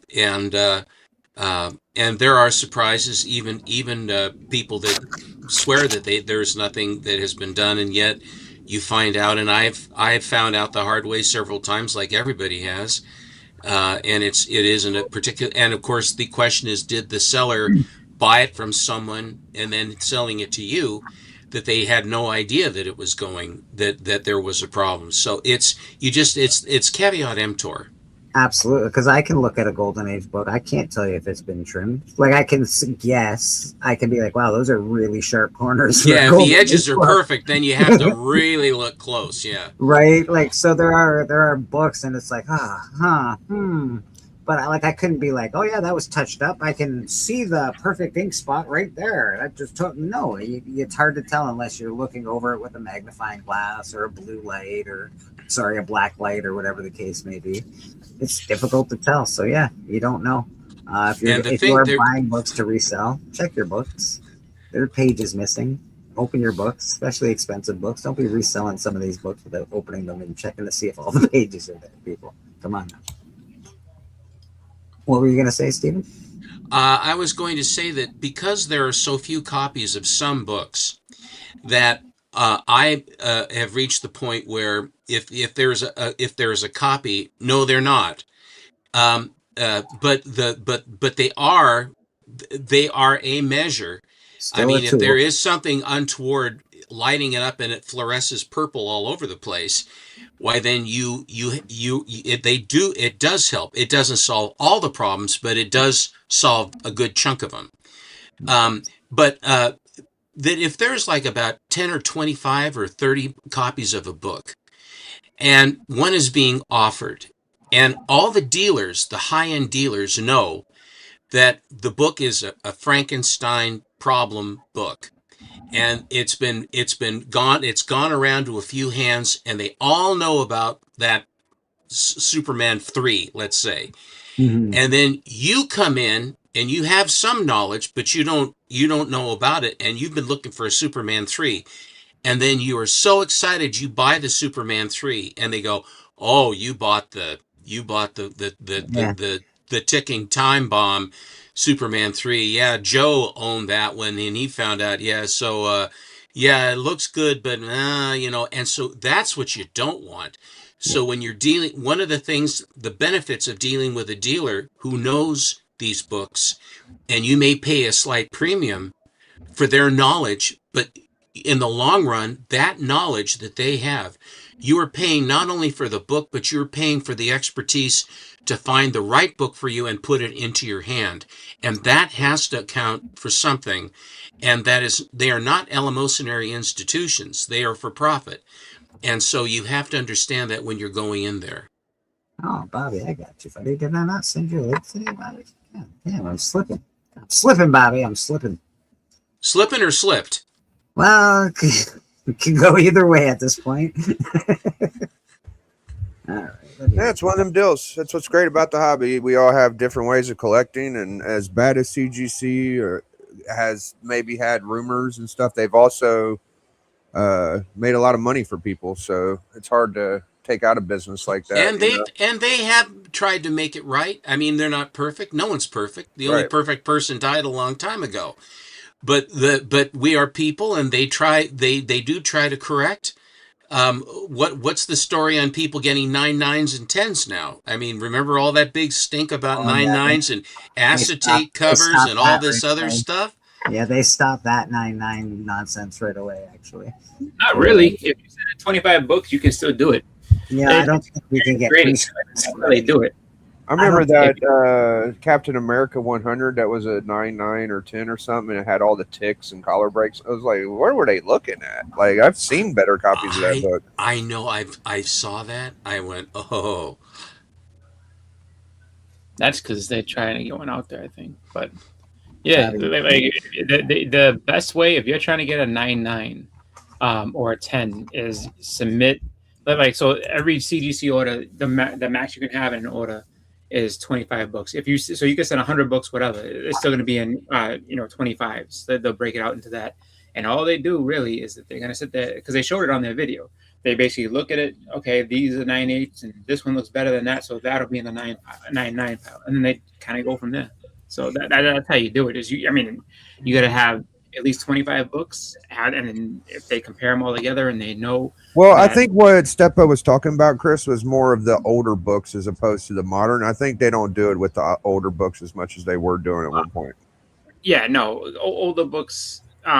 It's too high of a gamble with that. Like, I mean, to an extent, like if it's a very high print run book, you can probably still kind of get away with it. But I think that in the end of it all, what does it do for them to have a bunch of 9 9s running out there of like a, well, you're killing the 9 8s. I know that. Well, that's what I mean. It's like, because then it's like let's say like something that's higher print run, like a ASM 129, right? If you put out people get a hold of them, they get a bunch of 9 8s. Let's say they crack them all out, and then they're like, you know what, press them, see what we can do. And then you get, let's say, out of 25, like 7 come back to 9 9s. That's pretty bad, because it's like you have 7 9 9s out there, whatever comes out at 9.8 from the rest of that, so the other 18 books are basically useless because it's like nobody's going to want those. They're going to want then those you 9.9. hold. Then the question is then you hold, because then you control the market. Now, you may see them on the census, but if the 9.9s don't ever show up, it's like a guy I knew that would collect Tarzan movie stuff. And he was buying all the Tarzan movie stuff, all the Weissmuller posters, all the lobby cards, all the window cards. This guy was the end. I mean, he was controlling the market because he bought every single thing that he could buy. There were some guys that did that with Disney as well, Mickey Mouse and those things. There were 3 or 4 guys that were spending literally hundreds and hundreds of thousands of dollars to buy and control those. Now, if those 3 guys suddenly decide that they don't really care that much about that stuff, then the confluence or the concentration of the market in those people, it can be detrimental if they all of a sudden they all decide to sell at the same time. That's why with the 9.9s, that if you all of a sudden decided to sell your 9.9s, you put the system to sleep. If there are too many copies of a book, that's one of the knocks on Hulk 181. If you have 25 Hulk 181s coming out, and you happen to be one of the sellers, it's a 9.6 or a high grade, you're just going to get killed at the auctions. They did that with AF-15. They had like 4 or 5 AF-15s. Well, that just the exclusivity that is involved in that, which is part of why you would buy it, is to have the exclusivity. You pay a little bit of a premium because you have one of the elite copies.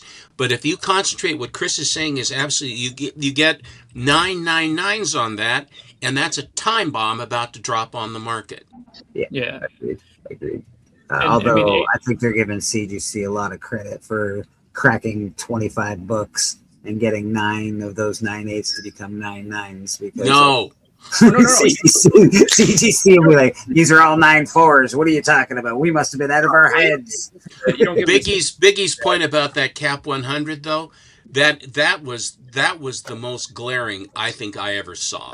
Yeah. Looking around the edges of that book, you're going, what in the hell? And they have a group of people that are looking. There are 3 or 4 different people looking at it. There was way that was a 9.9. There was impossible. That was an impossible 9.9. Yeah. Had to be some payola on that one. Old school radio payola. Yeah, but you don't get those. You see, like you crack them out yourself, or you get books that are ungraded, raw, whatever, and then you send them in together, and then that's kind of how you can get those. Because it's not just me that's saying it as a theory. I know if you ever watch, I think it's Automatic Comics. He talked about it. Like he said, like I got a bunch of these, and he did it for a while. He was like, I'm gonna keep sending these in. So he did it with Billy used to do it too. Economics and Comics. He loved those 9.9s when that started happening. I would like to get one just because I don't have one. I don't need I'm one. okay without it. It'd be cool to have one in my collection, just to have one. Guess. Oh, look, those, and you also know those Vanity Press ones too. Like if you have, it's almost like a Kickstarter, where they'll have a certain they have the rights to do a Draculina, let's say, and they have a limit of like 35 copies or 40 copies. And out of those 40 copies, then there are 3 9.9s and then a bunch of 9.8s. And then if you want to step up to the 9.9, then you can step up to the 9.9 because it is a vanity press and they really are 9.9s. They just come out perfect.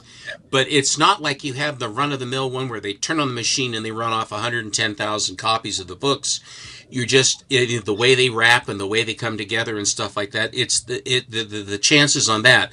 But the specialized print copies that have very, very low low numbers coming out, you do see those in 9.9s and stuff like that. And I think those are kind of fun because there's so few of them that that the market will how you go on that. So, hey, what are you doing? I mean, 9.9s are fun. They're not something I look for. I think 9.8 is the grade that we've all grown up with. I can suffer with 9.8s, and actually, if a 9.9 comes out and it puts my 9.8 and puts the 9.8s to sleep, then I would like to go and buy a 9.8 while they are asleep. Yes, 100%. Before things wake up again. I'm not so brittle. Like the 9.9s are ridiculous, just because, initially people don't really full out know how to price them or whatever like that. So you sit there, you get one, and then it's like, all right, so this book is a $300 book and a 9.8 and a 9.9. It's like almost like 800, 900. Sometimes like it would be like 1,200. Like, it's crazy. It's like I think Automatic was trying to do like a multiplier. You know, in some cases, some books like 15 times like what they were as a 9.8, as a 9.9. It's out of control. So it's just like if you get a raw one and you get one, great. I would say do not buy one though. My advice: don't buy one just because it's going to be out of control how you're going to pay for one initially. It's like that. Well, that's because. Can I just say? I want to say one more thing. Then I'm going to be quiet. My local comic shop got in 6 copies of the Alex Ross Joker Harley Quinn.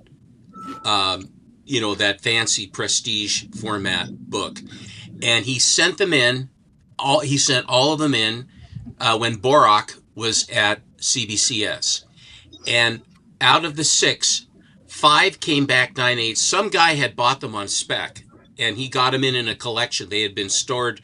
They were stored perfectly, and so they were so pretty. He says, "I'm just going to take that chunk and send them in." One of them came back 9.9. One. And I bought that because I stepped up and paid the premium for that, because to have a 9.9 Alex Ross first print of that, I don't know how many of those there are. I haven't looked at the census or anything like that, but the chances were it was in a group of books. It wasn't like one individual book that was just sort of there.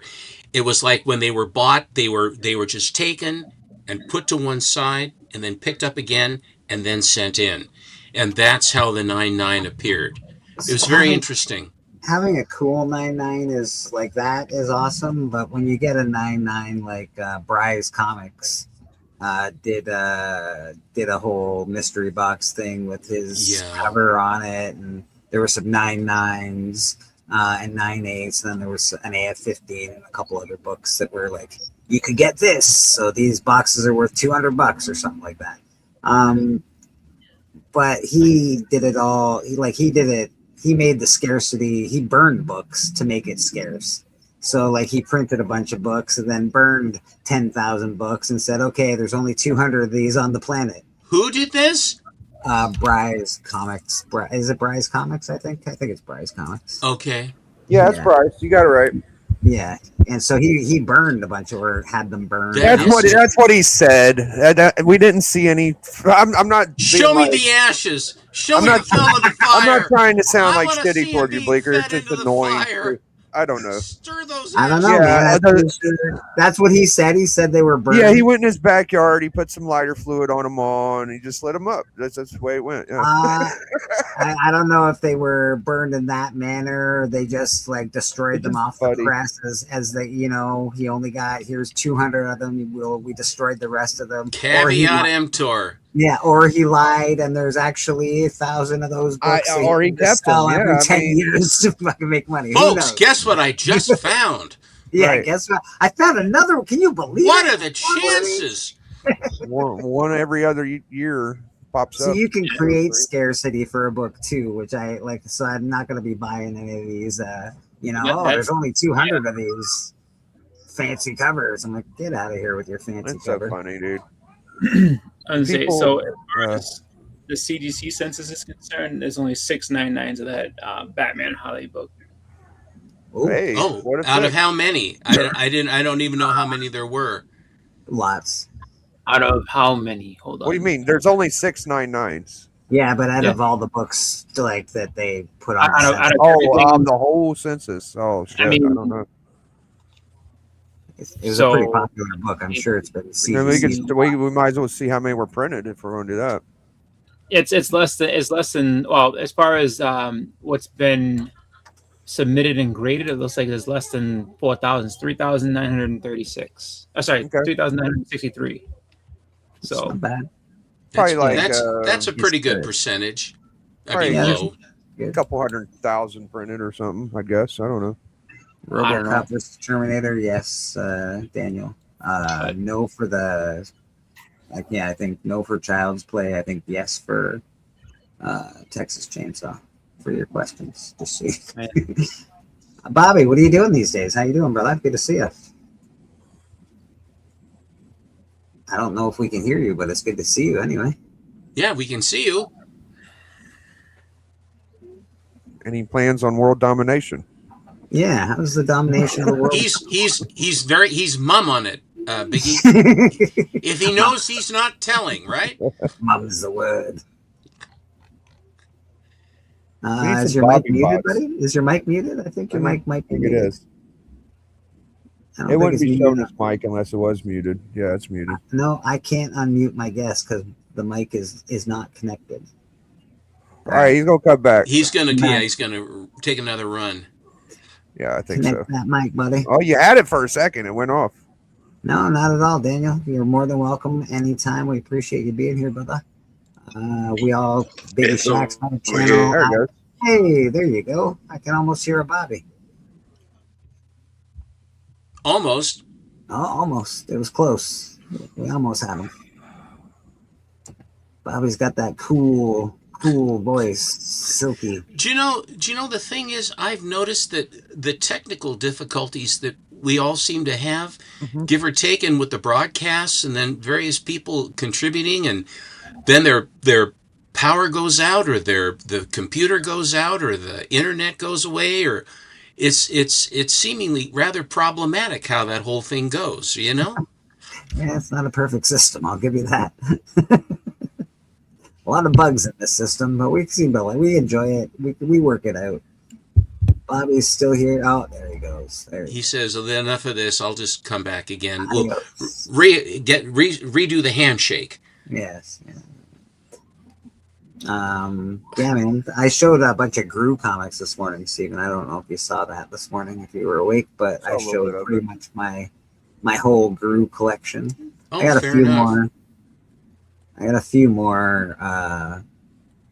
number one I have in a box somewhere. I just don't know where it is, but it's fun stuff. I showed some other cool things I found. So Gru's kind of like a knockoff, funny version of Conan, kind of deal. I'm guessing. Yeah. It's like a funny version of like a warrior. I'll be honest. Like him, Beckler was fun, but not really my cup of tea. I'll just say it that way.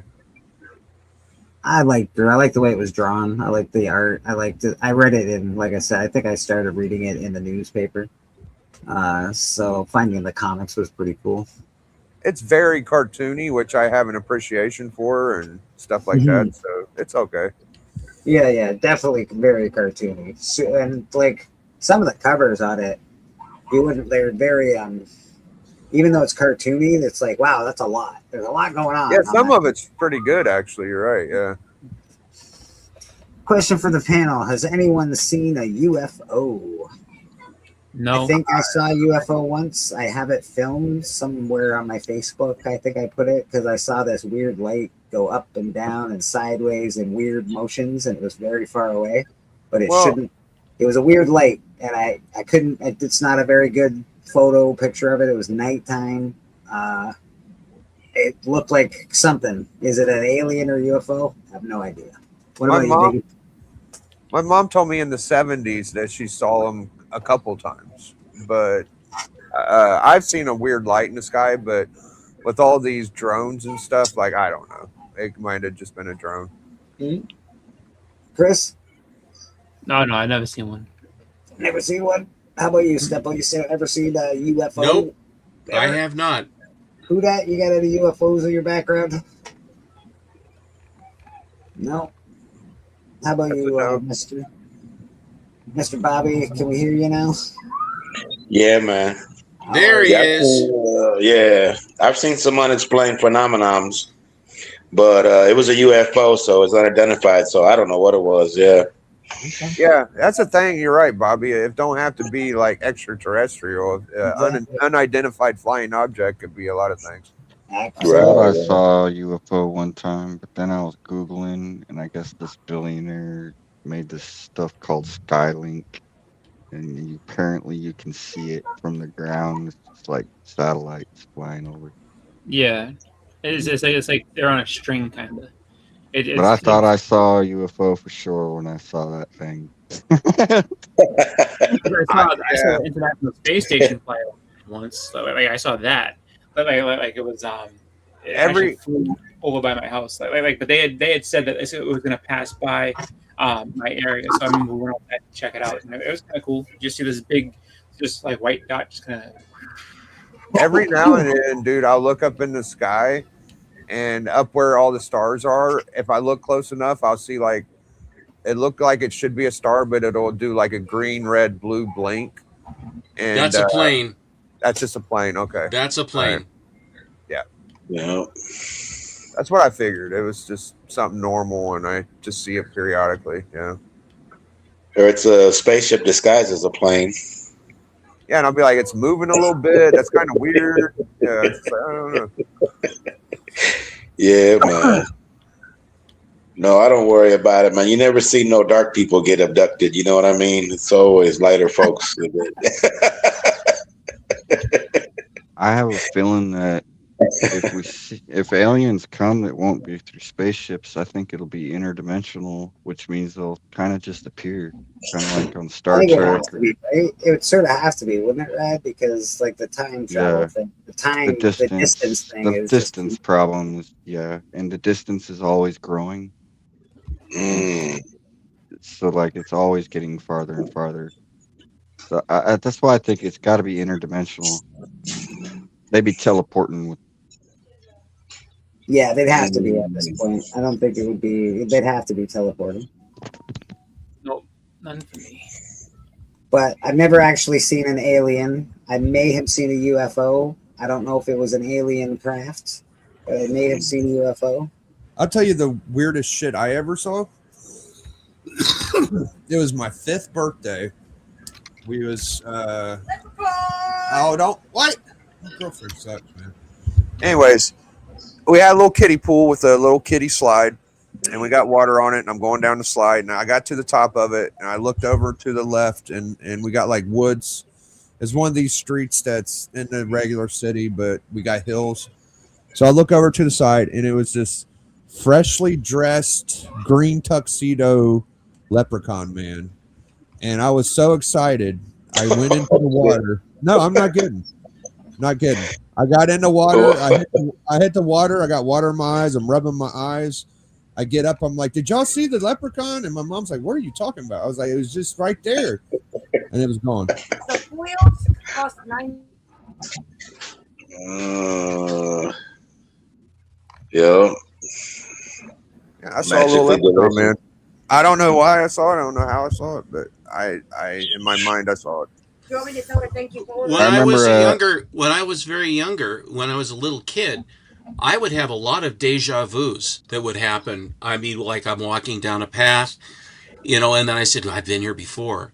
And I'd never been there before. And yet it was so powerful that I had been there at some point, been there before. But as I got older, they became less and less. But as a little kid, those things did happen with me. Same. I had this when I was younger. I used to get that a lot too. But yeah, it's crazy. It might have been like my imagination leaving me. I remember as a kid, I'd have nightmares, and I literally fought a burning skeleton man in my bedroom. And after I beat his ass, like I wasn't making contact with him, but I was swinging on him. I never had nightmares again.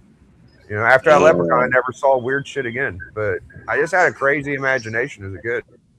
My dad let me watch A New Nightmare when I was like 11, and I get like nightmares about Freddy chasing me through a junkyard, and I'd just hide in the trunk of a car. And I'd always wake up right when he opens the trunk. I used to have a reoccurring dream where I'd be walking along and all of a sudden I come across a dude selling comics, and it'd be a bunch of boxes, and I'd be looking through there and I'd be seeing books I've never seen before in my life, cool, crazy, the Thing fighting somebody I never seen, I was like, whoa, and I'm getting this one, I'm going to get this one. Wow, this is cool. Dude. And I'm making a little stack. And then all of a sudden it hits me, man, how much is this going to cost? And as soon as I think about the price, boom, I like wake up and shit. I'm like, damn, that's man. Because you were surfacing. You see, you were surfacing. You're in your in your head you were surfacing from the dream. I've had those too. I had dreams. I'm going over to my grandparents' house, and they open a closet that's there, and here are all these Golden Age books all stacked up. Because Dad had some Golden Age books. I said, these were your father's. We never threw them away. And I'm going, oh, and there are no books that are real, but in my dream they're absolutely real. Can I take? Yes, you can take them home. And I'm starting to pull them out. Then I wake up. Yes, when I was little, we had I used to have that dream, leading up into Christmas, and that was the most painful dream in the world. Everything you wanted, that you're like, oh, I'm gonna ask Santa Claus for this, and all of a sudden you're sitting there, you're opening everything, and it's all there, and then all of a sudden you wake up like, oh shit. I had the comic dreams like y'all, like being at a shop and running into a long box and like, oh my god, I found that. But before that, when I collected toys, it would be like these see-through plastic, like bright colored Transformer toys. And I'd be like, oh my god, this is amazing. And I'd grab them and buy them. It'd be like the Starscream and the Optimus and all this crazy shit. Yeah. Hell yeah. That's the word. Yeah, then you wake up and you're looking, where's those comics or where's that money I had and shit? Yeah, you're looking all over the way. I was a damn dream and shit. I did that with GoBot toys when I was a kid. I dreamt I had GoBots. I put them under my pillow. I woke up and I checked under my pillow for them. It was like such a vivid dream. It was so weird. Yeah, life's beautiful. You got to thank God, man. Just to even be able to have a dream, is like, who would have thought, dude? Yo. Crazy. I know it, man. That's what I'm saying. Happy Memorial Day. Yeah, shout out, to all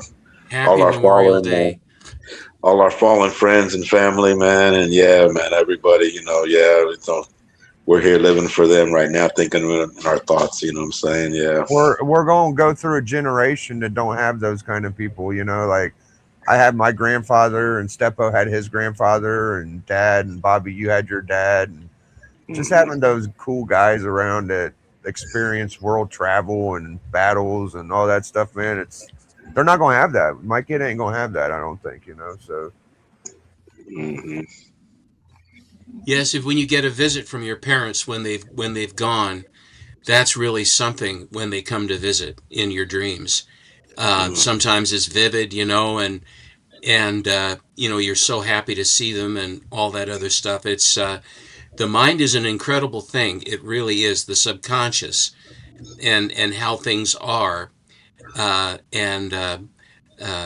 far as and a Memorial Day, it does help you focus. Like I said, my brother did all the flowers and things for mom and dad, and also for my grandparents this time, and he was very, very good about that. He's better than me, actually, but I certainly appreciate that and the thought of it, as far as that. And when you get older, when your siblings pass and things like that, and if you lose, family members and stuff, it's sometimes it's very, very powerful, extremely.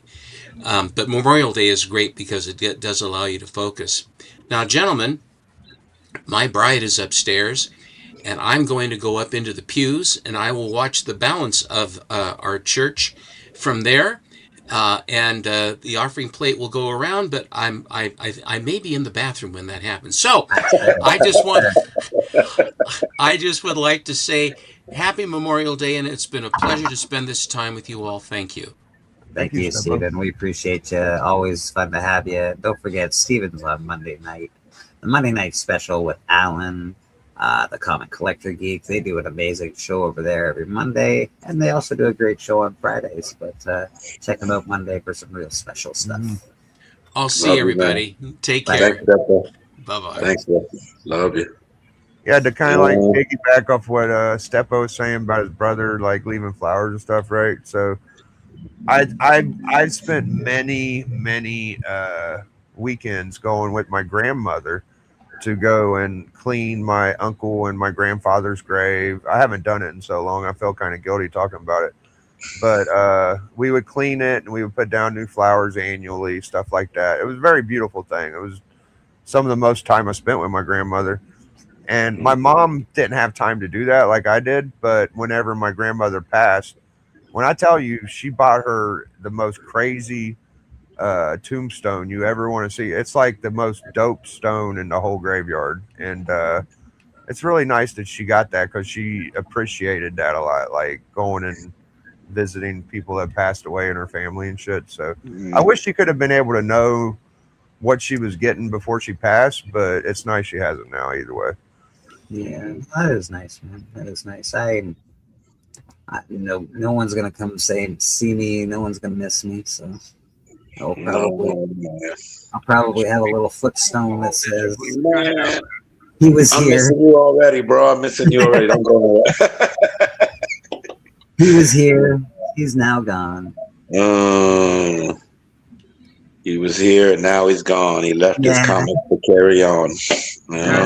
That like shout outs to Papa Willie's family, man. Yes, it's our first go around without old Papa, you know, and his story won't die, you know. Papa will always be remembered, like Jabroni and Sam's Tangle Webs. My boy Pete, what was my boy's name? Peanut Butter and Jelly. Like he passed. He was pretty fun.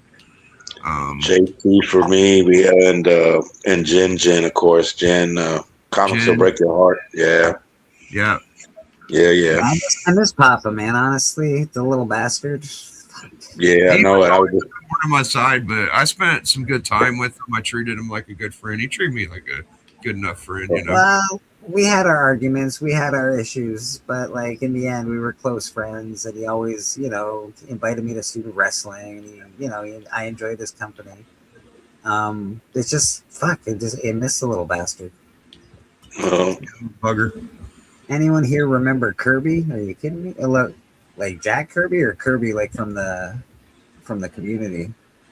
Missing Mars is I don't know the Community Kirby guy. No, I've Anyone seen here him. remember I Kirby? saw him in K-pop's chat and Nauman's actually. He's an artist, Kirby something.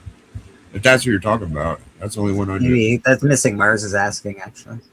Kirby from the Community. Yeah. I was just telling him if that's the same guy. That's only one I knew. There's been a few Rad, since I've hung was that a sale you showed, Rad?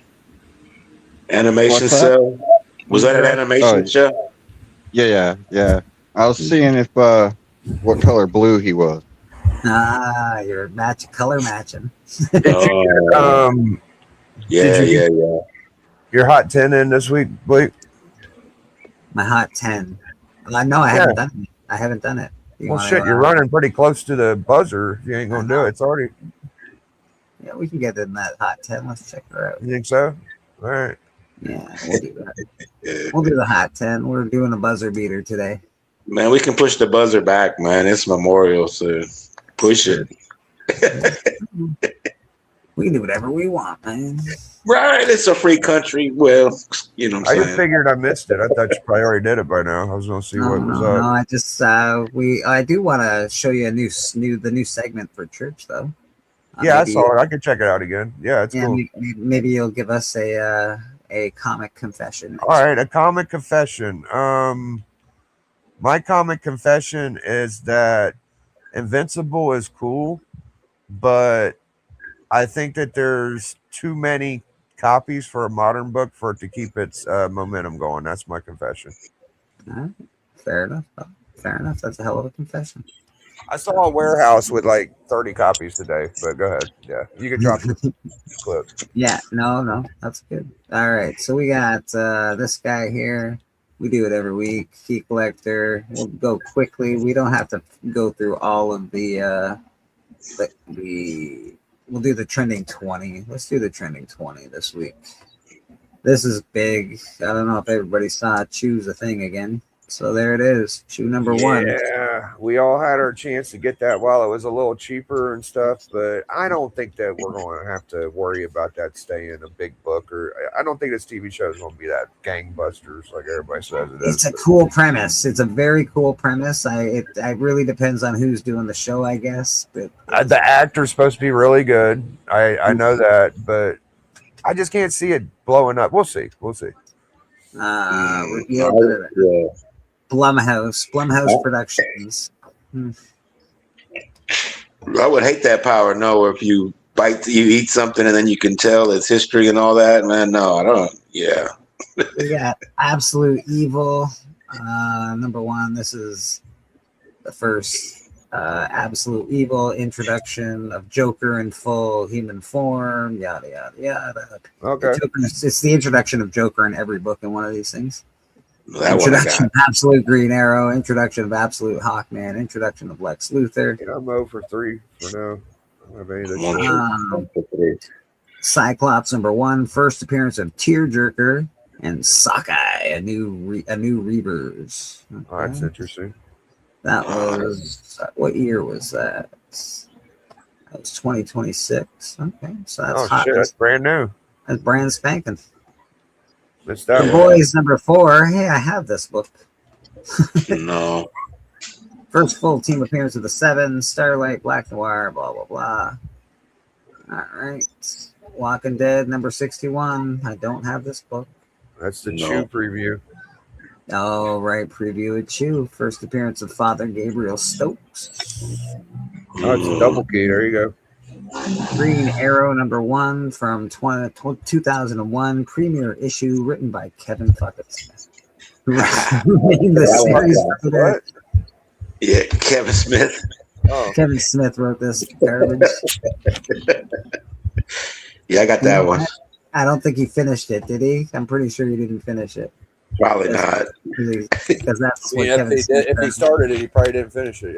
Yeah. This is all in DCKO battle, boss battle number 1, variant cover. The only reason this one, it's not just this book that's popular, it's this particular cover. Yeah. Homelander versus Superman.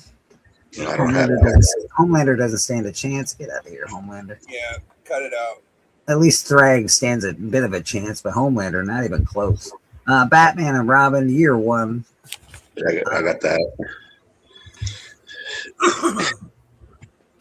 We got they're Avengers 57. Yeah, book I actually. have Nice. I have really quick. I have Homelander and I have Omni-Man in Mortal Kombat, and Omni-Man whoops the heck out of Homelander. Yeah, Right. Omni-Man would kill him. That's a nice book. Again, Biggie loves this book. Oh, it's one of my top favorites. Yeah. One of your favorites. This book we all knew was going to be in the tops this week. Everybody's after this bad boy. Yeah, shout outs to TM. He was ahead of everybody I knew on speculation on that one. We shouted that shit out 3 months ago, I think. Yeah, I was talking about it a few weeks ago. I was like, "That's gonna be look at this cover. That's gonna be a good book." New Mutants 87. Finally, I own this one. I own the last one as well, but I own this one. First full appearance of Cable. This book used to be bigger than Deadpool, but not anymore, people. Not anymore. It's a badass book. Captain EO number 1. We got Michael Jackson on the cover. Michael Jackson movie just came out. Everybody very happy with Michael Jackson again. Books with Michael Jackson are going for money, I guess. Hey man, I've always been an MJ fan. It's fun to see all these new bandwagon guys, but you know, that's what's up. It's cool. It's a cool Eclipse. I dig Eclipse comics. I collect all the first when I find them in the wild. Like, if Eclipse is on it, I'm like, let me check that out. So I always buy these books. Is that the first appearance, or is it just it don't say Captain EO. No, it doesn't say first appearance at all. It says oversized 11x17 souvenir edition sold exclusively at Disney theme parks. Oh, that's why. Okay. Yeah, this That's was only pretty cool. sold at Disney. Yeah, that's pretty dope, actually. It's pretty cool. I'm gonna be looking for the first appearance of Michael Jackson for the Hot Five, by the way. So I'll figure it out. Yeah. Absolute Martian Manhunter. Finding a little love, but people don't like this story, and I particularly am not a fan of the art that's on the covers. But I have that in A5. I think it is that Michael Jackson. Oh, you got the dude. Michael Jackson one. Cool. That's really Introduction. Yeah, this is. I'm not sure if this is good, but it's hot this week. Apparently, all the Absolute stuff's getting hot again. Nectar. Hey, I have this one. I just bought this. Yeah. So I got a copy of this bad boy. Had the curb on that one. We got Amazing Spider-Man number 546. First appearance of the second jackpot, first cameo appearance of Freak prior to receiving powers, and first appearance of Mr. Negative, it looks like. Yep. Yeah, first full appearance of Mr. Negative. This one I sold to Steven. I had a 9/8 copy of this. I sold it to Steven. This is the basis of the new Supergirl movie. See, I got the cover has nothing to do with the actual story, by the way. But no, I know. It's like, okay, we'll see how it goes. But this is this is what they're doing. This is the basis of the story. Odin. This just came out last week, I think. Yeah, a little self-manufactured hype on this. I'm not understanding this one at all. I gotta be honest. What did I tell people last week? I said, look at this. I bet you this sounds like it's written for TV, and it sounds like it might Thought be it had a chance. Yeah. Yeah. I was like, it sounds like they're trying to make it, they're pushing it, and then immediately it's $40. I don't know. I almost bought the blank sketch. They have it, the blank sketch at my shop. I actually stressed that to you when we were talking about it. It's like, oh, rad, Odin, blank sketch. It might be cool. Damn. Ahead of the curve, baby. Just one of the new. Absolute Green Arrow number 1. I ain't getting this one either. People are big on it, but I don't understand it. Introduction to Black Canary in the Absolute Universe. Yeah.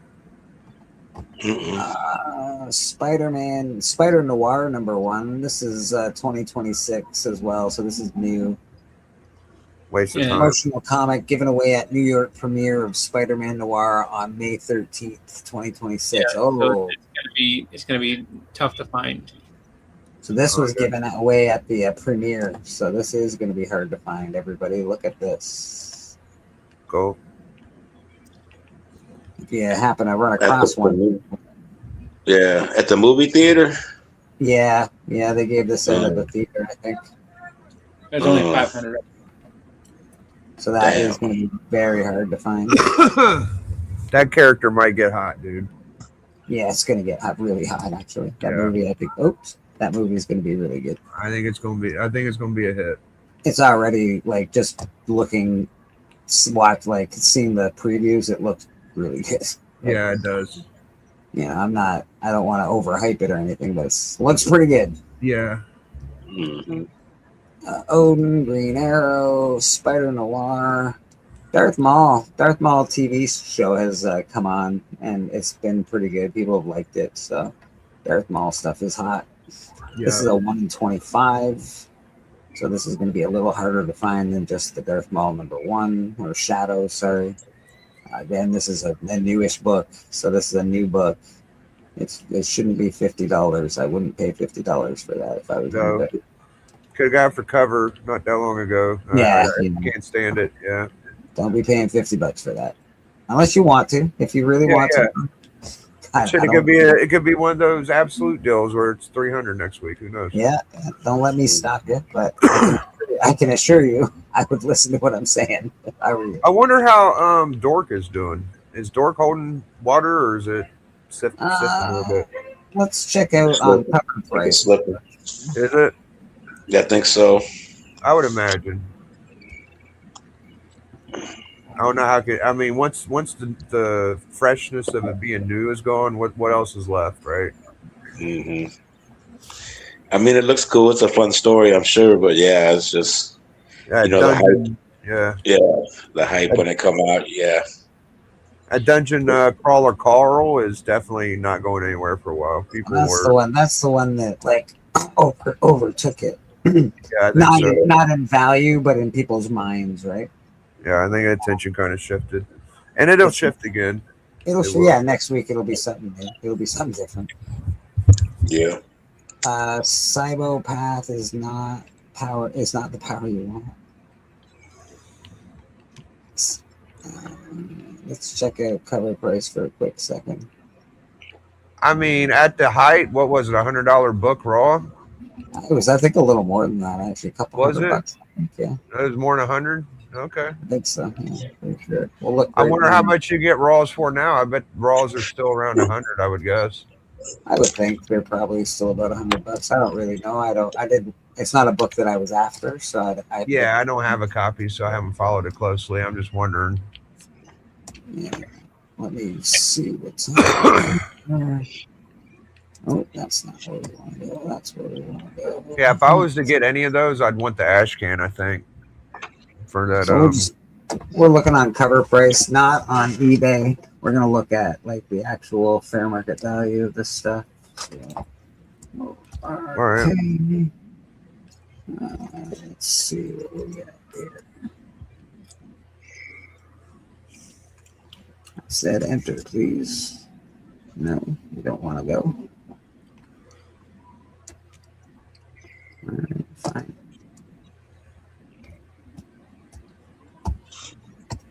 Number one, right? Yeah, it's number one. Dork number one.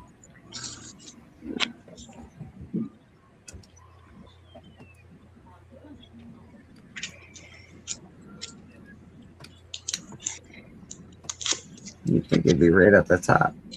DORC. Oh, it's DORC. That makes way more sense. Almost like I know how to spell, except not in comic books, apparently. There we go. That makes sense. There's Dork number one. Cover A. We'll just look at cover A. We won't look at Yeah. We have value overview CGC 9.8 last recorded sale May 23rd was $174. Okay. That sounds a little low to me, but okay. Still pretty good for a brand new comic, though. Yeah. I mean, if Raws are going for 100 and a 9.8's only 174, it seems a little off on the math to me. But you know.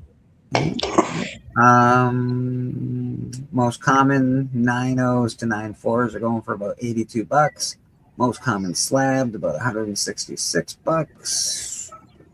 Yeah, so I would say that I think it's kind of fell down a little bit in my opinion, but okay. Highest known value for March 16th of 2026 was a 9.9 sold for $807. 9.9 of Dork One. For $807, bro. Oh my god. So yeah, raw near mints are going for about $85. So they're down a touch. They're down a bit. Yeah, just a little smidge. They're down. We'll check in a month or two, see if it's at the same. Yeah. Yeah, man. Anything else you want to know? Because I have it open.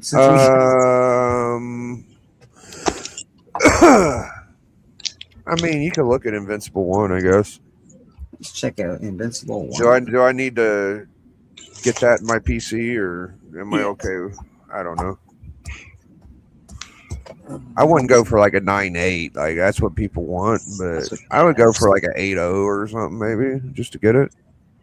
I'd like a number 19 would be cool. I wonder. I don't know how much more legs this has because I'm not big on the cartoon. I've tried a couple episodes now, and I just want to watch Dragon Ball when I watch this shit. I get the whole story fandom of a hero, and it's just not my taste. I absolutely love it, but I completely understand. First full appearance of Invincible, first appearance of Omni-Man, yada yada yada. Woo! CGC 9.6, last recorded sale 4,700. Hey, that's a 9.6. That's not a 9.8, people. Hey yo. Yeah. All right. So the trend is up 0.11%. Near mint 9.0 to 9.4 are selling for over $2,000. That's raw. What year did this stuff come out? I think it was like 2003 or something. 2006. No, I mean I think the actual comics and stuff came out in like 2003. 2003. All right. I think I could be wrong, but I think it's early 2000. Yeah, it's modern enough to where it could be in anybody's shop, just sitting there. It's that modern. Yeah. We've got a lot of variants to it. highest known value, not in COVID. This just happened May 9th for 9.8, just sold for $7,930. So 9.8 just sold for almost $8,000. Yeah. I don't know if it gets any higher than that. That's high for that. That's high. That's a pretty big number. Yeah, that's a lot of number. But you know what? It's popular. It's a big book. They're gonna do more with it. It's gonna be a live action at some point in time. It's got room to grow over the years because they can do a lot with the. Can they add on to the story? Can it keep going? Well, they can make a movie. They can make a TV series. They can do spin-offs. They can do cartoon has all new storylines that were never in the book. I feel like they can just keep creating. Yeah, they really can. This is what I would. This is this generation's Superman. I know it's nobody wants to hear that, but it is what it is, right? That's the closest thing to it. Yeah, I don't quite look at it like a Superman clone exactly, but it's close. It is a clone. It's not the closest one though. No, it's a clone for sure. Yeah. Yeah. Yeah. I don't know. It's good. It's enjoyable. It's a good hero. The hero that has to, make all the decisions. Sometimes he makes the right ones. Sometimes he makes the wrong ones. You know what I think stupid about it is, I mean, it's the same thing with Superman, but why does all the damn aliens gotta look like humans? That happens in most stuff. Oh, they don't. They don't in Invincible. Oh, yeah. Some look like mantis. But we have gone into overtime. We're gonna, I think, get out of here after we check out what Rad's doing. Rad, what do you got going on with yourself this week, my friend? Just drawing and watching the top 10 commandments on Friday. Nice. All right. And hanging out back here at church Sunday. We appreciate you, brother. Give him a check out. You need something done. You need something drawn. You need a commission. Brad's your dude, man. He draws here for you every week on Sunday. Yeah. He does an amazing job. That's freaking awesome, dude. Yeah, man. Can't wait to see that finished product. Boston Chris, what do you got going on with yourself, sir? Big Boston, you're muted, bro. Not much. I did a video, I don't know, I think like a couple of days ago, and then I just haven't had a chance to do anything else just because this actually was a busy weekend for me. I would have a little bit more time than I have had, but I do have some more things that I need to definitely make videos for, so I'll be trying to do that when I have a chance. But pretty much just chilling. Cool. We always appreciate you here, Boston. Thanks very much, man, and appreciate you participating in the new comic book church segment, the comic book confessions.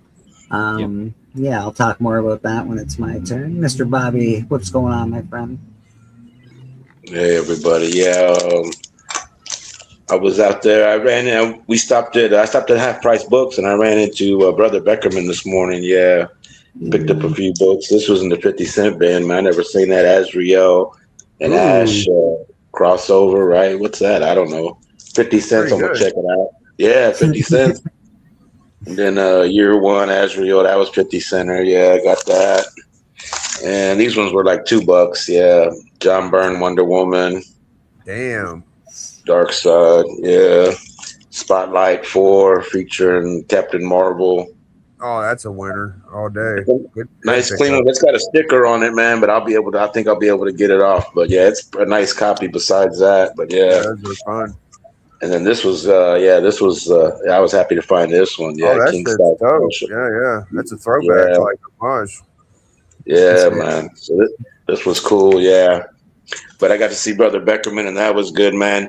And I got a little memorial song, man, if y'all will indulge me, with the good people out there, yeah. You're the leader of the church choir, buddy. You get indulged. Sing away. Appreciate you, man. Appreciate you. This one's going out to all our fallen friends and family. Yeah. And what's going on here? Yeah, okay. And yeah, just like I said, it's blood, sweat, and tears. Yeah, when I die. And this is how it goes, a little something like this. Yeah. It goes, I'm not scared of dying, and I don't really care. If it's peace you find in dying, well then let my time be near. If it's peace you find in dying, and if dying time is near, just bundle up my coffin, 'cause it's cold way down there. I hear that it's cold way down there, yeah. Crazy cold way down there. And when I die and when I'm gone, there'll be one child born in a world to carry on, to carry on. Now troubles are many, they're as deep as a well. I can swear there ain't no heaven, but I pray there ain't no hell. Well, I swear there ain't no heaven, and I pray there ain't no hell.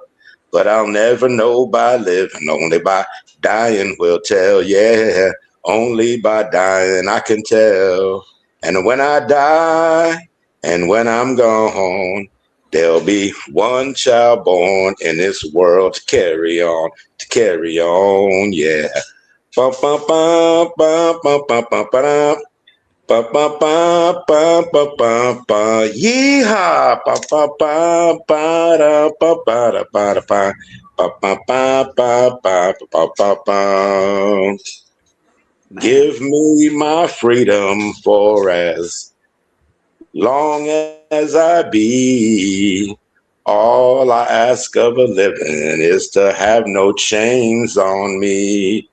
All I ask of living is to have no chains on me. And all I ask of dying is to go naturally. I only want to go naturally. He said, here I go. Hey, here comes the devil. Ha, he's right behind me. Look out, Judas. Ba-da-ba. Don't want to go by the devil. Don't want to go by the demons. Don't want to go by Satan. Don't want to die uneasy. Just let me go naturally.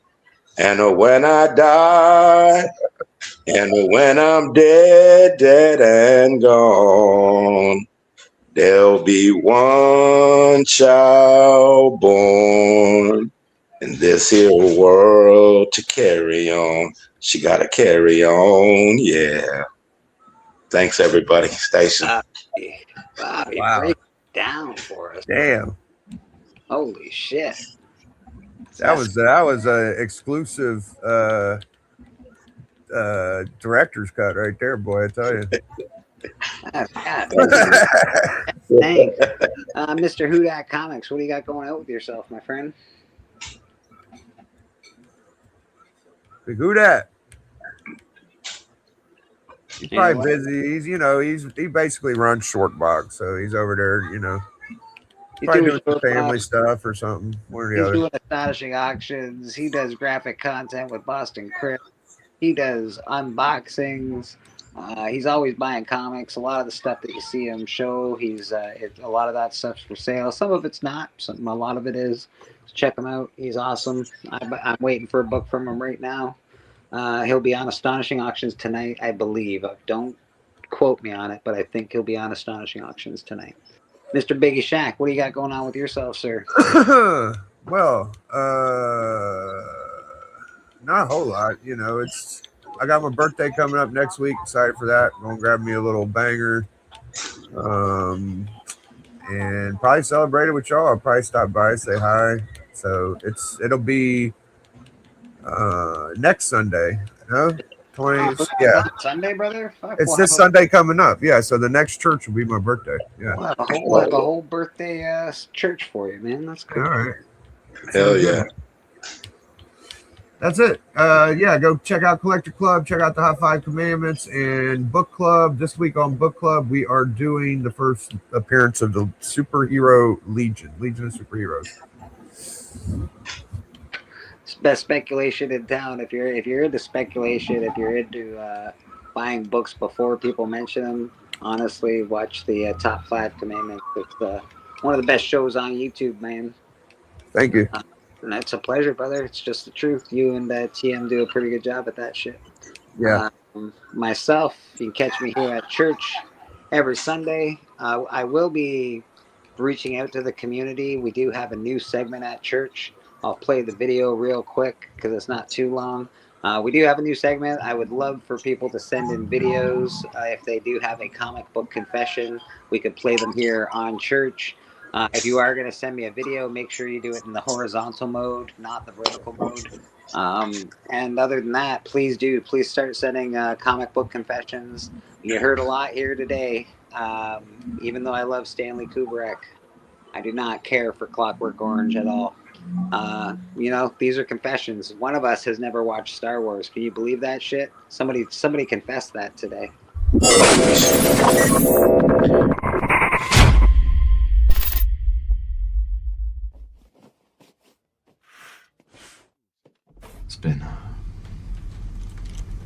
It's been too long since my last confession.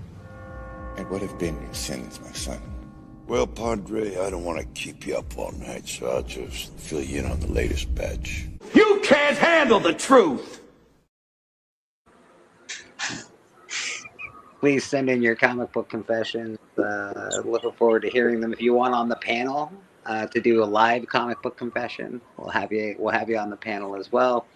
If you do want a link to the panel, just let me know. I can send it to you on Instagram. I used to put it in the chat. We don't do that anymore for various reasons. But yeah, man, if you want a link, let me know. Would love to have you. Biggie, that is my birthday too. Happy birthday. If I don't see Mick Edwards, Mick Edwards says that's his birthday too, Biggie. All right. Happy birthday, man. Biggie and I are also trying to put together we talked a bit about it earlier, fantasy comic book draft. If you are familiar with fantasy football, the concept is very easy. There's a bunch of books to choose from. There's a bunch of players. There's a bunch of people that pick those players, and it's a spec. It's a spec game. It's whose books go up in value more by the end of a certain period, probably 3 months. I feel like a thing that we haven't been saying about it that will be a part of it. I'm pretty sure is once we get our players picked, we will be able to offer trades. Yes, there will be trading. There will be anything that's involved in fantasy football, basically same premise. It should be fun. Hopefully we can keep score over the course of the next few months. We can check it out at church. We can check it out on the Collector Club or one of the 2 to 4 hangouts, whatever the case may be, on Biggie's channel as well. Yeah, man. So I think it should be a fun game. I'm looking forward to it. Yep. Entropy says, great show, guys. And of course, you catch me here every Sunday, Comic Book Church. And yeah, we do it every Sunday. If you do want on the panel, let me know. We're pretty open panel here. Is there any MLB graphic novels, like Major League Baseball graphic novels? I have no idea, brother. I'm sure there is. Yeah. I know they got like, they got like Hank Aaron, they had like sports comics, like, featuring Michael Jordan and Reggie Jackson and shit like that. So, yeah. They got Weird World of Sports as comics as well. I think. Yeah. Series Weird World of Sports. It's pretty cool. It's a genre that ain't brought up much, but you got all the way back to the Golden Age. So, yeah, sure. Yeah, they do some cool stuff. Hey, Cliff, how you doing, brother? Good to see you. Yeah, so comic book confessions. Cliff, I'm going to hit you up for a comic book confession. Hopefully you can make me a video. Yeah, anything else that we should be telling people before we get out of here? Chris, what you up to? Chris? I think you're muted. Yeah, we talked to Chris. Chris told us. My bad. He wanted to know himself, man. My bad. Yeah, Shout out to Astonishing, dude. Go check out Astonishing tonight. That just sounds bad. Let's go around again one more time. Let's go, everybody, one more time. You got any more songs, Bobby? Can you give breaks another one up? Man, I can get one off the top of the dome. Yeah. We're gonna get out of here with the Biggie Shaq music because all right, Biggie Shaq, baby, let's go. Hell yeah! Happy birthday, bro. Biggie.